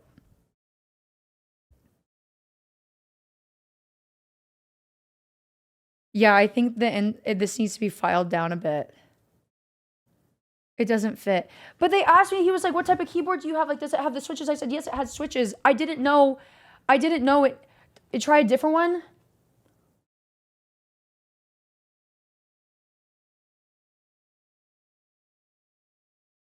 Here's my key. I just took off my keyboard. Here's the one I bought. It's not big enough. Do you see that this one is wider? I think I can just like, no, it definitely won't work.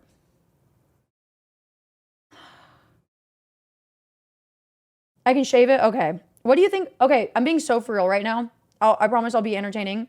Well, I don't promise anything actually in a minute, but what would I use to file that?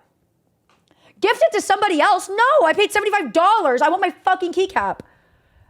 What a file, but what type of file would even fit in that? A Dremel? Have Seer Dremel it? I don't want Seer to touch this. Nail file? Nail file won't fit in there. Maybe a Dremel is probably best. Wait.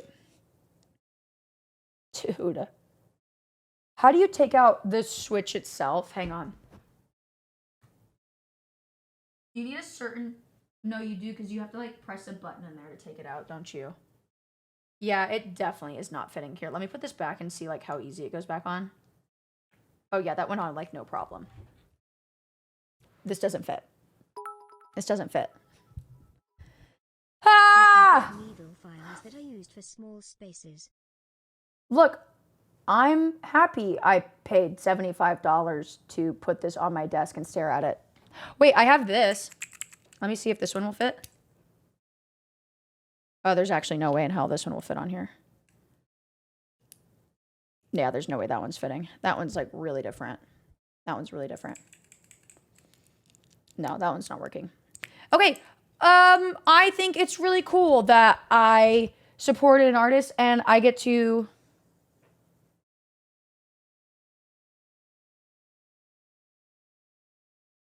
It's really cute on my desk now.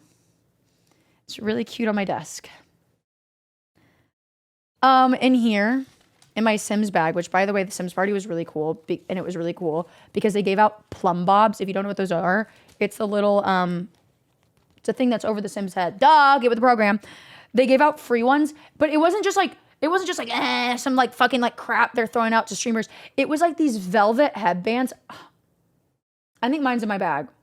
velvet headbands with like USB-C rechargeable. It was so fucking cute. So cute. And then I left that party, and then apparently I faked opening the elevator for somebody whenever it was closing. Sorry if that was you. Again. Really fast, I got... Oh.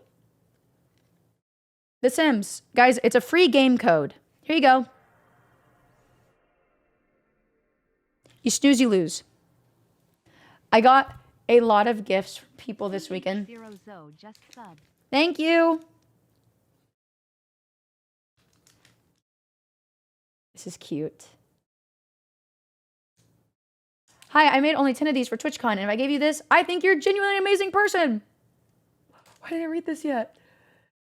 I've made very few of these, so I've handed this to you. I would love to become mutuals with you. Hope we stay in touch. About me, my name is Esteban, and I'm a content creator making IRL videos, streams. I'm very extroverted, and I like when people admit that they're extroverted. And I'd say I put a lot of effort into my videos. I love video games and challenging myself for videos. I don't really have anything else to say besides thank you for reading this. That is so cute. Thank you for the sub. Okay. I gotta give him a follow. Oh, oops. I took this. This is meant to go to Seer. Bad decisions. This girl has the most amazing art. And the first time she drew us, it was like kind of like surprised on me, and I cried. She also drew me. Oh man, I knew I should have put this in a book, but I'm gonna get these framed. That's me. Really cute stuff. And then this guy gave, a lot of people have Polaroids this weekend, and it was so nice because people gave me Polaroids, and I was like, thank you, because I just have a lot of TwitchCon memories now. Thank you. Like, so many Polaroids. Has made one bad decision. This one is so cool. This one's fucking cool. She's so dope, bro.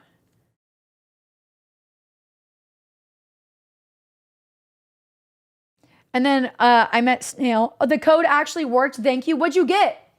Wait, Rugslug, what did you get? I know that's us. This picture goes so hard. I was so surprised you let me have this because I was like, new Sims pack? Like, what Sims pack? I told y'all I harassed. Hey, hang on. I'm giving you a follow. You haven't streamed in a year? Skyhook? Girl. I met Snail in line. It was for the Sims 4 Adventure. Wait. Oh, okay, that was the party for. It was. Is it 2 p.m.? It is. I can tell he just had a snack. 2 p.m. is snack time for Goose.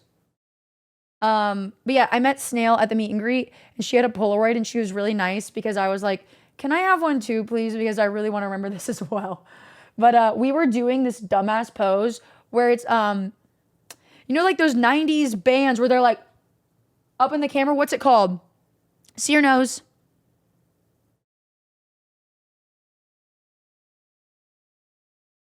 Fred Durst. The guy at our meet and greet who was taking the pictures, he fucking loved it. And I got some other goodies. Sorry, the girl who gave me this, I also used your stuff to put things in there. This is from, I believe, Skyhook, this is from your booth, right? Will got me this, or he gave it to me. I also got this from Sky. I'm going to use this because I think, I don't know what my next convention is.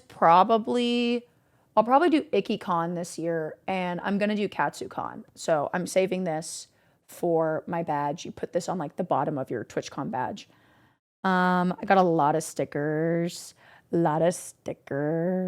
Yep. More stickers.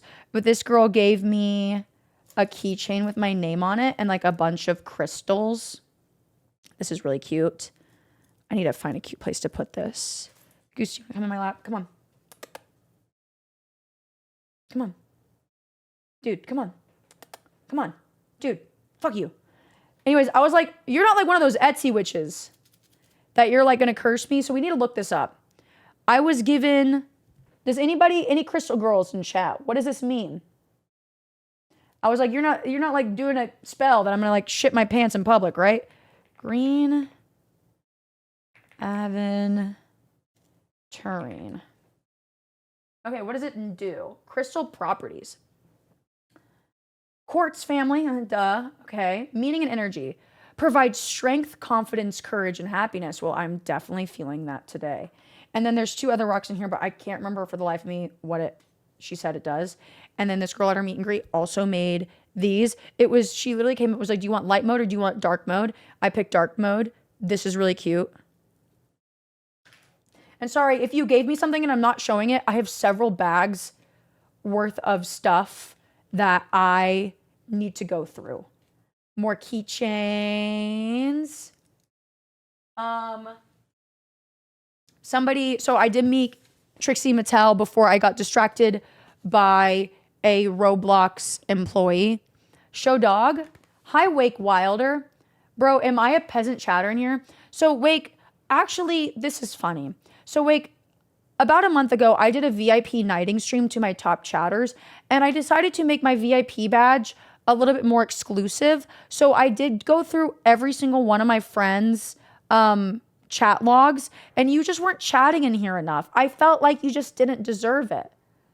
Like, when are you ever in my streams? And Wake Wilder just subbed. But now to my new VIPs, don't you feel extra fucking special? Because now you have a VIP badge and Wake Wilder doesn't even have a VIP badge. Because, dude, Will Neff had a VIP badge and he hadn't spoken to my chat in like 2 years. Hey, let me get a dog. Juno, Frankie. Juno, Frankie. See? VIP stock is up. Here's Frankie. Come here. Come on. Frankie is here. I know, Wake, that these aren't the dogs that you want to see, but Sears dogs are not at my house. You have pets? I have 4 of them.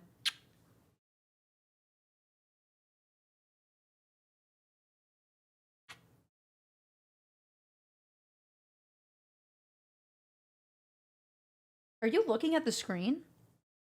She likes screens. She really does like screens. She loves South Park. I'm not shitting you. That's her favorite show. You put South Park on, she's sitting right. Oh, Juno, come here. Come here, Juno. Come say hi.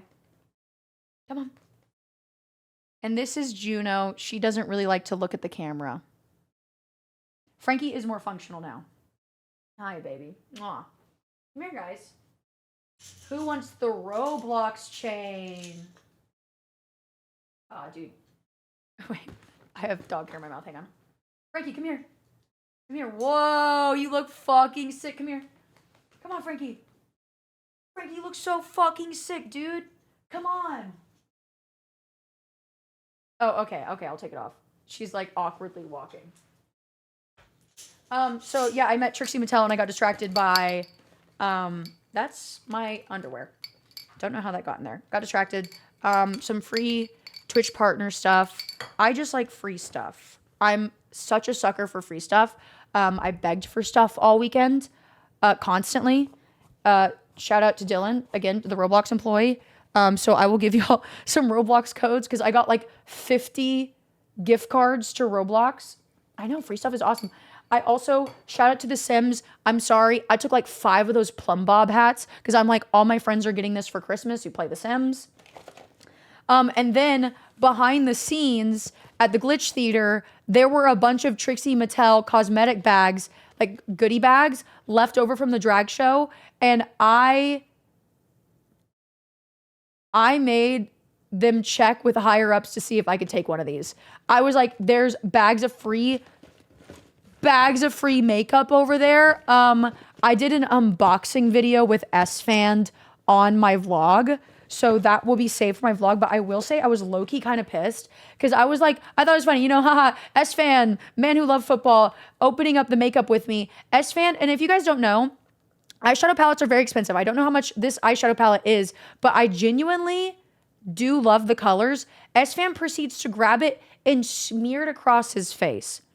And I was like, why the fuck would you do that? You have eyeshadow all over your beard now. And he's like, what? I thought it was like water activated. That is not how any of this works. But the unboxing will be on my vlog. So you're gonna have to wait for that I've literally, my suitcase is just out there open and I'm just digging through it. I'm like grabbing things and I'm bringing it out. But anyways, some more stories. So I told you about the mini painting. It was really sweet, really nice. Bubbles underscore 2112 Thank you. has made 8 bad decisions. Trixie Cosmetics are my favorite makeup products ever. I hope you love them too. I gotta get in on it. Less than 3. I don't own any of her stuff, but also I'm like stuck in my ways. Like if all my makeup products that work for me, I don't change. Anyways, I thought it was funny because Twitch was giving out, so like they gave these out in the partner area. The streams, miss the Lego streams. What do you think the odds of a Jack Doherty collab Lego stream are? Kidding, that hurt to type. Frankie for president. Yeah, that hurt to type as well. I asked Seer to go to the mall with me to buy Lego. Yes, so I saw that TwitchCon accidentally started giving out the affiliate stuff, which I found hilarious. Not me, though. Suck my ass. Oh, wait. I just didn't grab the glasses, though. It was the affiliate glasses we're giving out to the partners, which I'm sorry. It's just funny. It's just funny. But, water bottle. Visor. And then affiliate glasses, which were given out to the partners. I need to dig around in my purse. Hang on. We'll do a little, we're going to do a what's in my bag.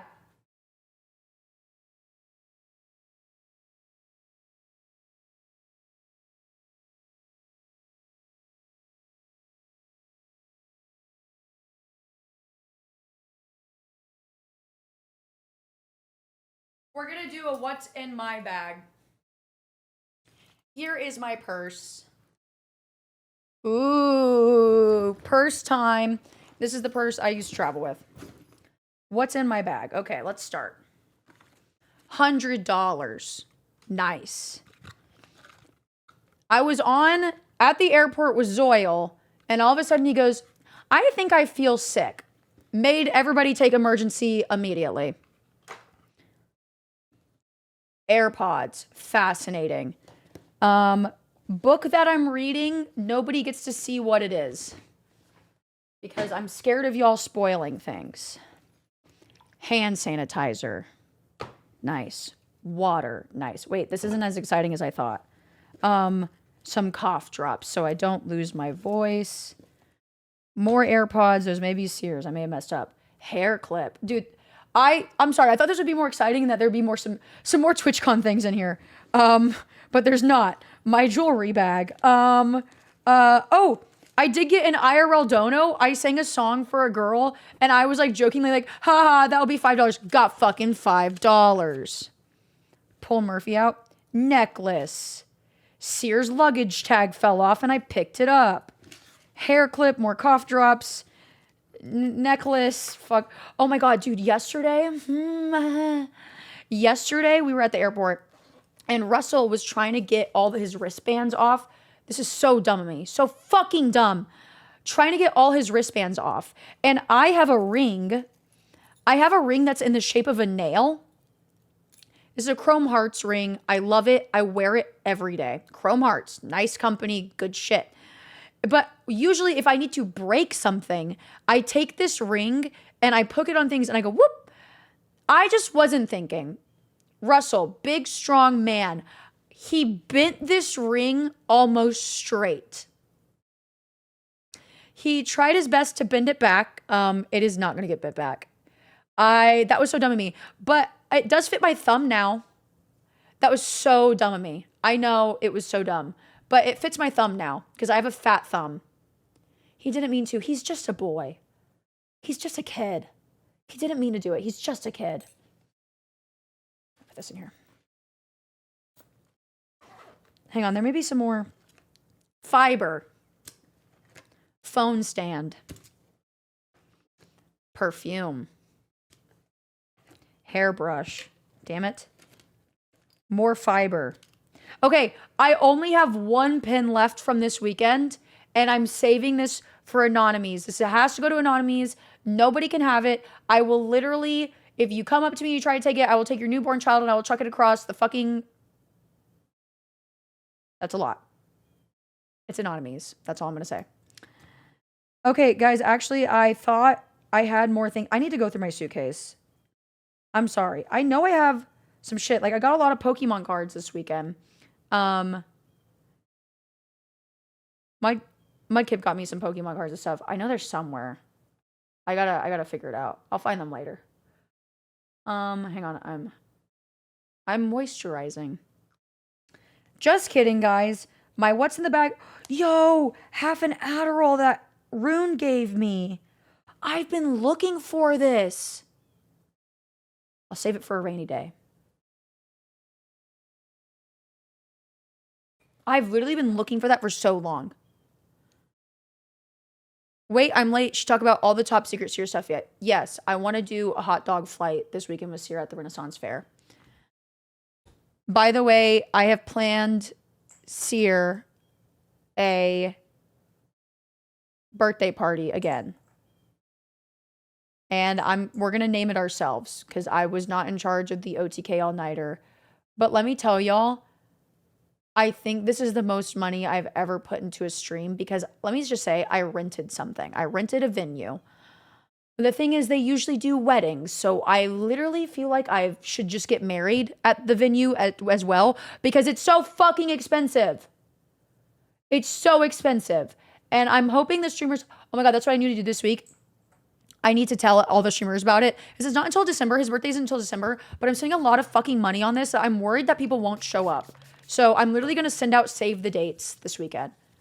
No, it's not that much. I think in the end, it's going to be like, I'm not shitting you. I know this is crazy. Like it's wedding prices. I think it may end up being like $6 to $7 grand because it's like food too. You get the venue. I thought like you just got the venue and that was it. And then you have to pay for everybody to eat. And then you pay for the alcohol and it doesn't stop. It doesn't stop. That's why I'm like, do I just get married there too? Like, fuck it. Somebody needs to get married at Seer's birthday. Actually, not bad. For a stream, it's for his wedding. Or not his wedding. It's for his birthday, though. I ask Seer every year, what do you want for your birthday? Hoping that he's like, I want to go to Jamaica. That's me being selfish because I love Jamaica. But yeah, it's really, but we're going to have a really good stream. It's going to be a really, really good stream. I just hope people show up. Anyways, Sunday night, I still have a story, and this is a really dumb story, and you guys can call me dumb because I was dumb. So Sunday was just like rough just because it was 2 days nonstop shit. I mean, like 2 days packed. I didn't even know what time it was. My feet were hurting. I just wanted to paint minifigures and hang out. And there was one last party that night. It was the Unlimited IRL party, and Drumsy and his new wife, Breezy, came out with us. Haas was with us, and our cameraman Keenan was with us. So we went to a bar at first because the line to get in this party was insane. So we went to a bar around the corner, and it was so nice. We were all alone in this bar. And we're like having good conversation. It's all awesome. And then I get a message and they're like, hey, like you guys can get into the venue now, like come back over. So we go over there and like walk in, like music's bumping and there's a lot of people I recognize there. Like immediately I walk in, I see Anonymies, I see some other people and I'm walking around, I'm talking to people. And mind you, like Drumsy makes content, but he's not like, I would say like in the know with every single streamer. And I felt so bad. Okay, again, this is where I feel awful even saying this because I'm so grateful and so thankful for everyone who was so supportive of me this weekend. But I was still like, I'm hanging out with my friends. I was still meeting person after person after person after person. And I was like, oh my gosh. Everybody was lovely, but I felt awful because I felt like I was ignoring my friends. And it's like, and then after a while of me just talking to random people, my friends get up, Drumsy Brucey, like, well, we got to go home now. And it was just like, I did not have a bad weekend, but it was just so much. And in the one moment where like, I really, really wanted to hang out with my friends, I started crying. I started fucking crying. I was just so sad that my friends were leaving.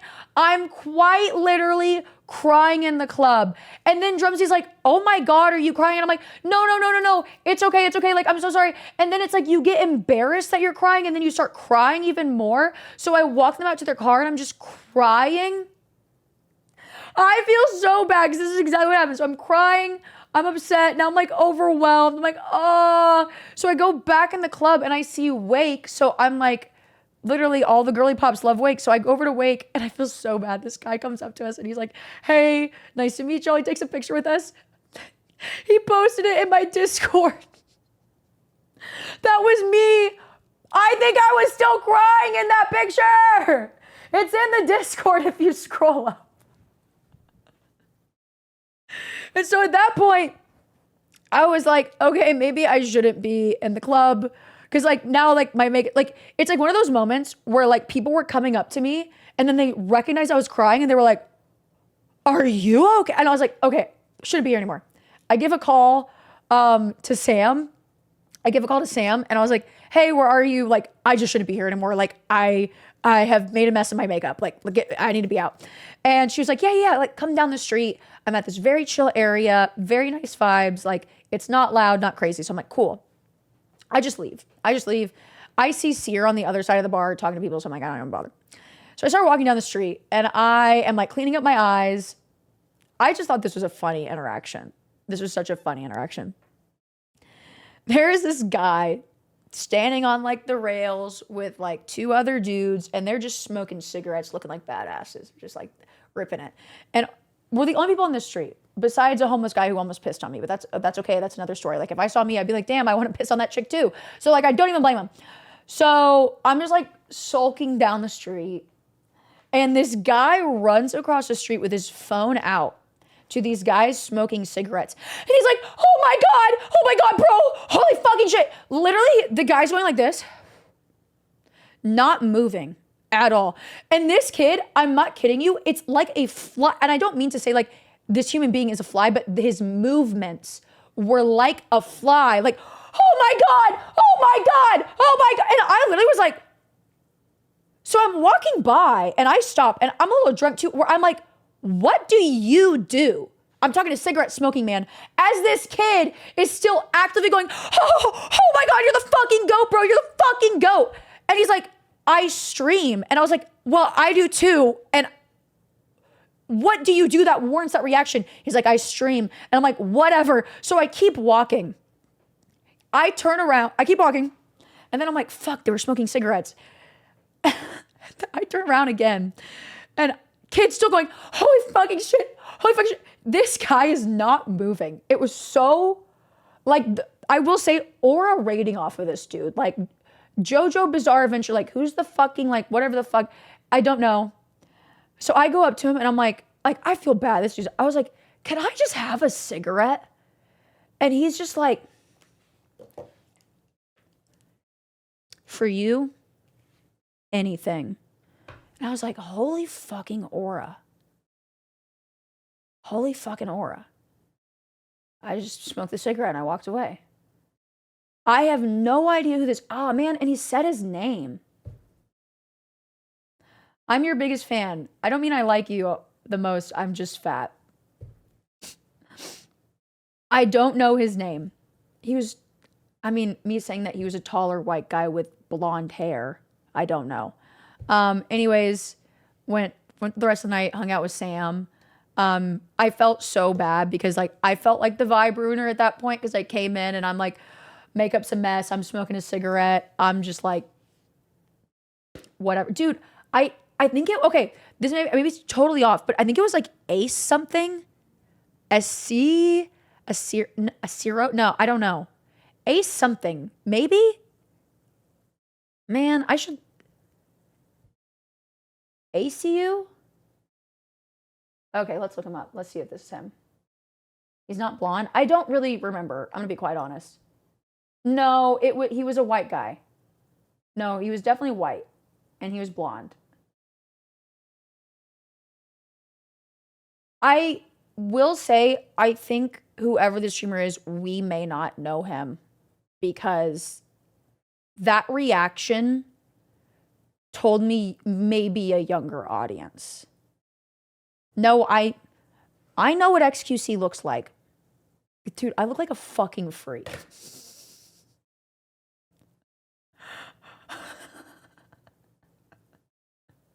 No. No, I know who Office Drummer is. I had literally never seen this guy in my life. That's why I stopped. It was so funny. He's freaking out. I'm still have messy makeup and I'm just like, what the fuck do you do? Like, not in an insulting way. I was like, because I was just genuinely so curious, like, what could possibly warrant this reaction? Craziest reaction I've ever seen by a streamer getting recognized, I think, in my life. Anyways, I've met Germa too. It's definitely not him. Germa is very interesting because he always looks like a JPEG that's like, you know how streamers will have like random JPEGs on their screen in the corner? That's how I feel like Germa is in life. There's like a random JPEG and he's just there and whatever. XQC Probs think you're obsessed with him. Yes, I'm obsessed with getting a stream with him. Watch the VOD. I told the story about me harassing the fuck out of him that night. And yes, and then I went home. And then that was my TwitchCon weekend. And then I woke up and I saw that clip of that one guy telling me that I was academically challenged because I don't have my master's, but it's my bachelor's. Anyways, we're gonna go through my camera roll. And then probably remember some things that I did that I forgot about for sure. So first picture I took was a selfie before the meet and greet because look how good I looked. I looked really good. Then Sear was like, take a picture of me before the meet and greet. So this is like in their like little private cars that they take you over to the con. That was Sear before the meet and greet. No, I've met Vinny Hacker as well. And dude, I felt so bad. I met Vinny Hacker because, okay, oh man, embarrassing moment. It was at Anime Expo. I see him. I don't know, like, I see him. I'm like, wait. I'm really curious about who this guy is. Oh my God, it was him! It was Ace Hackers! And this was the guy! This was the guy who was smoking a cigarette! What does he do? Oh my God, I was right! He streams IRL?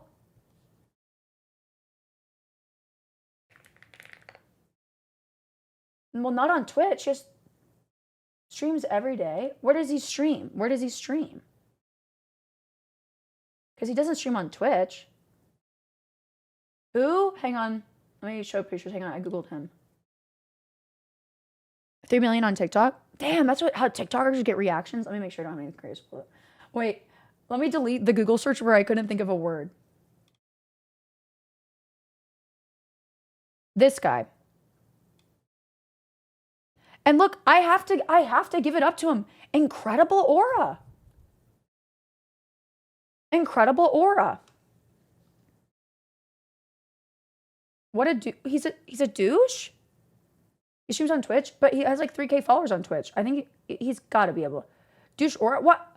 Dude, because me, honestly, if I was smoking a cigarette and some dude was swarming around me like that, I would have been like, what the fuck's wrong with you? But he was just like, I don't know. I'm sorry, but in the moment, I thought it was cool. Outlook not good. Oh, okay. Well, I had a 30-second interaction with him. I don't know him. Aura was immaculate, though. I knew if we found out who it was, it would ruin. I don't know what he does! These Instagram pictures are bonkers, though. Okay. Should have just okay. Okay, I don't want to be rude because I know this is somehow going to end up. I literally have nothing rude to say about him. I've never seen his content in my life. I can't even talk shit about posting shirtless pictures on the internet because I do the same thing. I do the same fucking thing. So, if we're judging off appearance, do you have a crush? No, I do not have a crush. Genuinely, I just thought it was a funny story. And I was like, and also the reaction, I was like, I don't know who the hell this guy is. Hi, Pizza, you have the picture. Great conversation about Real Neff merch at the con. Oh, dude, sorry to swing by the cosplay show too. I was looking for you. You weren't even there. I was literally, and I even told Will, there is somebody who's going to be here in your merch. Please look out for him. What? I felt so bad. I literally walked off the stage like sulking. I was like, damn, and I told him I'd find him.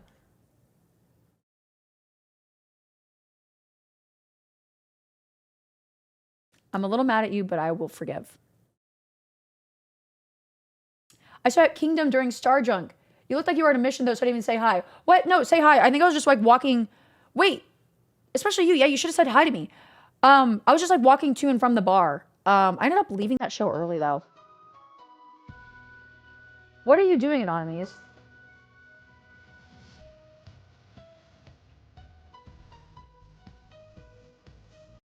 And one that has gifted 34 subs. It's his fucking stream. It was Ace Acker's stream. It started fucking auto-playing in one of my tabs.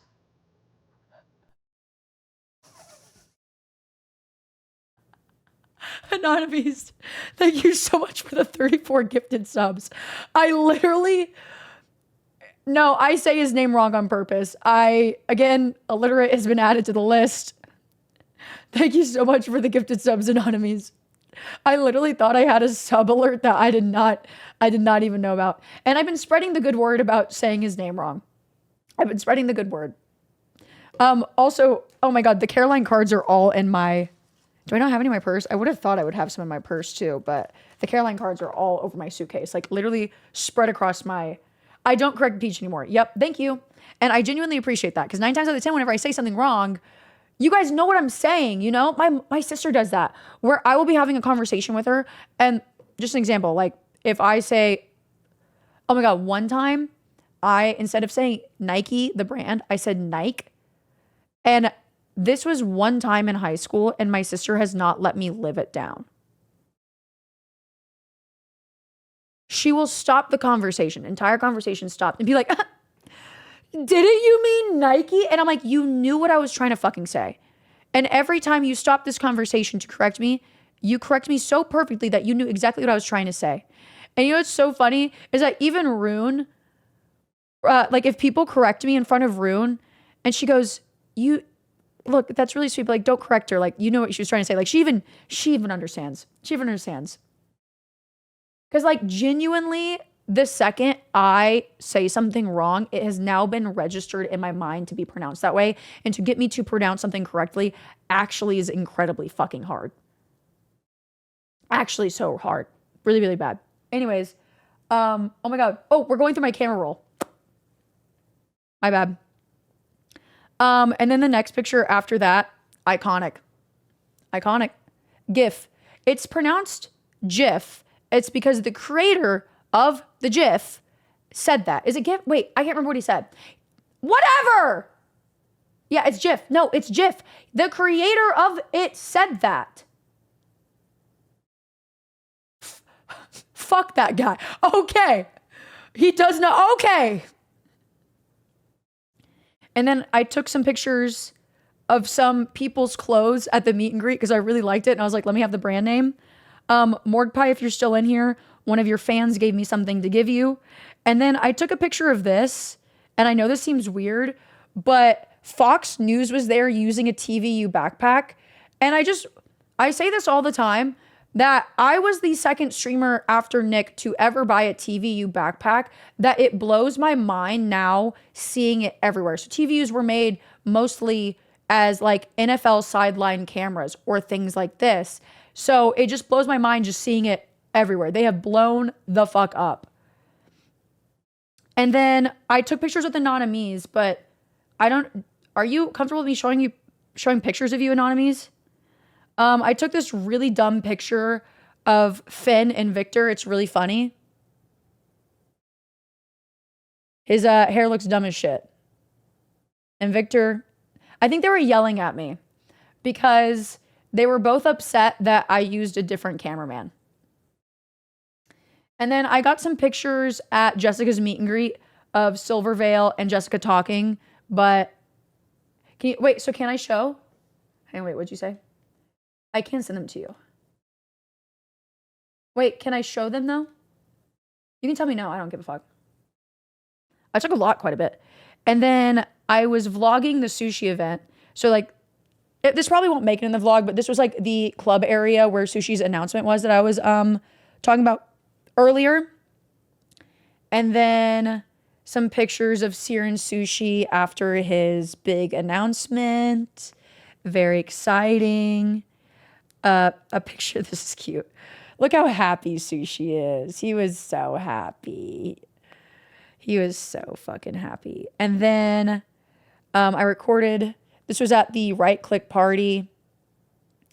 There's Haas and Will. Then I ran into one of my friends I went to high school with, Crunk Muffin. Crunk Muffin was there. This was at the Right Click party. So the party that, as a timeline of events, the party that I harassed XQC at.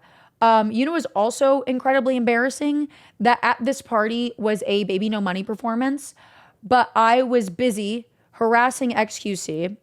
Baby No Money comes up to me and he goes, so how did you like the performance? Or no. He comes up to me and I go, yo, when are you going to perform? And he goes, I literally just got off stage. And I was like, he was like, I just finished. I was going to ask you like how it was. I thought that they were just playing his music. Because it's like, the reason, it's his agency too. I thought,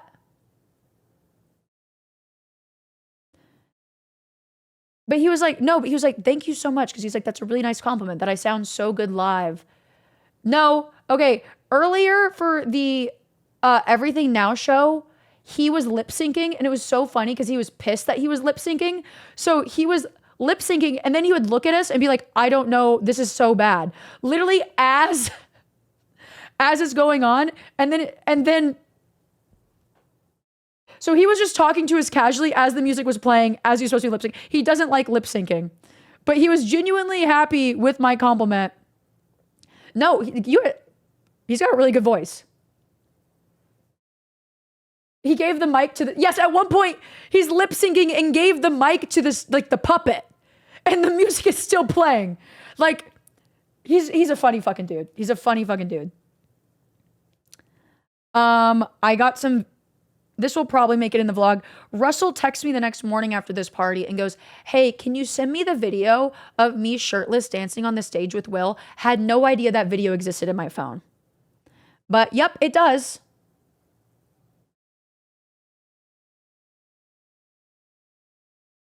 It does. That one was a surprise to me whenever he texted me. Lots of videos from that set, and it was, I just don't, I'm just waiting for the vlog. You guys just got to watch the vlog. And then we're going to get this one framed too. Him shaking on streaming with me, very doubtful that's going to happen, but we'll see. And then the next day was the Everything Now show. Here are Seer and Baby No Money looking like cousins. And then Nandre had to paint himself gold, and I thought it was hilarious. He painted himself gold for the show, and I thought it was so fucking funny because now Nandre for a whole hour was just completely gold and hanging out with us. So here's Nandre and Baby No Money while Nandre is just gold. Like, guys, I'm telling y'all that Everything Now show, Twitch show is really fucking funny. At the partner party, I was listening to some musical performances and Christian was sitting behind me and goes, look at the bottom of your shoe. Wait, my ass looks so incredible in this, so you got to see both. Out of all places I stepped all day, Sears name tag ended up on the bottom of my shoe somehow. I have no idea. Ass looks incredible though. But yeah. And then a picture of me and Greg. And then Baby No Money's whole thing was getting pregnant at the Everything Now show. So I made him run across the room like a deranged hospital patient. Probably one of my favorite pictures as well. I tweeted that one. And then there's a picture of Christian, Haas, Seer. We were getting some drinks. That was just me sending it to Jessica to let her know where we're at. Then we were in the Purple Lounge and there was a really pretty drag queen in there. And Ryan was reeling from me saying that I met Trixie, I didn't recognize her, but I was like, you know what? I just feel it in my bones that Ryan's going to know who this is. So I went up to her and I was like, hey, can I please get a picture with you? You're so pretty, blah, blah, blah. It's motherfucking pheromone, biatch. I feel so bad that I am not up to date with the queens, but very cool meeting her. She was so, so sweet. So, so sweet. She's so pretty. And I was like, damn, I'm getting mogged on really hard right now. So random picture in my phone. There was like in the Purple Lounge, we could watch the shows that were happening. And this guy really just oddly looked like Drumsy to me. No idea who that is. I was like, wow, Drumsy is here. Jess and Ryan are just my cutest, most favorite couple in the whole world that I just like to take pictures of them now and then. Genuinely, if I think about them too much, I'll start crying. I don't know why this is in my phone and I don't remember this, but somebody took my phone and I guess took pictures of me and Sear. I don't know what Sear is doing in this photo, but he looks fucking obnoxious.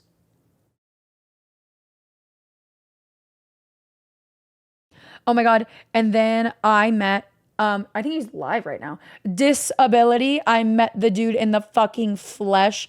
I started yelling at his chat. I was like, thank a bitch right now or this stream wouldn't even be here with me. Shout out to Jess because she got lots of pictures of us together.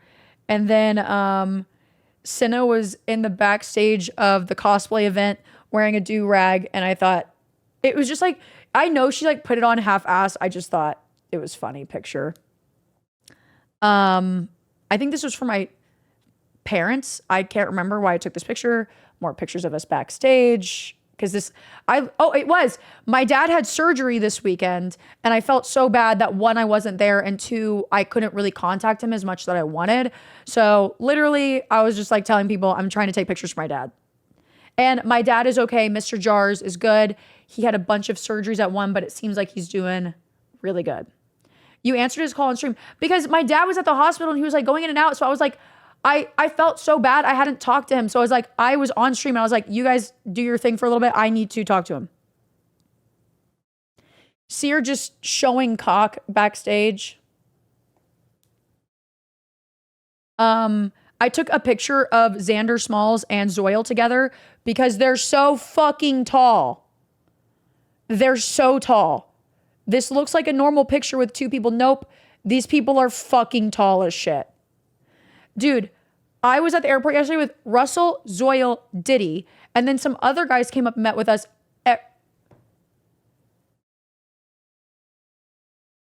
It was so funny. No, I can't say that. And then I posted this to Instagram stories, but some pics of backstage. So we were having a lot of fun digging around before the cosplay event. And then that night at dinner, so this is before the Jack clip, I took this picture of Caroline looking at her phone because I looked over. This is Caroline. And look, you see Will right here across the table on his phone. He sent this meme to Caroline from across the table. Stop holding in that fart anymore, princess. You're not with him anymore.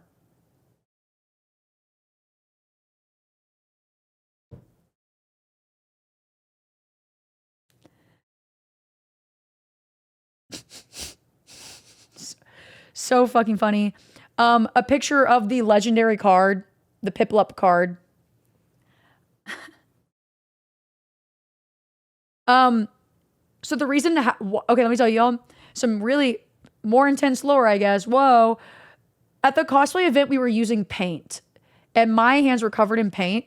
And so the first picture I took of Jack, of me flipping him off, I realized my finger was covered in paint.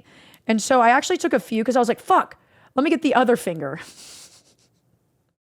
And that's why his cameraman had enough time. Wait, you can see his cameraman. Man, that should have been the one I posted. Because the camera's, I didn't even see that. The camera's facing right at me. That's so fucking funny. Me and Christian at a industry party. It's for a game. Oh my, Willie, are you in here? Oh my God. The game was really fucking cool though. It's coming out in March and everybody's gonna be playing it. It was bonkers. And it was really cool because one of the developers was like sitting with us and like absolutely nerding out about it. So cool. No, Austin was there. I'm just always up Christian's ass. I'm literally always up Christian's ass. After that, we went to the RuneScape party. Wait, before the RuneScape party, I need to pee. I need to fucking pee so bad right now. It's not even funny. Listen to this.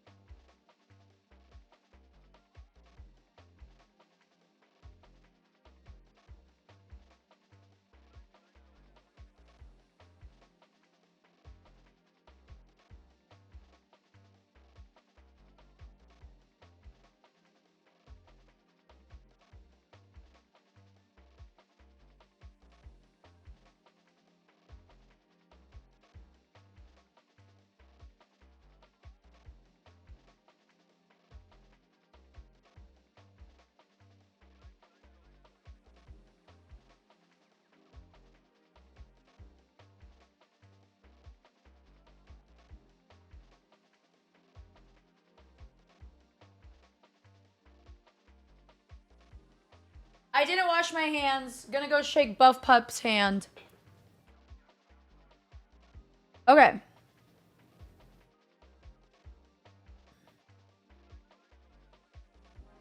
Dude, my bangs. Like, why are we just one? Wait, I had a brush in my back.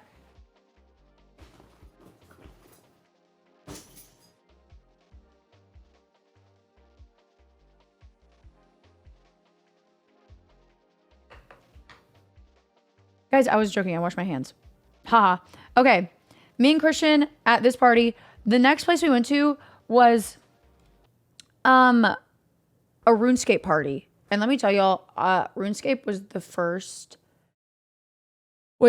game I would say I ever really played as a kid. I was 9 years old. Look, prove to y'all. Hand sanitizer. I was 9 years old. My mom used to work at a school and all the teachers' kids would go hang out there at the computer lab. And one of the teachers' kids was like, I'm going to make you a RuneScape account. And he was like cooler and older. He was like 14 and he made me an account. And I know it was a Tuesday because he was like, what do you want your username to be? And I said hot dog long. Genuinely, I'm 9 years old. I don't know what the fuck I'm saying. And it was because on Tuesdays, my mom would always take us to go get a foot-long corn dog at Sonic. Oh, I inhaled. My love for RuneScape knows no bounds. No fucking bounds.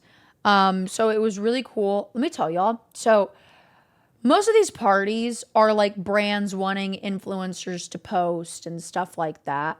So I was thinking RuneScape party, and it said old school RuneScape party. So I'm like, oh my God, it's going to be decorated. There's going to be party hats. Maybe they're giving out free membership codes. I was so excited. I was telling my friends, a drop party. That was going to be a drop party. We show up at this house. It was like this beautiful, almost like castle-like. It was gorgeous. But it wasn't like a McMansion gorgeous. It was genuinely so beautiful. Like blue tiles, gorgeous railings, beautiful art. There were little hobbit doors throughout the house. No, I didn't take pictures of the house.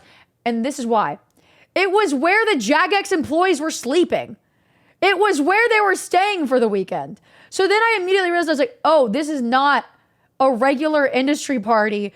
This is literally, it was like a industry party.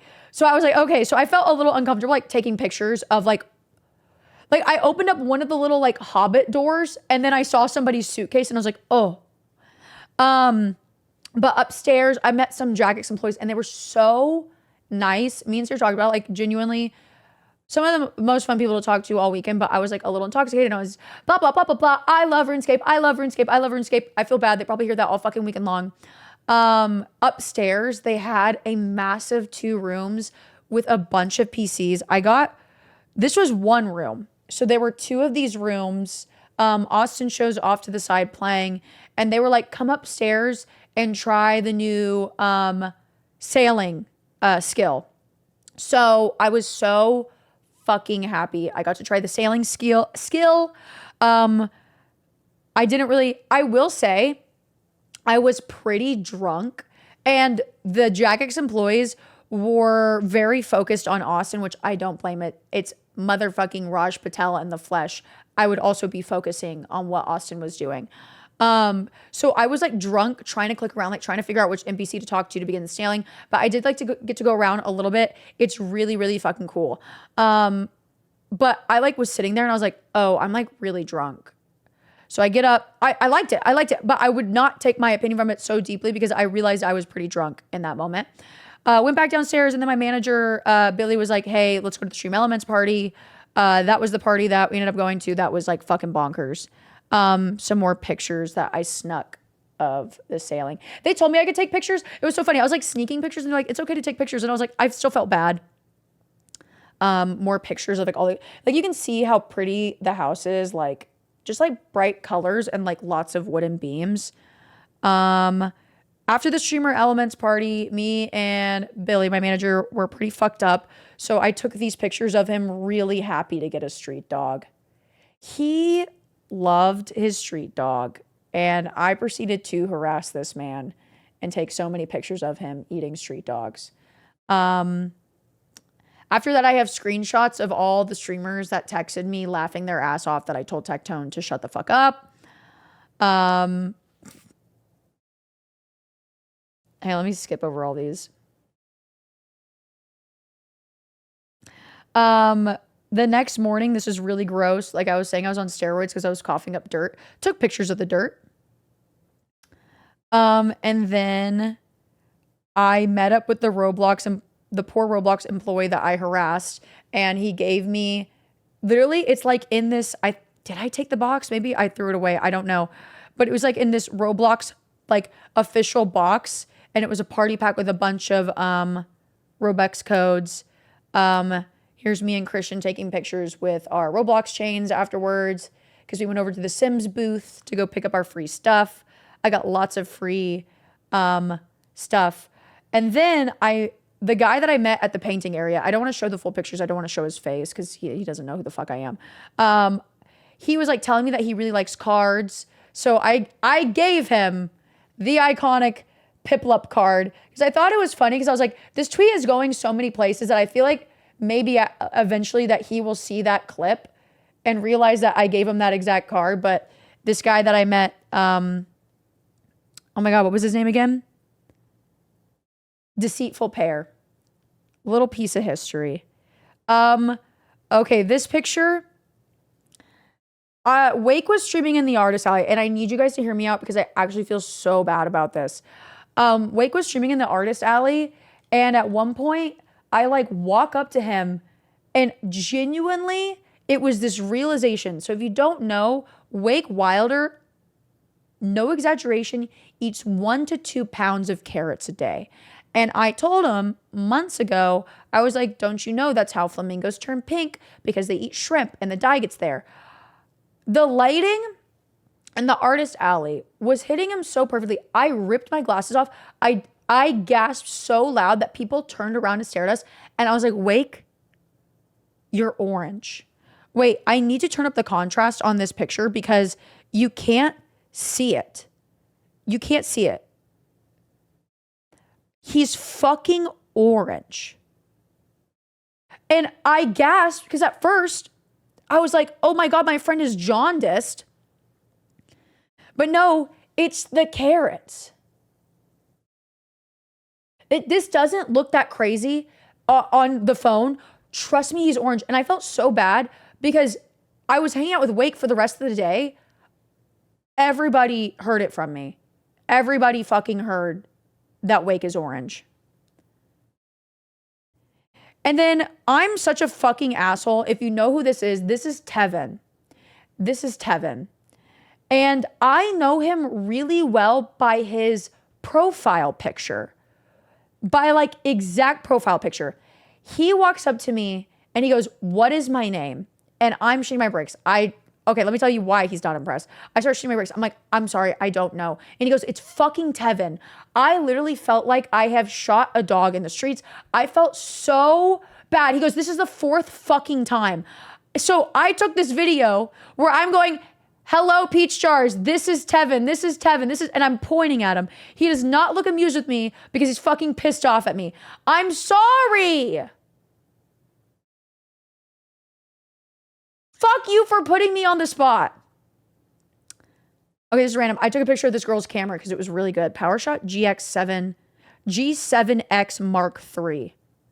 And then this guy that I meet every year at TwitchCon, he takes Polaroids and he showed me pictures of me and Emmy OK from last year. One of my friends, I screenshotted this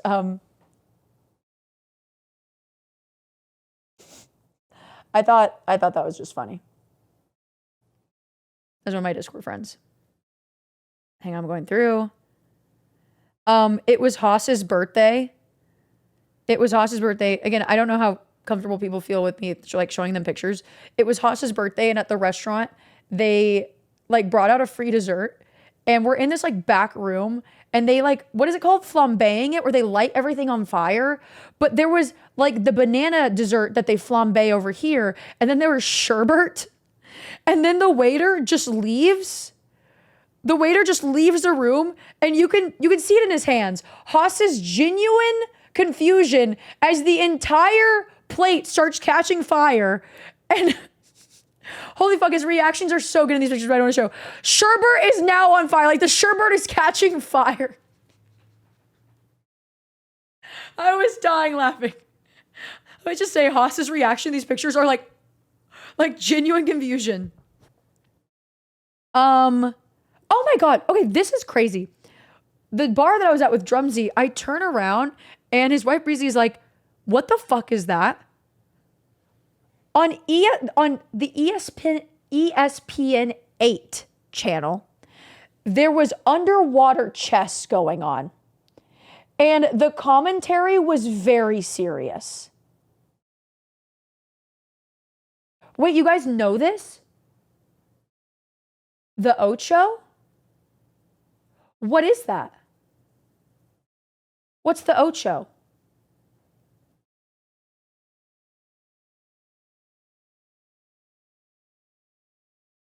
Oh, so they do dumb things on there. Obscure. Wow. Alternative sport. Wow. I gotta get into that. Do I gotta pay for that on cable?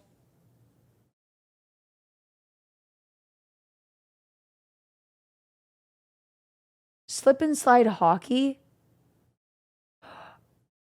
Okay, well, this is fucking crazy. Underwater chess.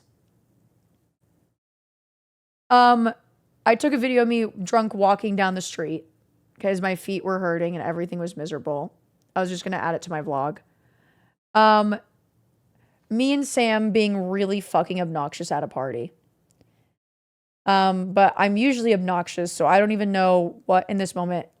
Honestly, Caroline sent me this picture whenever I was drunk, and I thought it looked really confusing. Like, my boots are off to the side, but I'm leaning over, so it looks like Sam is my legs, but this looks like body horror.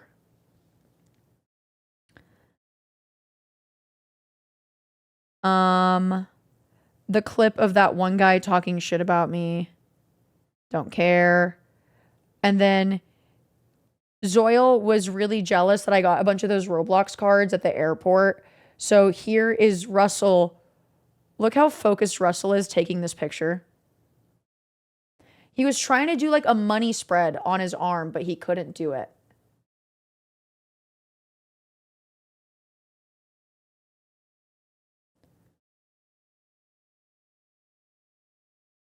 And that's pretty much it on the photos.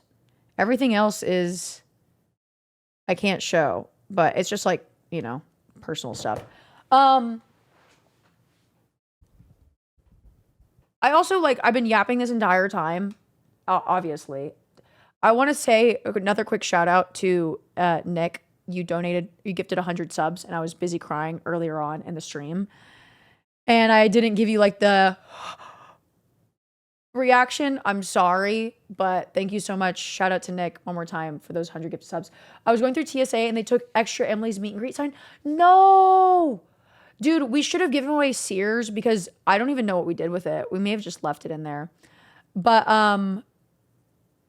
guys, so I said at the beginning of stream that about the disabled streamer who ended up getting banned on Twitch. He's a smaller streamer and he is live right now. So we are going to go rate him. Thank you so much. If you came up to me and you talked to me this weekend or you were in chat, please don't forget to follow the channel. If you like the stream, this is very different. Usually I don't sit here and talk for 5 hours straight. But thank you. Thank you. And I really appreciate y'all more than I ever imagined. I'm not kidding you. My heart has felt so full this entire weekend, and then coming back and be able to talk to y'all and hearing y'all's reaction to it. Thank you from the bottom of my heart. No bullshit, all genuine shit. Thank you so much for everybody for the raids today. Central Committee, Arthur, thank you. We will be streaming more this week. We're going to the Renaissance Fair this weekend. We're going to be planning some Renaissance Fairs. I will warn you that my main goal of this weekend is recording YouTube videos. I'm trying to record 3 YouTube videos this weekend. That is my goal, and I'm praying. So streaming is not the main goal, but there will be some streams. Okay? White people _Dini has made White people pussy! decisions. You'll be happy to know that I spent most of my workday clipping the stream. Be in Discord later. Thank you so much. Thank you. Join the Discord if you are interested in becoming a mod. We are going to be doing some mod applications eventually. Eventually, folks. That's what they're saying. But please, if you are watching the stream right now, don't click off yet. We're going to go give love to a smaller streamer right now that got banned right before TwitchCon. Please, please, please, please just go give him some love. Watch for 30 seconds. Say hello. Wait, just say W. Just say fucking W. That's easy. All right? It was amazing getting to meet and hang with you and Sear this weekend. You helped make my first TwitchCon awesome. Thank you for hanging out with us, Mason. Thank you. It was really, really nice. It was good to see you. The vibes were immaculate. Please, genuinely, go show some love for the streamer, even for a second. His community is very, very sweet and very chill. So if you are a chatter and you're looking to make new friends, I was in his stream for quite a while last night. Very good. Very, very good. Okay? I will see y'all soon. I'll see y'all very, very soon. Thank you. Love y'all. And I will be around very shortly. Oh, I will also be on Christian's stream later. We're going to be talking even more about TwitchCon because me and Christian were up each other's asses this weekend so much. God bless. Thank you, Christian, for hanging out with me. I will be on Christian's stream later. I will let you know in the Discord. Bye, guys. Go say hi. Go say hi to our new friend.